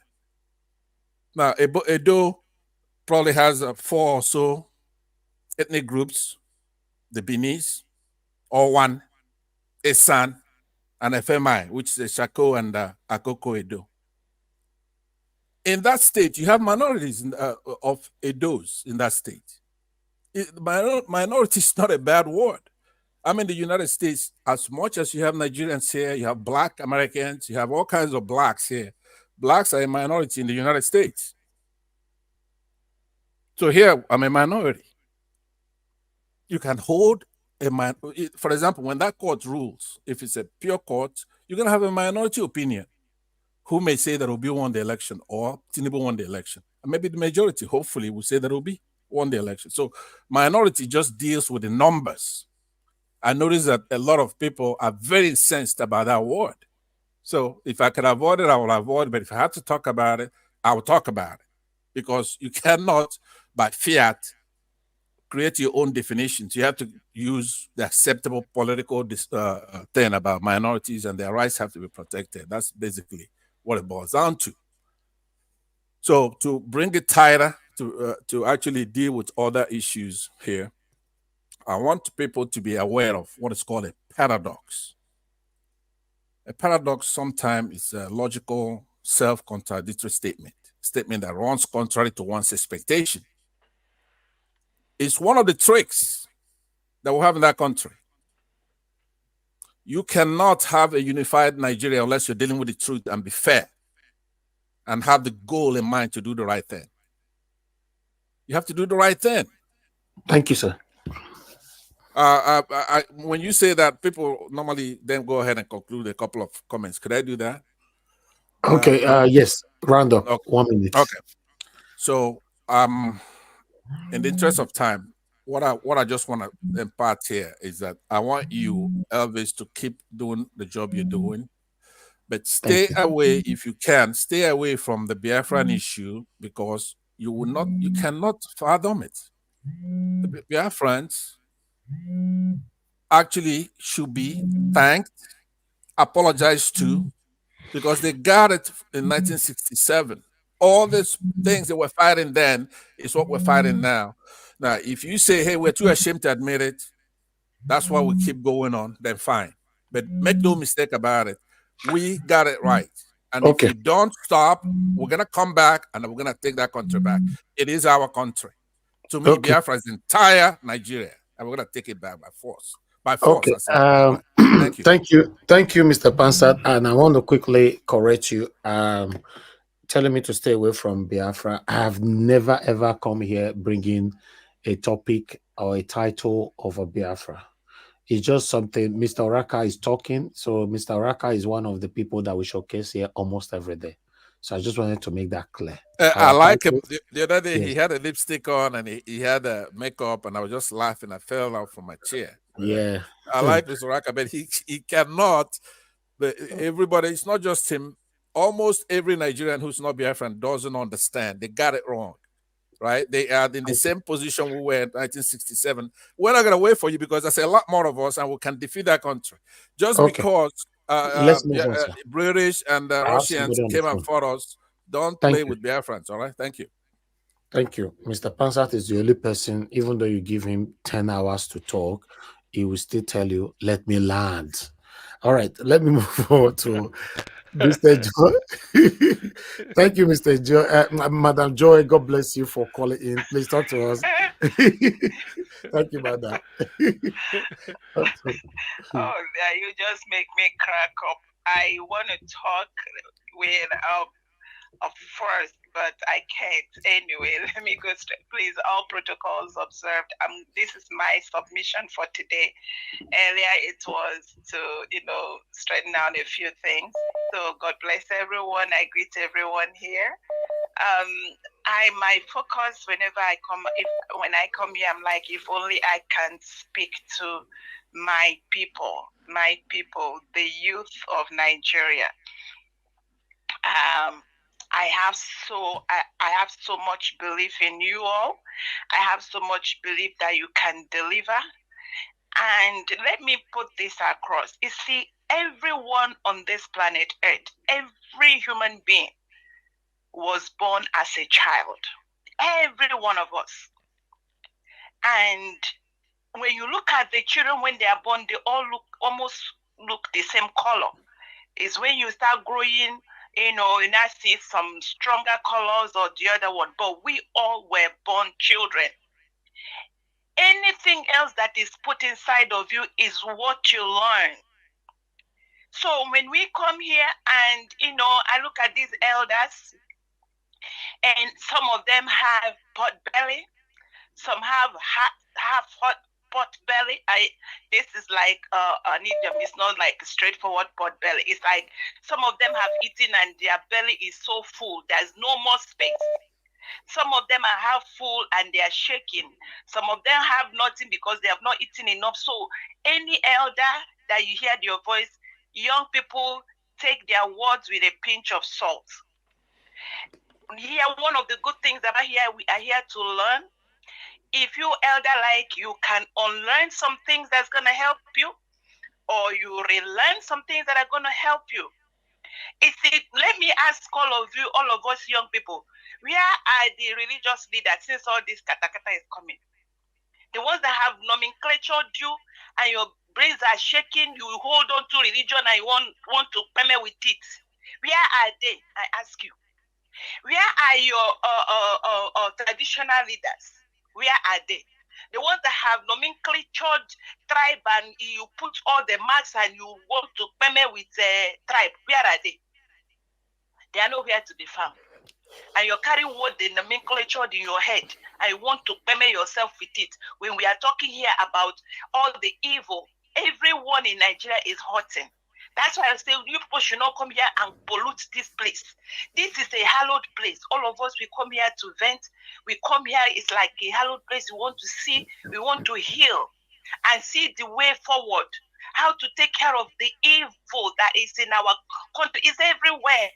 There is evil going on in Edo, it's going on in Igbo land, it's going on in outside. All the evil people that have taken the corridors of power. How can we move them out? How can we stop them from stealing all the money? How can we stop them from siphoning the money? How can we stop them from buying our children and everything?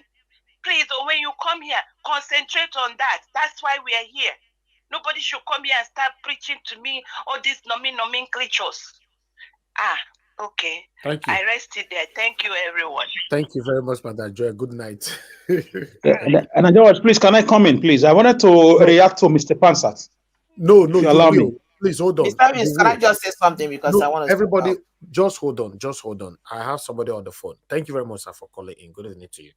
Talk to us. Okay. Go ahead, sir.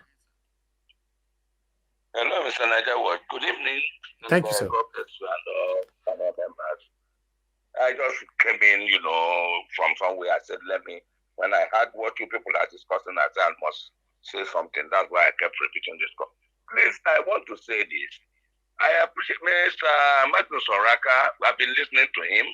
I listened to Dr. Aaron Agoro and all them, including Jimmy, and they are really giving out what I love hearing. But I want to say something so that Mr. Magnus wouldn't make mistake. You see, when you see traders or some people who don't have the pedigree to make statements, being the ones, fighting this battle and making noise over Biafra, many of them don't even know anything about Biafra. Are you hearing me? Yes, sir. This Biafra they are pursuing is not the Biafra we saw. Anybody who saw the war will not want any other war. But it's so unfortunate that this young man clamoring Biafra with whatever they call themselves, well, what's his name now in somewhere there in I forgot what's the name of also Samuel Ekpa, Finland. Yes, Ekpa. Say the is. All of them, not one. Are you hearing me? If you listen to them, you will offend yourself. Including you that is the Igbo man, you will offend yourselves. This is a distraction, for God's sake. I want to beg you, Niger Watch. Tell Oraka, when those type of fools get involved in sending him stupid messages like that, he should discard them. I should not allow those messages become, the misleading factor here now. Left alone, I'm saying, even if Nigeria has to break tomorrow, I'm not even suggesting that they should use the name Biafra again. When the Biafra that Ojukwu announced came up, the man who was his immediate 2IC was from Akwa Ibom. And that was the man who eventually surrendered to Obasanjo. These boys know nothing about Biafra, for God's sake. When they did Biafra story, there are some of us who were involved, who saw it, probably even as kids, but participated. Okay. We give them the story, they don't listen. So nobody should please listen to these people so that they don't get you people offended. Thank you. Some of them don't even have the brain to, know how to talk. Okay. Thank you, sir. The country we are in is a multilingual country. People from there have lived in most of the states of the country. I can tell you that by virtue of the job I did. But then, we must know one thing. Nobody is bigger or greater than the other person. Okay, sir. My Round up. brother, we can be all from Edo. If you are more intelligent than me, you are more intelligent than me. There's no two ways about it. Thank you, sir. Thank no you. rascality can change that. Thank you. If you are from Yoruba land and you are wiser than me, you are wiser. Yeah, it's not two ways. But our people don't seem, some of them don't want to know it. All these small boys, I call them small boys because you may be big, both in age and everything, and you lack obvious. Okay, sir. Thank you. To you is just wasting time. Thank you. God bless you. I don't want to say more than this, please. That's what I call for. Thank you, Let us discard this Biafra thing for now. Thank you. And talk of will be coming in on Nigeria, being the Nigeria we want. If it fails, we know what to do. God bless you. Thank you very much, sir. May God bless you too. Thank you. All right. Somebody asking on the comment section which number to call. I'm going to put it on the screen right now. We're supposed to round up on that course now. But before you call in, I'd like to quickly, Madam Nena, you wanted to say something earlier on? Yes, I just want to quickly say something because I'm trying. Do you want to give your final submission now? Yes, because I'm not going to take time because I'm supposed to be stepping. Okay, go ahead then. I'll come to first of all, before I say what I want to say, Mr. Pansat, I take exception to your derogatory comments about me. You coming on public air to say that I succumb to peer pressure is an insult on my person because you don't know who I am. You don't know anything about me. Because I don't come here because I did not support what you were saying does not mean I succumb to peer pressure. And if anybody that knows me, I'm not the kind of person that dance to gallery. You think if I say something contrary that Mr. Davis is going to look, Mr. Davis don't feed me. If I come here and they bring up a topic that I'm against, I will speak against it. And nobody here fits me. So don't even make that that is very derogatory to my person because you have no clue who I am. You don't know me. You don't know nothing about me. So you have no right to speak to me in such a derogatory manner. I feel offended by your comments and I feel like I was trying to avoid saying what people are saying, that you sound very arrogant, but at this point, that is how it feels. You don't know who. I take exception to that comment. Honestly, I feel offended by that. Having said that, Mr. Evans, the only thing I just wanted to say here before I quickly run out, first of all, the issue of Tinubu not submitting here, trying to block his whatever, all these things, I mean, is a very clear indication to everybody that cares to know that there is absolutely, first of all, FBI, CIA, or most of these organizations that I mentioned, they don't keep records of people who do something good. They don't just keep records of people. They keep record of you if you have something incriminating that you have, and there's something wrong, something if you have criminal record, that's the only thing, the only time they can keep your record. So Tinubu knows what he's doing. And again, I said myself, he tried this move during the Chicago. He couldn't stop. They can only delay. Of course, I understand. I can understand the reason why they said they blocked, because initially I think the motion that these people filed was for them to hasten in bringing out the record. But I can understand the reason, because this is different from Chicago, where you're just looking for few pages of papers. But this one has to do with a lot of papers that they have to put together. I feel I can understand why they didn't want to do it hastily. So, I mean, and then his people jubilating is so unfortunate. And again, finally, I just want to end my speech here, Mr. Evans. I remember the other time, I know it's not part of the topic that is being talked about today. One of the days I was listening, and I wasn't on the panel, I was listening, and somebody was making comment about, I think it was Mr. Or BBZ, making comment about most of these our representatives under LP that went to the house and they seem to be silent, or maybe trying to challenge Abura and stuff like that. I just want to, I don't know if it's something that we can at this point probably, publish the names of these people to make them understand that the obedience are watching them. I don't know how that is going to be. That's just the way I feel about it. Anyways, because it's high time we begin to call these people out, begin to make them understand that, look, you people got into where you get into by the name by under Mr. Peter Obi. You don't have I mean, when people voted LP en masse because they believed in the change that Mr. Peter Obi is going to believe, and that most of them benefited from it. So if they did not go in there with the same ideology of Peter Obi, they need to understand that the people who took them in there are watching, and the people who took them in there, who help them to get to where they are not happy about their silence, and the point that it seems as if they are trying to deviate from the vision and the purpose for which people voted them in there. That is just the way I feel about it. I don't know if that is something that can be done, but I was just thinking about it. I personally, I made the list of them because I googled. I was able to get most of their names, but I'm thinking that if it's something that obedience needs to start doing at this point in time. So that is just what I have to do, because I need to get that right. Thank you so much, Mr. All right. Harris. Madam Nena, I would like to apologize for that statement from Mr. Pansad. I think I missed it. I don't know. I missed that he called you or described you succumb to peer pressure. I missed that part, so I apologize for that. He said it, and that's derogatory. You don't somebody. You don't have a clue who I am. You don't know who. You don't know me. It's not about bragging. You don't know me. You don't know me. You don't. Okay. All right. That's fine, madam. This. Please, can I come in? No, not yet, Mr. Alex. Please hold on, please. I know I'll call you are the next, but just hold on. Thank you, God's power, for calling in. Good evening to you. Please talk to us. 2 minutes. Good evening, Mr. Irene. And good evening to everyone on the Nigeria family. And good evening to every the obedient family. First of all, I just want to commend you for what you've been doing, Mr. Evans. May God bless you. I must say, you and Mr. Obi is our hero during this time of fighting for better Nigerians. And I pray that posterity will never forget you and your generation. I want to quickly send this message to the well-meaningful Nigerian that it's high time for us to know that these people have nothing for Nigerians. So it's left for Nigerians to wake up, including me, to let us know what we're going to do. Because, to be honest, I lost hope in the judiciary, and I don't expect anything from them unless there will be God divine intervention.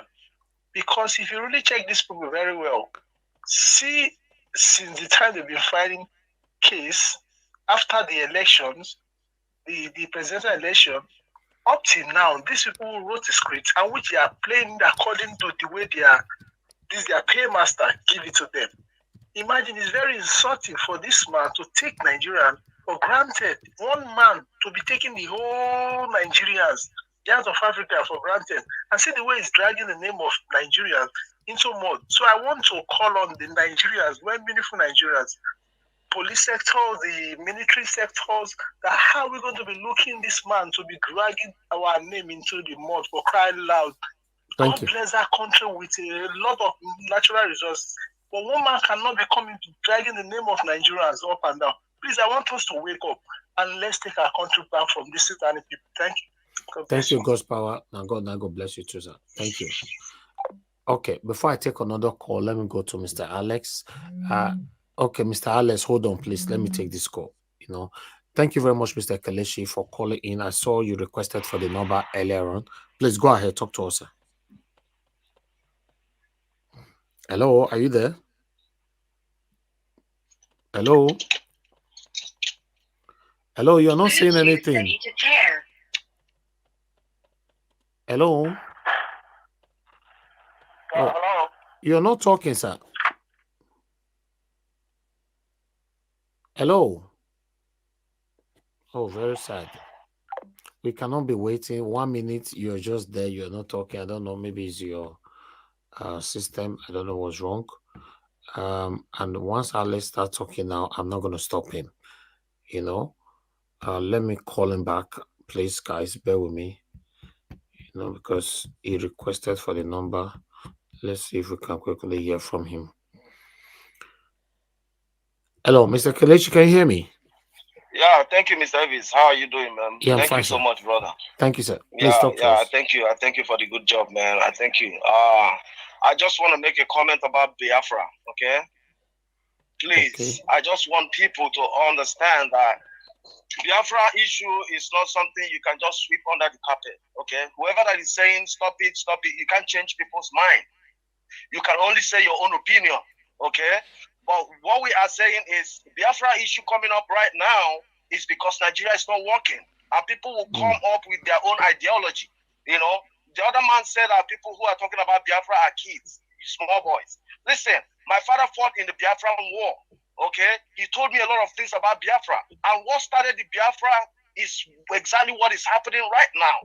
And Nigerians don't want to start from number one to count where the problem started. If you listen to what Amadou Bello's interview with the BBC journalist, you listen to what he said, okay? Even if Peter Obi get in the office, which I want him to get in the office for Nigerians to understand that the foundation of Nigeria is a mess. Peter Obi cannot do nothing because as a president, whatever he wants to do goes to the House. And if the House don't want him to do whatever he wants to do, it's not going to work. Okay? So all we have to do is go back and bring ourselves together, discuss how do we want to remain Nigerians. Okay. We are just a new generation. Hold on, sir. You have only 2 minutes, sir. Okay, sir. Thank you. We are new generations. Okay. So if we keep, say let us move on. Let us move on. We're gonna keep moving on, right? We're gonna keep moving on, and nothing is going to work. People are suffering in Nigeria, and somebody is saying, "Forget about Biafra." Why should I forget about Biafra? If you kill my people and you want me to forget about it, sweep it under the carpet, your own people will be killed tomorrow. And you will sweep it under the carpet. But my brother, if you want me to come in on this, your last statement, if you kill my people, who is killing the people? Is it not the same Biafra people killing Biafra people? Who's killing the people? I'm not talking about what's happening. No, hold on. I'm not talking about what is happening right now. Okay. Oh, okay. What happened many years ago? Okay, now I understand. Listen, we have to. Yeah, exactly. That is what is happening in Pakistan. Okay. In Palestine and Israel right now. It's not what happened today. Okay. It happened a long time ago. It keeps coming up, and it's gonna keep coming up. Okay. You have to address issues. Nobody has ever said Biafrans, we are sorry. This is this is that, and they keep telling people to forget about Biafra. It's not possible. It doesn't matter whatever anybody says. Thank you, sir. It's 3 minutes now. Biafra is not a joke. Thank you, sir. Yeah, thank you so Mr. much. Kelechi. God bless you, my brother. Thank you, sir. Yes, sir. All right. Before I call on Mr. Alex, let me quickly say this. Okay. I wanted to quickly correct that until my brother Kelechi referenced back to decades ago. What happened decades ago? That means that's what is creating problem now. I don't know. But anyway, I'm not here to settle anybody or to tell anybody what to do and all that. But all I know is that whatever that is going on right now in Southeast is that my Igbo brothers killing my Igbo brothers. My Igbo sisters killing my Igbo sisters. That is not true. That's true, sir. That's true. Who's killing the thieves? Are the thieves killing the thieves? No, that's true, sir. That's true. In Southern Kaduna, are the Southern Kaduna killing themselves? No, sir. No. Don't say that. That's not true. It is. What is happening in Southeast right now? There's video everywhere. It's not true. If you come out, there's a what do you call them?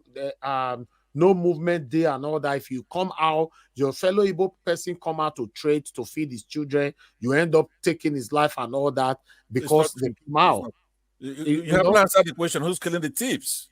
Who's killing the Southern Kaduna people? Let me give maybe Mr. Alex might answer some of them. It's time because I don't want to sleep here today.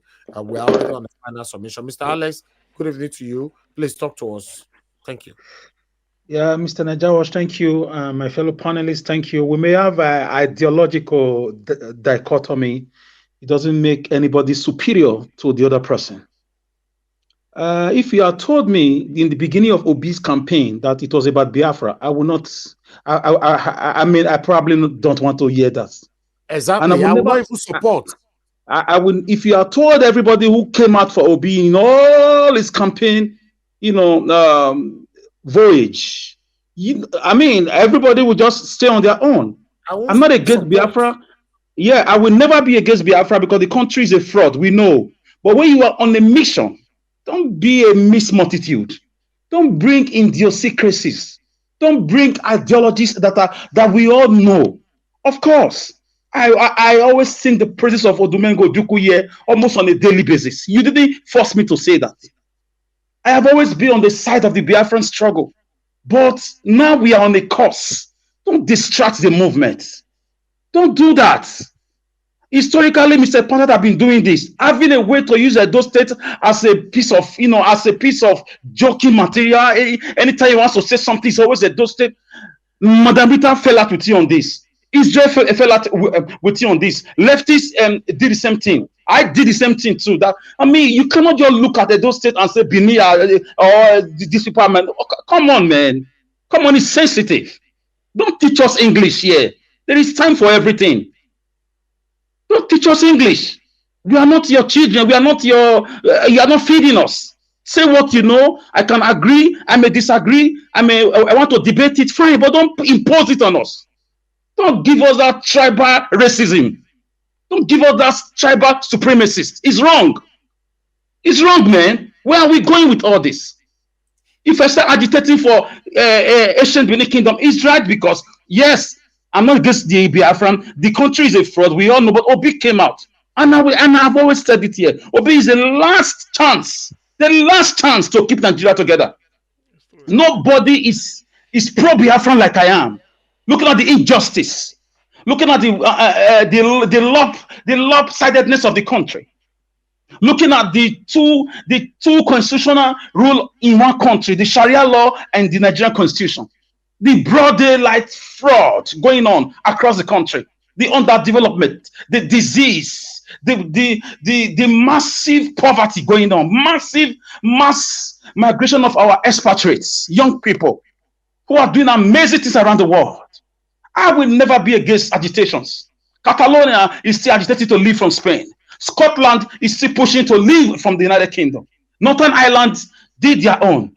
So I'm not against it. Pakistan broke away. Malaysia and Singapore and the rest of them, they all broke away. South Sudan and Sudan. How many can I mention to you? So I find it so insulting when people want to teach us, lexicons and vocabulary. For me, my dear brother, yes, I'll give you space, but for now, I will give you space. That tribal numerical supremacy is totally wrong. It's very, very, very sensitive. You shouldn't do that. You've been doing this. This is not the first time. I'm a student of history. I have records of you coming up with this narrative every time. It's becoming sickening. Please let me in for a minute. I won't waste your time. If I didn't know you very well, I would say you're being deceitful, right? You're being insincere. You're being devious. What did I say? I said that you are even more pro-Biafra than I am when you're on this platform. You admit that. What did I mention about Edo State? But that does not give you the right to insult me. You are the one who's devious. You are the one that is doing insincere. You have no right to insult me. I never insulted you. You did that just now. You feed me. Who are you? hold on. I said if I didn't know you better, right? From what you're just saying now, if I judge But you, you said that and went on and on to say two other things. No, you said you were the one who came in here telling me stuff that I didn't do, right? Don't teach you grammar. I've been listening. If I no, wait a minute. If anybody's teaching anybody grammar here or on the internet, it's you. You could you either second or even better than Mr. Waheho. Nobody's here to teach you grammar. The point I'm making is that there is actually no daylight between you and I. I said where you made a mistake. Number one was your trust with the former governor of Rivers State. And you apologize for that. That's the only time you and I have clashed. What did I say that is wrong? What did I say about Edo that is wrong? I said that Edo is a minority. You could argue till you die here. Edo is not a minority, Oga. Yes, you are the one who is the minority. You, Panther. Okay. Not even the Igbos. You are the one who is the minority. I could be. I'm a minority where I am. I don't. You are a minority to yourself. Don't call it those names to that. I will never say Igbos are minority. I will not say that. Hold on, even if I know they can be. Hold on, please. Hold on. The thing that you are the last person that I expect to have a problem with that word, because it's a meaning something you could Google. You are not. You don't know how sensitive it is. There is time for everything, my dear brother. There is time for everything. Yeah, let me just conclude and let you have your time back, right? Alex, if you're supporting P2B for me or for Igbos, don't. That's half-hearted. We don't need that. Okay, thank you. It's my turn. Thank you. Thank you. Let me finish, please. But you said let me just now again. Which other let me do you want to do again? Okay, thank you. This one, the last one. Thank you. You're always the last one. I am the guy that listen. They will soon tell me I have 2 minutes to round up. It's my time. Thank you, brother. I've heard you. I'm not against you, but in the midst of a war, we are at war with these men who have stolen our mandate. You don't use certain language. That's the point. In guerrilla warfare, whether it's a physical war, it's a social media war, we are hitting these guys really hard. It's not time to bring this sensitive nomenclatures. That's my point. I'm not saying you have your right to your idiosyncrasies. You have your right to your personal hypotheses. You have your right to your own historical philosophies. It's not my business. I can't teach you what to believe. I can't teach you your own way of thinking or belief system. But there is time for everything. It's a wrong time. You saw how across boards, across the nook and cranny of the country, of the continent, of the globe, they stood up for one man. The whole world stood up. From Lagos to Mogadishu, from Cape Town to Cairo, everybody knows that yes, Obi won elections. People took his picture all the way to Mount Everest. Can you beat that? So for me, I didn't expect that from you. I know you are a very smart man, a bit arrogant, but you are a man that means well. I know it's good to be proud of your history, but there is time for everything. Nobody that don't have great history. You can chip it in, but not now. That's my point. The insensitive, you were not sensitive to people's feelings. People who have carried this matter on their head, even if Obi is not from their village. I'm not supporting Obi because of Biafra or Igbo. No one is paying me. If you have given me anything on this platform, across board, come out and say it. Say it or remain silent forever. I will never call you privately because I'm a man of conviction. I can follow you to the cross and fight against the devil because of my conviction, not for personal money or gratifications.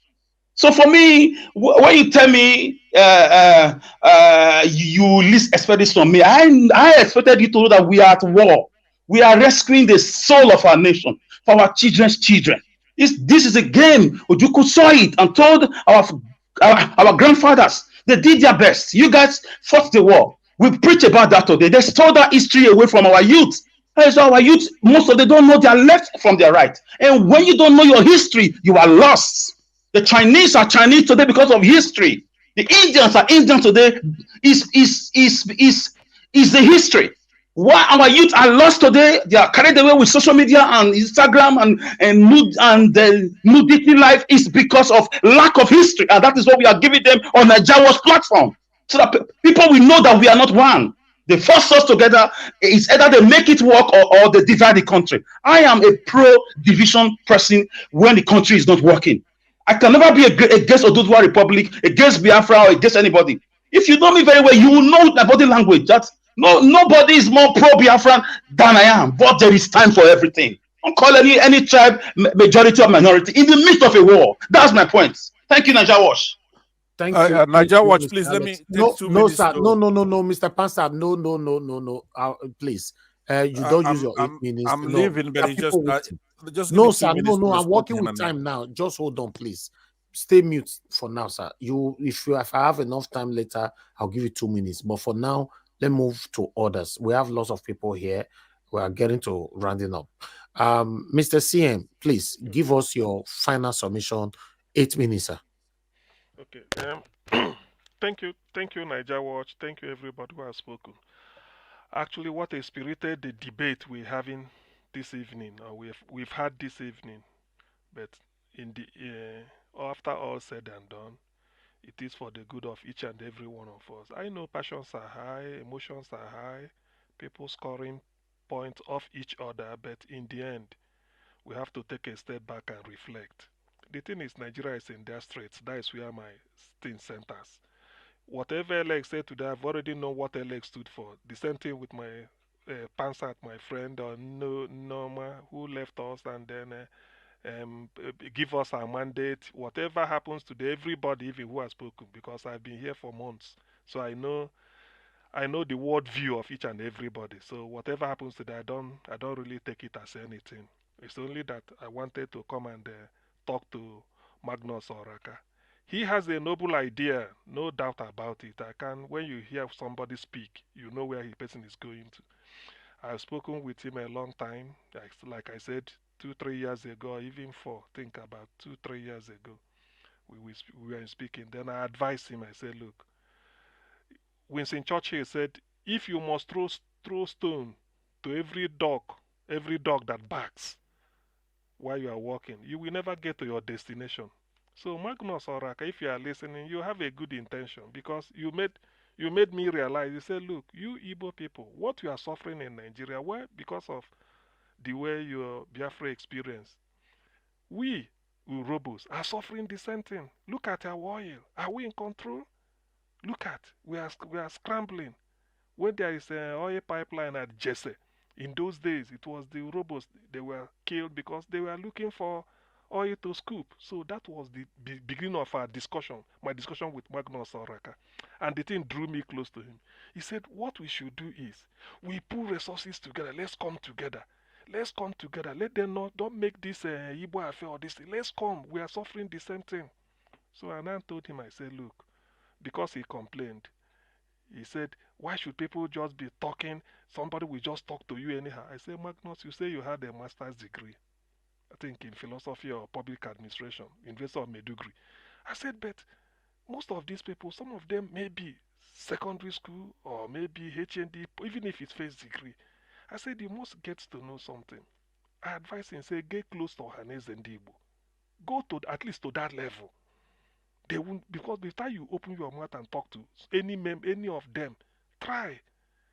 Then they will bring you close and say, okay, you are Urobo. What do you think? And then get close to your people, organize them. This was what our discussion. So when I now like what he made today, I don't like people.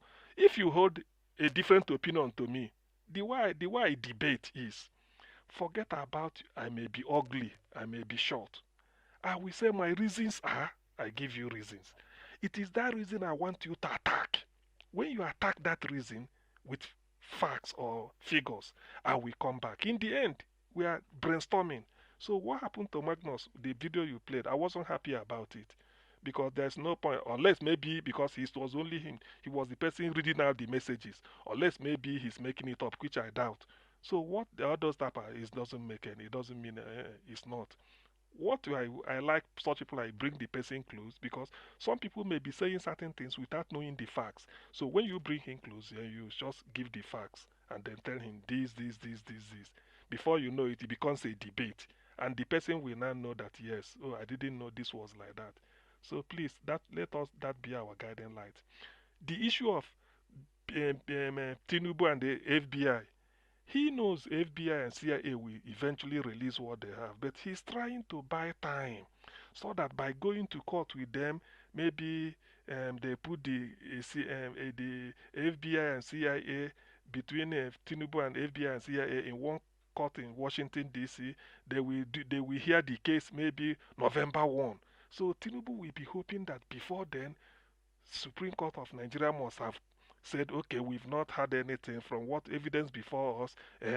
We have to quash this case for lack of merit. Therefore, we return Tinubu, but God forbid. So that is what he's buying time for, such that if eventually the FBI and CIA release whatever they have on him before the Supreme Court gives the judgment, they will say it's inconsequential. I say, you see, if they had done it earlier, so that he's buying time, so that we know that. But God so kind, Nigeria. What we know is that the next move, I don't even have faith in the Supreme Court anymore. If they confirm, our, what we have, said that the Tinubu should not be on the ballot, ab initio, then I will thank them. But I'm not. I will say, okay, we already know the judgment. But if they do otherwise, I won't be disappointed too, because I know that all this money being borrowed, like people are suggesting, it cannot be to give us power or to give us drinking water or improve security in Nigeria. It's just to use it to bribe. So that is the issue where we are now.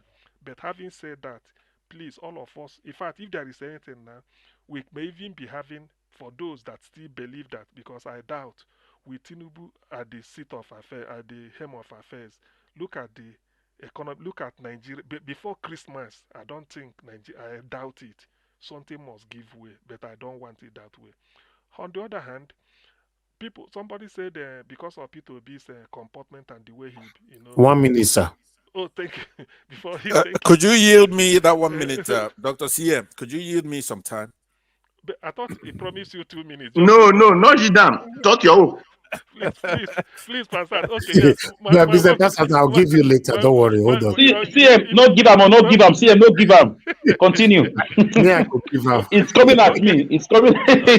Okay. So, like I'm saying, let me end on this. It is, we know that I don't believe the only person that is a saint can be God.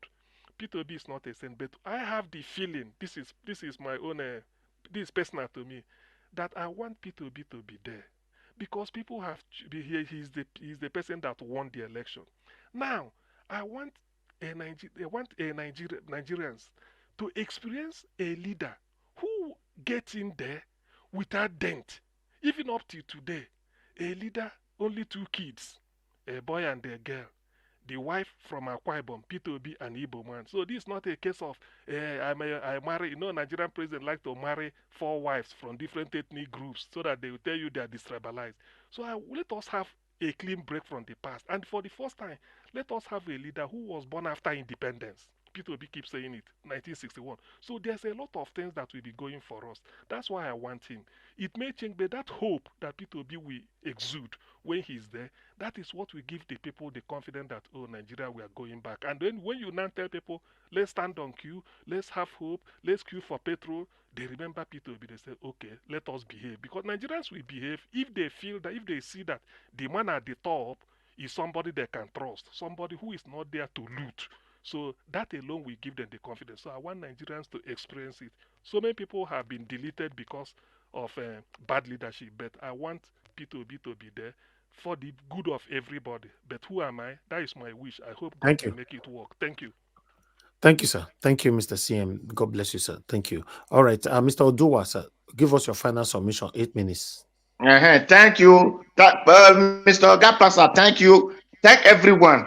Well, what I will say, Mr. Pansat, I want to correct your emotion. You said Edo have minority. Yes, I believe you are from Imo State. And Imo have minority also. They have Imo, they have Olu, they have Umbaise, and they have others. So we did not generalize them to be all the Igbos. So if you are talking of Edo, and Edo, you don't have Benin inside Edo, you have Edo inside Edo. Edo is under Benin, just like your Olu or whatsoever are under Igbo.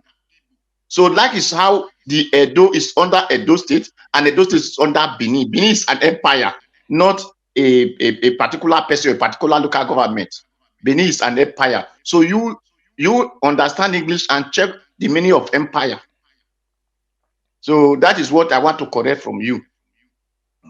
So what we did not follow Peter Obi because he's an Igbo man.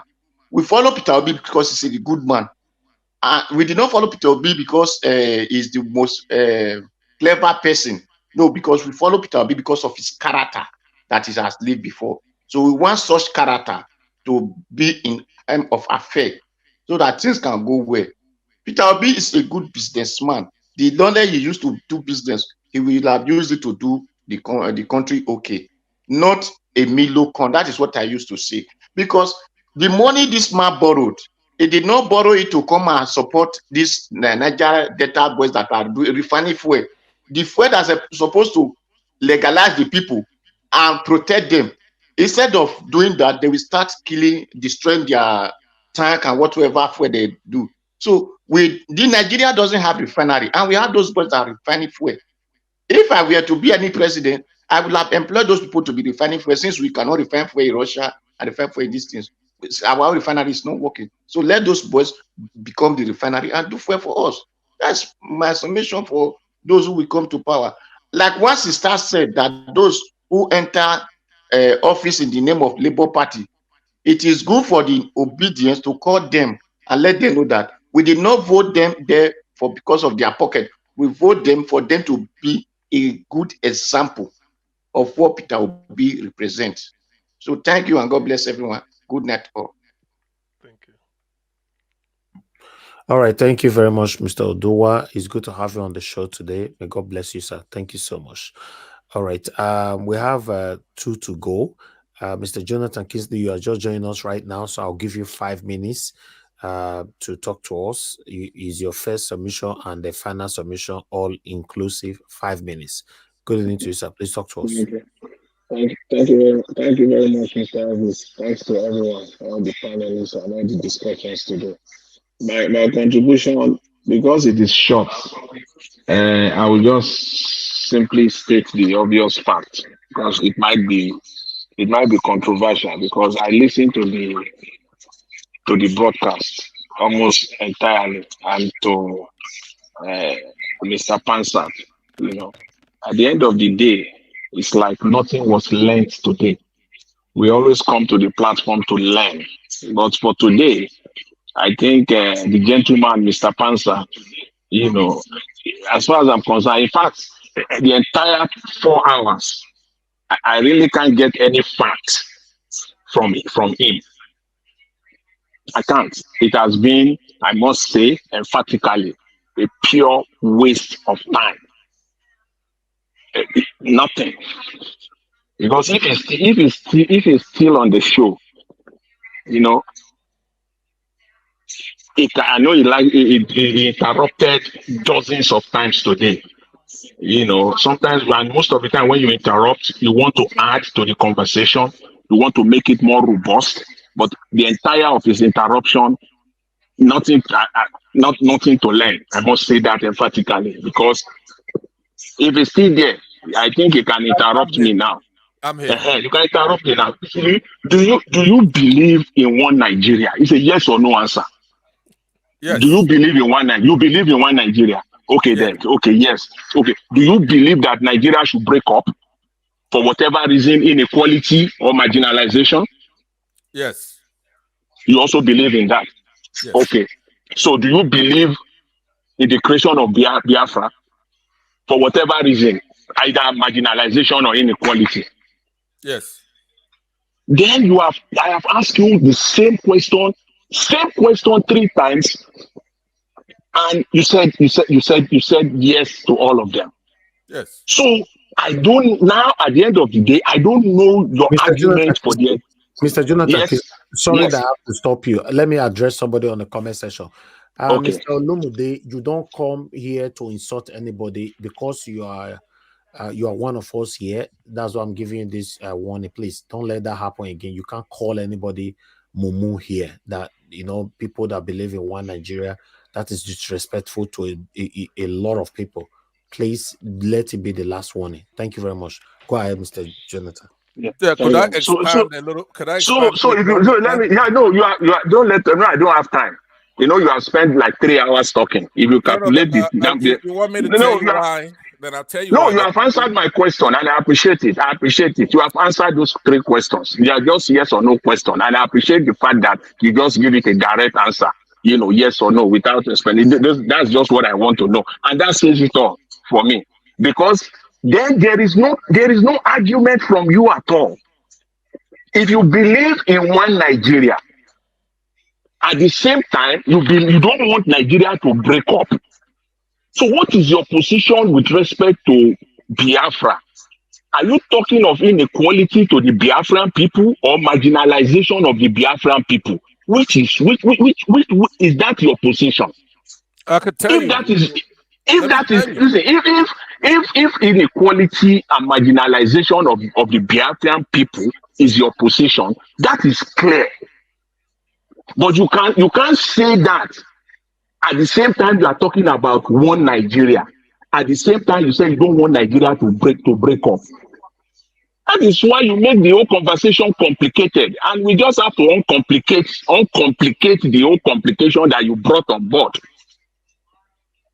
Yeah, but give me a chance so I could tell you within a minute, right? So you could understand where I'm coming from. I was responding to you with a yes or no because you asked for that. But if you need a lower, Let me conclude. You see, so that we don't go round the same rat hole that has been on for the past 5 hours with you on this platform today. See, let me conclude with this. For the very first time in the history of Nigeria, there has been no time that Nigerians as people come together to support one man. Fortunately or unfortunately, however you want to spin it, this man happens to be an Igbo man, comes from Eastern Nigeria. What does that tell a rational person? It tells a rational person that, see, Nigerian as a collective people, they are not tribalistic, especially when they are seeking for good governance. They are seeking for good leadership. Tribalism does not come in for Nigerians. For the very first time in the history of Nigerians rally behind majority of Yoruba people rally behind Mr. Peter Obi. Majority of Edo Bini people rally behind the candidature of Mr. Obi, a man from Eastern Nigeria. In fact, I can tell you, majority of Hausa people rally behind him. And he won the election for the very first time in the history of Nigeria. So nobody should come and be telling us about, tribal stuff. Not at this time. This is not the time for it. It doesn't fit in. Whichever way you want to spin it. Exactly. And in fact, if there has been any group or any tribe in Nigeria that have worked more than the other to circumvent this process, to circumvent the emergence of Peter Obi, majority of them have even come from the eastern region. Thank you. That I can tell you. So I'll leave it at that. And then thanks very much, Mr. Elvis, and thanks to everyone. Mr. Jonathan, I'm very happy that you came in. I will say you come very, earlier than this to rescue this whole issue. It was tough, not, but still, your submission is very, very important to us.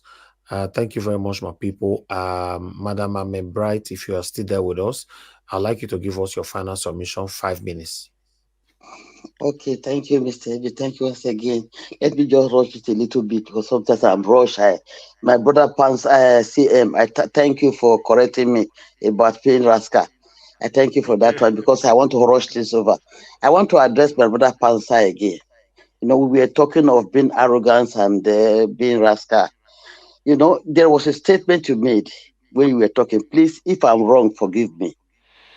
I want to say one thing. Do you think there is no other tribe that really fought a heavy war? Do you listen to our brother Alex about the war being fought with the Western world involving the Portuguese that later we had everything with and so on and so forth? You heard it. Mr. Alex said it here. But we don't come to make noise. They said the proud man fought before your pride. Even if you, as I've said, if you have anything or you are worth of anything, let other people praise you. Don't use your mouth to praise yourself. Let me say and praise it. I learned that you make one statement saying that if any tribe is out to is there to face you, you people are ready to face any tribe, anyone. Uh-uh. I don't know if I'm wrong. Please forgive me. Why that? How far that you are now even referring to everybody? You think what people are suffering? We are not against your agitating. We are not against it. If anything has been behind before or later on, we are not against it. But now, Peter Obi, the first time he came out, and the whole world are for this man, for him, because of his character. And this is the man, Igbo man, that the Igbo, they are not be allowed to rule. Everybody is standing for the same man. The question we're asking, why are the Igbos asking their people to sit at home when this is their own brother? Why, if this is the decision, if Simon Ekpa is destroying the what Nnamdi have built, people should sit down and address Simon Ekpa. Not us, we are not against you agitating, but this time that Obi is dead and everybody caught everybody out, then why are you asking people to go and sit at home? That is just the question there. Nothing else. You know, before I come back to Benin, have also fought war. We don't come here to be proud. We don't. We always say it to educate others that are not aware of it. But why being proud? That's why we are not here to be proud or to tell me who you are. You don't know anybody. You don't know what other people have. You don't know the strength other people have. So we don't make noise with that one. Please, that is it is Madam, not a good thing. can you yield for a minute? Can you yield me a minute? Because a couple of times Please just let me finish. At least I don't talk much. No, Please just let her finish, Mr. Pastor. I'll come back to you now. I want to talk to. I think where I saw something about Hero at Edo State. Madam. 2 minutes. Oh my God! About the school, our Abba Seki should do something about that one. Anyway, it is now is going to build a mini stadium in the school. The other old school students did collect money to do some 10 projects, which are still 10 projects, which are they are still on it. Now it's one to. If there are other places, Obaseki, I'm referring to Obaseki, should go and do something. Now let me talk to the Supreme Court also. Mostly, I know their names. I don't know all of their names in my head. Let me refer to Helen. Helen, according to my brother Oduwa, the last person who spoke after me, you should go and before you start burning all 2 letters that came, black and white, turning red to green. Please, as my brother said, you should go and ask Tinubu which school he attended 1970 when the school started 774, according to my brother. You should go and ask him if they were born in four times when he had different date of birth. You should go and ask him is drug matter, which is spent almost $460 million for. Go and ask him that one. You should go and ask him about his certificate. Once he started forging certificates from secondary school, what do you think? How would you not accept that he forges in CSU, Chicago State University? Go and ask him all those questions before you start burning issues, leaving the rating you have to handle. Please go there. Our Abaseki, go to Benin and solve Benin. Don't think that Benin, we are also not suffering. Benin, we are saying here Benin is like a village. We are also suffering. I used to say Benin is the last. So we are also suffering, not only Igbo. Thank you, brother. Thank you, Madam Ahmed Bright. Thank you. That is everybody have given their submission. Okay, because many of you want to counter each other's here. So some want to say something, some want to interject, you know, and the time I'm going to give time now for everybody. So if you like, allow one person to use all the time. If you like, interject somebody. This one at the time of make una fight. Now the time of fighting, I want give una so talk as you like. But Niger watch, you go call fire service in case. Exactly, fire service ambulance go day. So interjection time I want give now. So I'm giving you guys 40 minutes. 40 minutes. Starting with Mr. Pansat. I'm not going to stop Pansat from talking. After that, I'm not talking. In fact, the only time when I go hear my voice again now when I want to say Mr. Naja, I thought you started with me. Was stopping more. We never stop. Pansat, we never stop. No, Pansat I will start with. You people no, Pansat, you are free. The body is in your court now. Pansat, let's say 5 minutes then. Let's say 5 minutes for the sake of decorum. Stop him when you want to. Mr. Pansat, you have the floor. I know he's a gentleman. He's going to stop in 5 minutes. Thank you. 5 minutes. He's a complete gentleman. Thank you very much. I will speak last. I will be the last speaker. After Mr. Pansat, I will come in. Thank you. All right, thank you very much. The last lady, I missed her name. A couple of times she's addressed us, and I mean the Igbos pretty much, and she's using that arrogance, especially in the sense of haughtiness, conceit, like egotism, hubris, swagger, boasting, pomposity, even. But no, that's not. I don't know how many Igbos you know. First of all, I haven't done that here today. If she know many, she know many. Okay, well, she just knows the wrong ones, right? Nigerians pretty much are indistinguishable in their character. If you're a Christian, there are two traditions in Nigeria. You have the Muslims, you have the Christians, right? Now, are there people who worship No, not two traditions. Hey, correct that one. You have Muslims, you have Christians, you have the African traditions, and you have no traditions at all. So they are all traditions. These are not coming out of my time now. Hold on. Like I said before, you have a set, then you have a subset. The same thing is like Wazobia. That's the thing where I'm arguing, which I was going to address Mr. Alex, who there's no daylight between us politically. I've listened to him. I was going to vote for him before if I had a chance, if he ran. I'm not going to vote for him anymore because he disappointed me by his terminologically inexactitude when it comes to the word minority. We're not this class, so we're not this class. No technology. So what I'm saying though, listen to what I'm saying, right? The issues are just jumbled up together. You have Igbos, that's different. You have Biafrans, that's different. Many people don't know that because look, Edo, it hasn't been long that we start all getting together. To us, like to me, let me speak for myself. Edo is on the other side. You either Yoruba or your Hausa. We and Edo, we had nothing in common as far as I'm concerned. But lately, since 2015, there's a new epoch. So we had to let you taste a little bit of what we're tasting. But still, a lot of you don't even get it. Apparently, right? You saw Buhari come in there. You thought you were special. If you were in the train, Edo people were in the train, and the Fulanis came in there, terrorists, and whacked them. And you don't even talk about that. You want to hide that under the table to show you're special. You're not different from us. The Igbos, whatever we're suffering, you're suffering the same thing. But we don't have the impetus to come speaking for you. Or let's say I want to talk about my marginalization. Then I'm going to say, I'm marginalized. Edo people are marginalized too. No. You talk about your marginalization.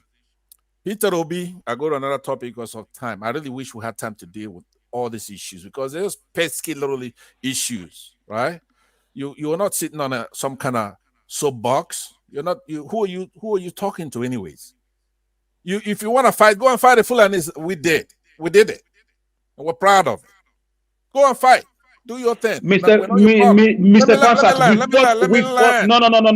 We fought the Fulani. We fought the Fulani herdsmen to a standstill in every community in Edo State, and we are still defeating them.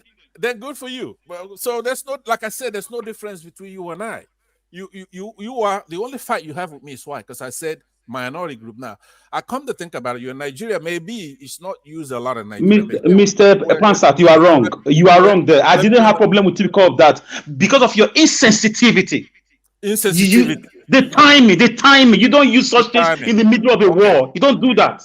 I see. Okay. So now, if that's what you have a problem with, okay, maybe I'm just somebody who likes to be sincere when I'm talking. I don't suspend the truth during war and during peace.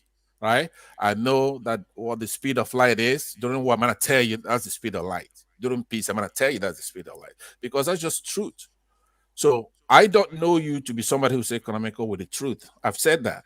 I'm saying that terminologically, the inexactitude of it, maybe you're squabbling with that because over here, it's not the regulatory thing to say somebody's a minority. It's no big deal. Now, I hope you would. It's a big deal. It's a big deal. No. If you let me tell you what if you and I disagree with the numbers, fine. Okay, I said there was about 4.7 million Edo in Edo State. Now, did you catch your own people in your Mr. Pansat? Yeah. You've been landing. And you never land. Mr. Pansat, you've been landing. Okay. Let me target you for a minute, sir. Please. I crave your indulgence, please. For me, there is no point, fact checking all these things in the midst of recovering a stolen man. If you tell me that the country should be divided, no problem. I've got no problem with that because the country has proved to be a fraud. It has proved Ojuku wrong. Right. And why it called for a meeting that held for 3 days with all the leaders of thought from all the regions that gave birth to 3 countries, the Biafra, Oduduwa, and the Nigerian state. It was gazetted. There was saboteur. But now, right now, we are on a course. Using some language is very discouraging. Somebody who has been carrying a load, suddenly you just call that person, you are a minority. When you know the person is fighting for somebody who's not from his own place, there is kind of insensitive. That is my point. Good day, everyone. Can I come in Mr. here? Alex, I'm the see, newest that person is here. the Everybody. wait, please, let me Good say day, this. sirs. Please, let me say this. Let me say this briefly. See, all along this broadcast today, that what Mr. Alex just said, that is the inconsistency, I would say, that Mr. Pansa, has portrayed all day long. Do you want Nigeria to break? If you want Nigeria to break, stay on that. If you want this nation of Biafra and you believe in it strongly, stay on that.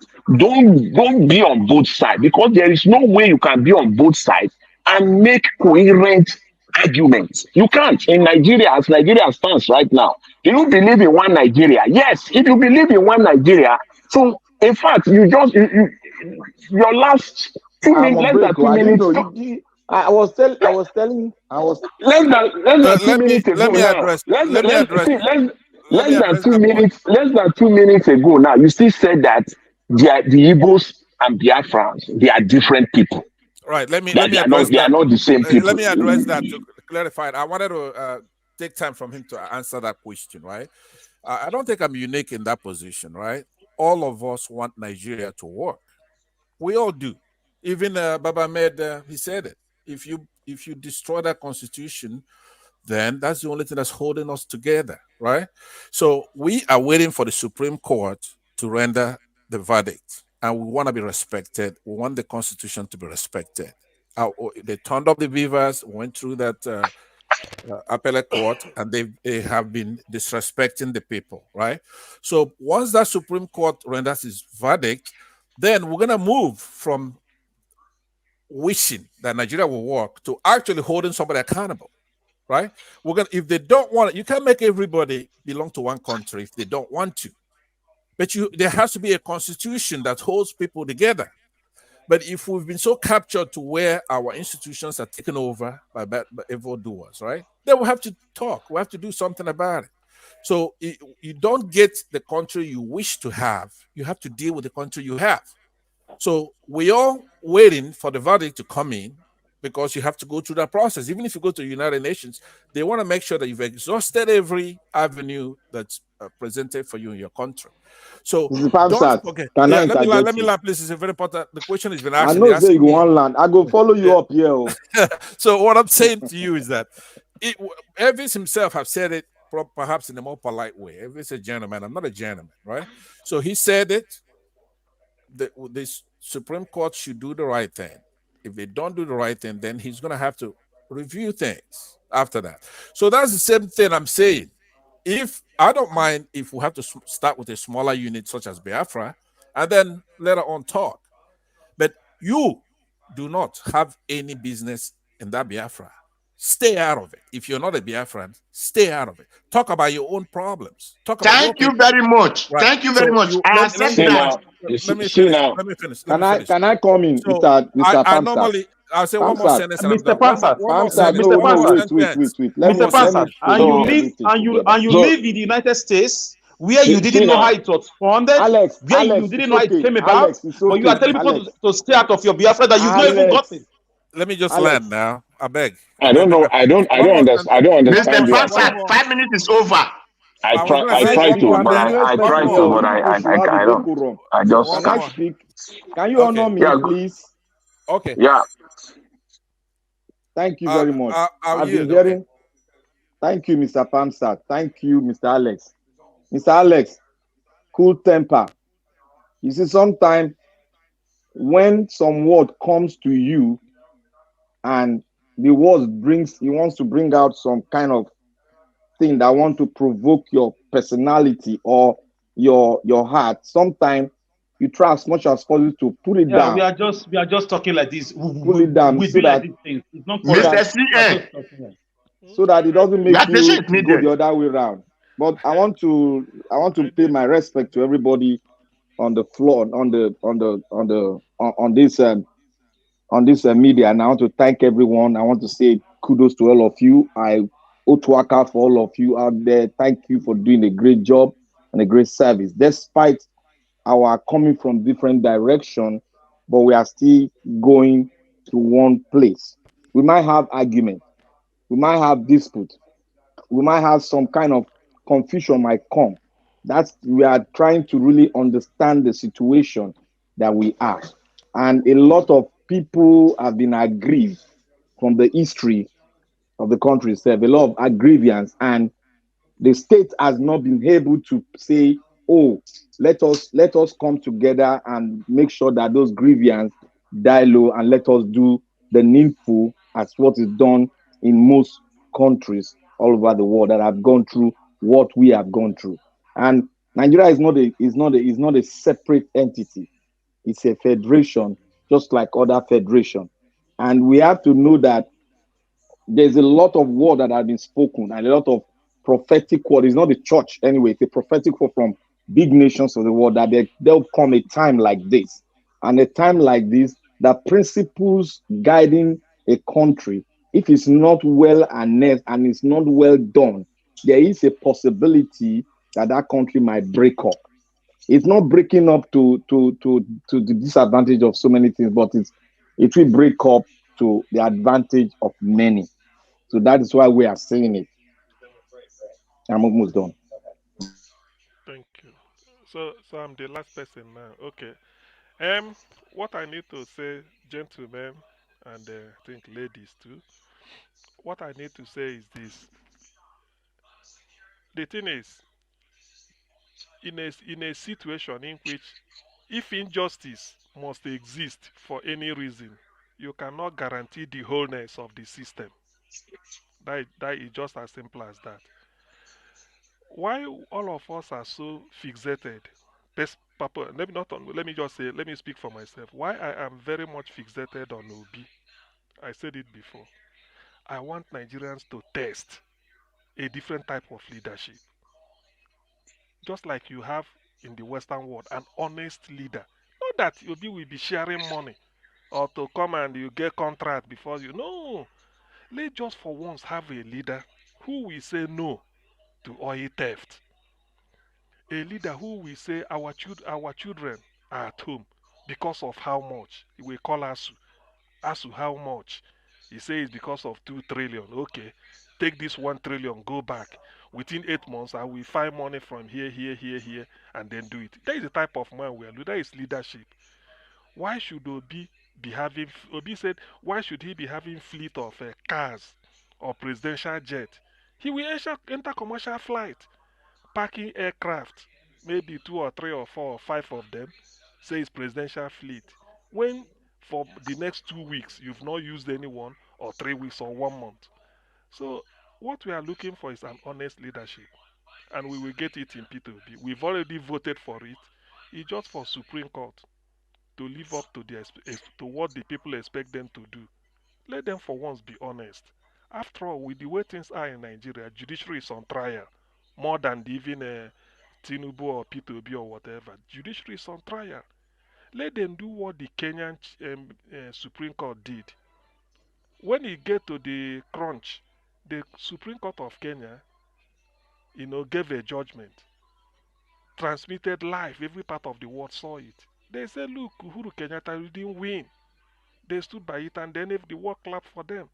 We know this case, P2B want it. So I know why emotions and passions are running high. Of course, I've already said it that P2B is Nigeria's last chance. I've said it severally. Though I'm re-echoing, I'm not being original. Pari Adeban just said it when he said, if they fail to elect P2B president, then forget about Nigeria. Ayo Adeban just said it. Thank God for it. I'm just repeating putting it in a different way. Peter Obi is Nigeria's last chance.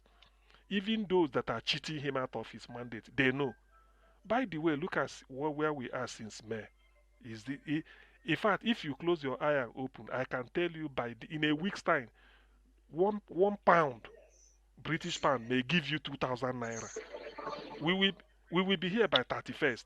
1 pound, I think I'm seeing 1,500 already. So one British pound may give you 2,000 naira in a week's time. Dollar may be $1 up to 1,500 naira in a week's time. And by the time you get to Christmas, in fact, dollar is like a dry leaf that is falling uncontrollably. So it's just falling. That is the issue, and people are suffering. Nigeria has never had this bad. That's why at this point, although we've done our bit, we didn't wait. We elected the right man. And then we've gone all the way. God has exposed him all the way. But those cabal, those people, they feel that they can play God, which I always say here. When people want to play God, let them remember what happened to Sani Abacha. When the pontiff from Vatican came to tell Abacha, release Abiola, the world is afraid and not happy with Nigeria. Let him go. The mandate is not, let him go. Abacha refused. 3 months later, as God will have it, Abacha was called home. So there are things that sometimes people may feel that it defies the spirit. It doesn't. I believe as a human being there's a power higher than the human being, which is God, and is in heaven looking upon us. So what is happening in Nigeria has gone beyond the ordinary. We know exactly, everybody know exactly what Nigeria needs now. To calm the nerves down, the ice water, the ice block Nigeria needs is P2P. Let the Supreme Court, all these Tinubu shenanigans, they should understand that there are some wars you may win. You won't even be happy that you won the war. You know, you may not even be happy that you won. This is a case like that. Since May 25th, since May 29th, Nigerians are, nobody is congratulating. Nigerians are not happy. Even the 8 people they claim 8 point something million voted for Tinubu, where are they? Are they happy buying petrol almost 700 naira a liter? Are they happy that the dollar is crashing? Are they happy that everybody is running away? So even if there are people that voted for it, they are regretting it. And because of that regret, they know it's P2B. So all these things, when we come here, I know sometimes the emotion run high. Why wouldn't? When you look at the way Nigeria is, nobody will be happy. But let us not forget, let us not use today to judge ourselves. That's why I'm saying I know what LX stands for. I've had Pansat. I know his worldview. I know that of Give Us Our Mandate. I know Black Panther, Niger Watch, who gave us the platform. You sure say no, man. Madam Business. Even if you come through the window, don't worry. That's why I'm saying I don't. I am for full Biafra. No shaking. So forget for whatever And it is. Mr. CM, you grant me 20 seconds to interject you. Okay, No matter what anybody says, please just 20 seconds, sir. No matter what anybody says, there is no abracadabra.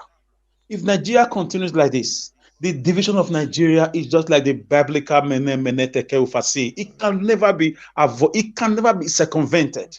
We all know from hypothesis, from philosophies. So it will implode eventually. Thank you. It's true. That's why I don't want us to turn the, what is it called? Is it what is it called? I don't want us to turn the arrow or the spear on ourselves. I know what everybody stands for. We want the best. So whatever happens today, I believe it's just one of those days we get our wires crossed. So Mr. C, no break. You know the reason you are talking like this. You are from Anambra. If you are from Imo State, you will not be talking like this. Because Mr. Pansat is from Imo State. Now you see what Mr. Siam. Mr. Siam. Yes, please. Yes. See what you just said, some few minutes ago is a fact. And that's actually, that comment made now by the last person that you are from Imo State, you will be probably be saying something different. That's what this moment debunk in Nigeria history. That this is Nigeria's last chance. This Nigeria's last chance. Peter Obi is Nigeria. It's not because Obi is a smart man. or is the smartest in Nigeria, or is a saint, or that there is no any other person like him in Nigeria. In fact, there are thousands of Peter Obi in Nigeria. The issue is that at this time in Nigeria, there will be no any other moment that even a person, a man that is 10 times better than Peter Obi will come up, that Nigeria, the entire Nigeria will rise up and back him up again. That moment will not be. That is the reason why this is the last chance for Nigeria. Whether it's a Yoruba man, an Igbo man, a Edo man, a Hausa Fulani, that will come up again in Nigerian politics without giving Peter Obi the chance that has been given to him by Nigerians already for him to exercise that mandate. This is the last chance. That moment will not come again. Okay, thank you. So just by way of one comment, Kelechi Ndoka is asking me, we've done it for 63 years. Am I waiting for 100 years? Kelechi, let me tell you this. Abraham Lincoln became the president of United States after so much trial at the age of 60. That was in 1861. The day he was being inaugurated, 20th January 1861, he said, God brought me into this world for a purpose. We should let us. Why is it that since all these years, since 1999, somebody like Peter B has not, come on the federal level? It is not that Nigeria is at the worst, the worst season or the worst time in Nigeria that somebody like Peter B, the best I've seen since 1999, came up. If you believe in God, that there is a power higher than there is a power that controls the universe called God. If you believe, you will ask yourself, why did Peter Obi come out? Why did God bring him out? He should have, after Anambra election, after Anambra governorship, should have ended up in the Senate collecting money like them from one Senate to this, go to tribunal, but no way. So that is what made Abraham Lincoln. Do you know whatever Abraham, after all his trials, yet he's one of the best presidents America had. And he came at the worst time in American history. During there was secession, the North and the South wanted to go away. The slave owners and the slaves, and the slave owners and the people that are the slaves. So they wanted the slavery to continue. Abraham Lincoln had to address them in Gettysburg, 1863, November 1863. So, and the man, when he came, was at that is when the Americans have lost hope. That is the type of situation Nigeria is now.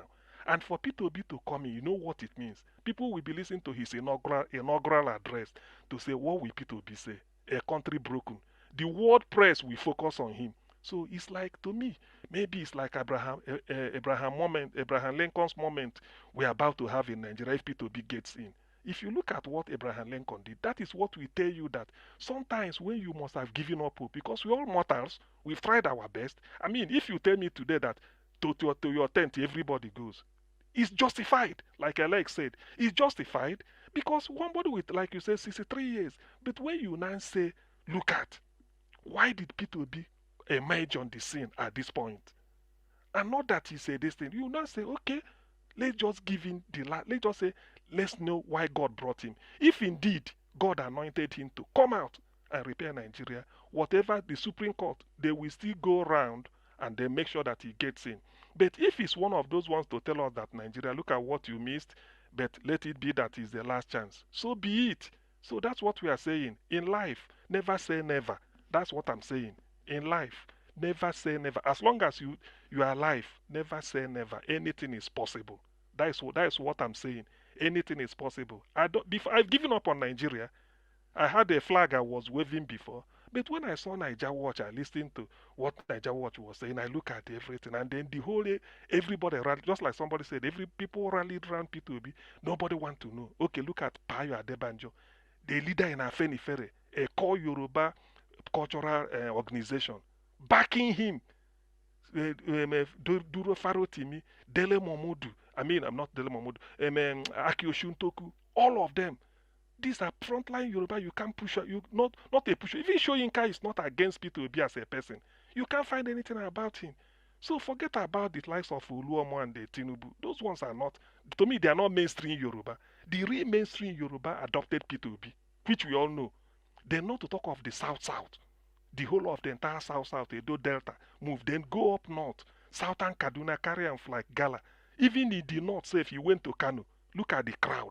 People saw him because, and Peter Obi came at the time that the person they've been telling us before that Buhari is the champion of the South, the whole Talakawa, the whole poor people in the North. They believe in Buhari. Oh, may Gaskia, may this, may that. They so much caught followership. But Buhari dealt with the North to the extent that they regretted, said, even with it, their man, 8 years, they never had it this bad. Jonathan from the South, his record in the North was better. Obasanjo, no matter what you say, his record in the North was better. Not talk of Yaradua. But Buhari, they said this is their God, was the person that gave them the highest, the most bitter pill. So what are they doing? Haruna Goro said it here. They said, no, we are not fools. Let us see this man, Peter Obi, and for the way he's coming. So when you see this, me, I'm from, like somebody saying, I'm Igbo. But when I saw it, I said, look, if somebody can love my brother like this, no, no, no, no, no. There must be something. I take a back step. Let us see it to the end. That's why I'm saying when we get to the end, they will answer at least, not for effort. At least you can give me A for effort. Maybe for outcome, I may be F. But for the effort, I score distinction. So let's give it all that it takes. That's why when all these things are happening, who knows? Sometimes, what do they say? You never know how God works in a mysterious way. I've cited Abraham Lincoln, and if you look at it, it's almost the same thing. Nigerians are not agreeing among themselves. We are tribally, religiously divided. And Peter Obi is coming as a bam. And look at him. Till today, still no fault. You can't say utterances, he said this. You can't say you went to his record, you saw this. There's a reason why this man is still alive. That's what I'm saying. So let's look at it that way. Thank you. Let me help you out more. You see, Nigeria is a very sensitive state. And most of us, we are emotional. Sometimes when they mention, despite what Mr. Pamsat was mentioning, like I normally say, if you can remember when me and Madam Rita had some argument before, I said there are some words you need to use. And when you want to use those words, you use it at the right time. We know those words. We know. But when you use it at the right time, then you not get what we call all inclusive. Everybody will tally. Everybody will fuse into it. But when you use those words at the wrong time, you not get people to start reasoning because already Nigeria is not united. And in a struggle, we should all know that there will be mistake, and a very big mistake. If you see what is going on in Israel and Hamas now, there are some mistakes that Israel is doing, but that does not make them to lose what focus. We are going to do a lot of mistake, but it shouldn't make us lose focus, because many of us are trying to lose focus. They are trying to say, "Oh, see what Mr. Aranka is doing." I'm not trying to go into. There's a time I will face Mr. Aranka on what he's doing. You see, there are some things you don't need to bring out when you are in a struggle. You don't need to bring them out. It's when you are in a round table you bring it out, because these are sensitive things. You need to bring it around on a table with leadership, and you need to speak this thing out within yourself. Not when you bring it to the public and start making a caricature, you want to get more people to listen to you. That is wrong. That is wrong. In any struggle in the world, there is always a problem. And that problem should not be, people should not take advantage of it. Okay, now let's look at it. We all say Nigeria now. What way should we go? What is the next step? None of us have. We are all doing what we are waiting for. My Oga, wait first. We are waiting for the Supreme Court. Even after after the election, we say, what will you do? You say we should come out and do. Are the Nigerians, because I know Nigeria, they don't come out at the time you want them to come out. They are slow, they are very slow in reaction. But when they react, it's very difficult for you to bring them back, because we are not united. That is the problem. We are not united. Everybody cherish. Wait, let me finish. Yeah. Everybody cherish their tribe. You see, there's one thing. It's not only Nigeria that has tribe. That thing is born in all African nations. African nation has one defective thing, and that's the problem of tribe. And who made that to be so? It is the colonial people that made that to be so. Before, we were not thinking, reasoning that way. But our mindset has been changed, and they now make us focus on our tribe. And tribal issue has brought about a lot of civil war and displacement in many African countries. Now, we all have to look at what made South and North Sudan, what made Sudan to break. We need to go and check. Look, most of us don't even study some things that happen in Africa. We need to go and study it. And when we study very well, we'll begin to reason and we'll bring out a point that will make us sweat, that will be solid, and you know the trajectory that is being played in Nigeria now. Nigeria is going the trajectory of the Sudan trajectory. That's where we are going to. And that's exactly what happened in Sudan, where the North were taking over the resources gotten from the South. And that came to an optimum point whereby the South got to react. Go and look at where it's developed in the entire Sudan now. It is the northern part of Sudan that is well developed. That is the problem. And for them to lift up now, they are trying to lift up, but they are still having some internal wrangling. So there's one thing we should note here. When Mr. Jonathan was asking a question to Pamsat, I was even answering it. I was saying yes, yes, yes, yes. Because none among us, none among the Nigerians have been able to stand and boldly confront our problem. The only people that have boldly confronted our problem we have in Nigeria is from the southeast. Thank you very much. Now, let me just let me join. Wait, let me. If please let me join you there. Just give me 2 minutes. Just give me 2 minutes. Just 1 minute, please. If anybody from the southeast is speaking, they might be very emotional, but don't take that emotional. You might correct them, but try as much as possible to, correct them and think and make it known to them that this is not the right time to correct. To say let me come in here, because now I'm gonna be a little controversial here. Let's just get it all out here today, so that tomorrow they will start going back to the main issue we should be dealing with, right?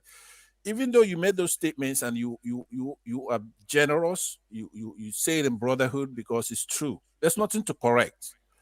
What you see when Nigerians, we're not all equally yoked in that country, because the Southeast fought against the country, right? There are benefits to it, right? We went through now as Nigerians what's called a complete metamorphosis. A lot of people who were on the Nigerian side did not. You open your eyes and you notice that the country from the north, like we were saying, they're insatiable for power, unquenchable, unappeasable, prodigious, uncontrollable greed for power, rapacious. It's actually compulsive. So that's who we're dealing with. Now, we fought, went to war for 3 years. And through that period, we went through the egg stage to become a Nigerian. We went through the larvae.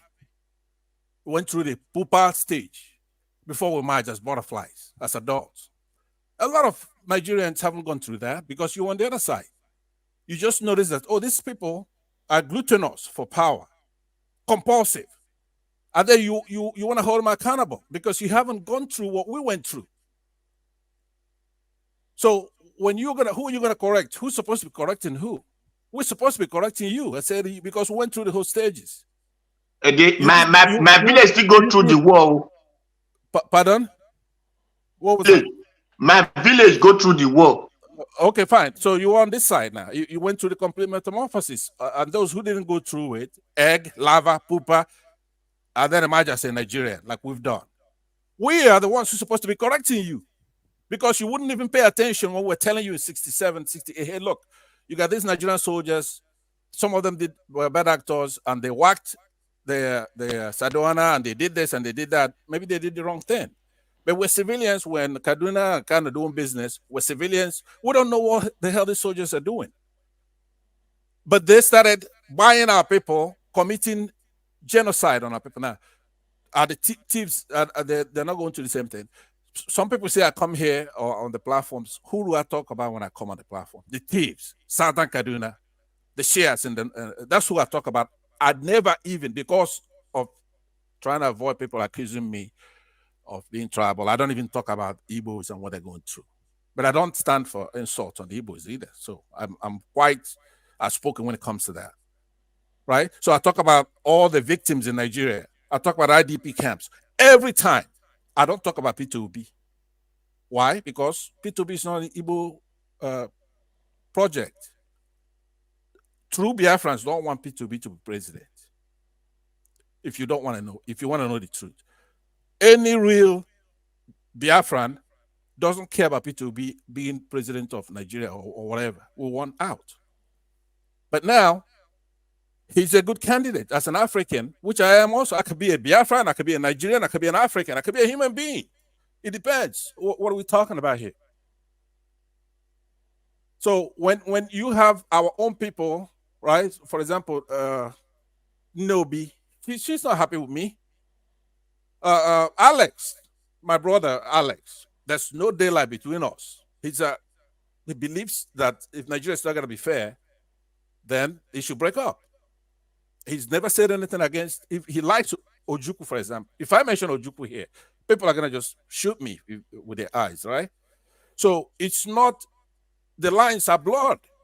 People are not shooting you. People are not shooting you. What I'm saying. So what I'm saying to you though is that being unveracious, not voracious, like I was talking about the power, being untruthful in a communication and dialogue between brothers and sisters here. And you, instead of you keeping your eyes out on people who have us down because you haven't gone through what we went through. I was in a panel over the weekend and I was telling them that don't go talking about Biafra carelessly because first of all, you don't know what the hell you're talking about. Unless you're from Biafra, trust me, you don't know what the hell you're talking about. Go and look at your people. You had an election, people came out there and they voted and they just switched off that Beavers machine. How disrespectful. So the poor kid in the Southeast, a Biafran iPod that says, look, don't vote. Don't go there and vote because what kind of nonsense is this? They're going to turn off the Beavers. So you're wrong and he's right, but who are you berating? You're berating him who says don't go vote. Why should you go vote when it's an exercise in futility? It's a provocation for war. We spent a lot of time going through that exercise. So they have no respect. They just go, look, the same election, senators, they let that go through. And then they shut off the presidential one and then we're arguing. Then you go to the tribunal and they really insulted those people who went down there. So who's right? You imagine the cockroach just from the egg because it's an incomplete metamorphosis. And you're poking your hands on the eyes of people who went through the butterfly that went through the whole thing and emerged. So that's the irony is that you can't even talk. If you come here to talk, it's like you're being arrogant. Like when I said there are many P2Bs now. Why did I say that? Because I didn't want to say that's only P2B who can be president, who has a character. I don't believe that anyways. But if I say something like that, that would be arrogant. So I say we have many P2Bs from every tribe. Did I get away with that? No. There are people here who are berating me that why would you say there are many P2Bs? But in truth, a reasonable person could ask you, why should there be only one P2B in the country? Well, Nigeria is a big country with a lot of intelligent people. For example, Baba Ahmed. I like Baba Ahmed. Dirty.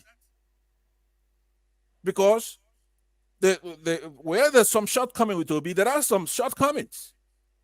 You cannot be nice to a fault. For example, if I won that election, I would have formed a government, even if it's from exile. I'm not going to let these people do this. We're waiting for the Supreme Court. The only reason why they're not going to do the right thing is because they know there's nothing we're going to do. If they knew that you're going to don your AK or whatever it is and chase them from there, they're not going to do things like this.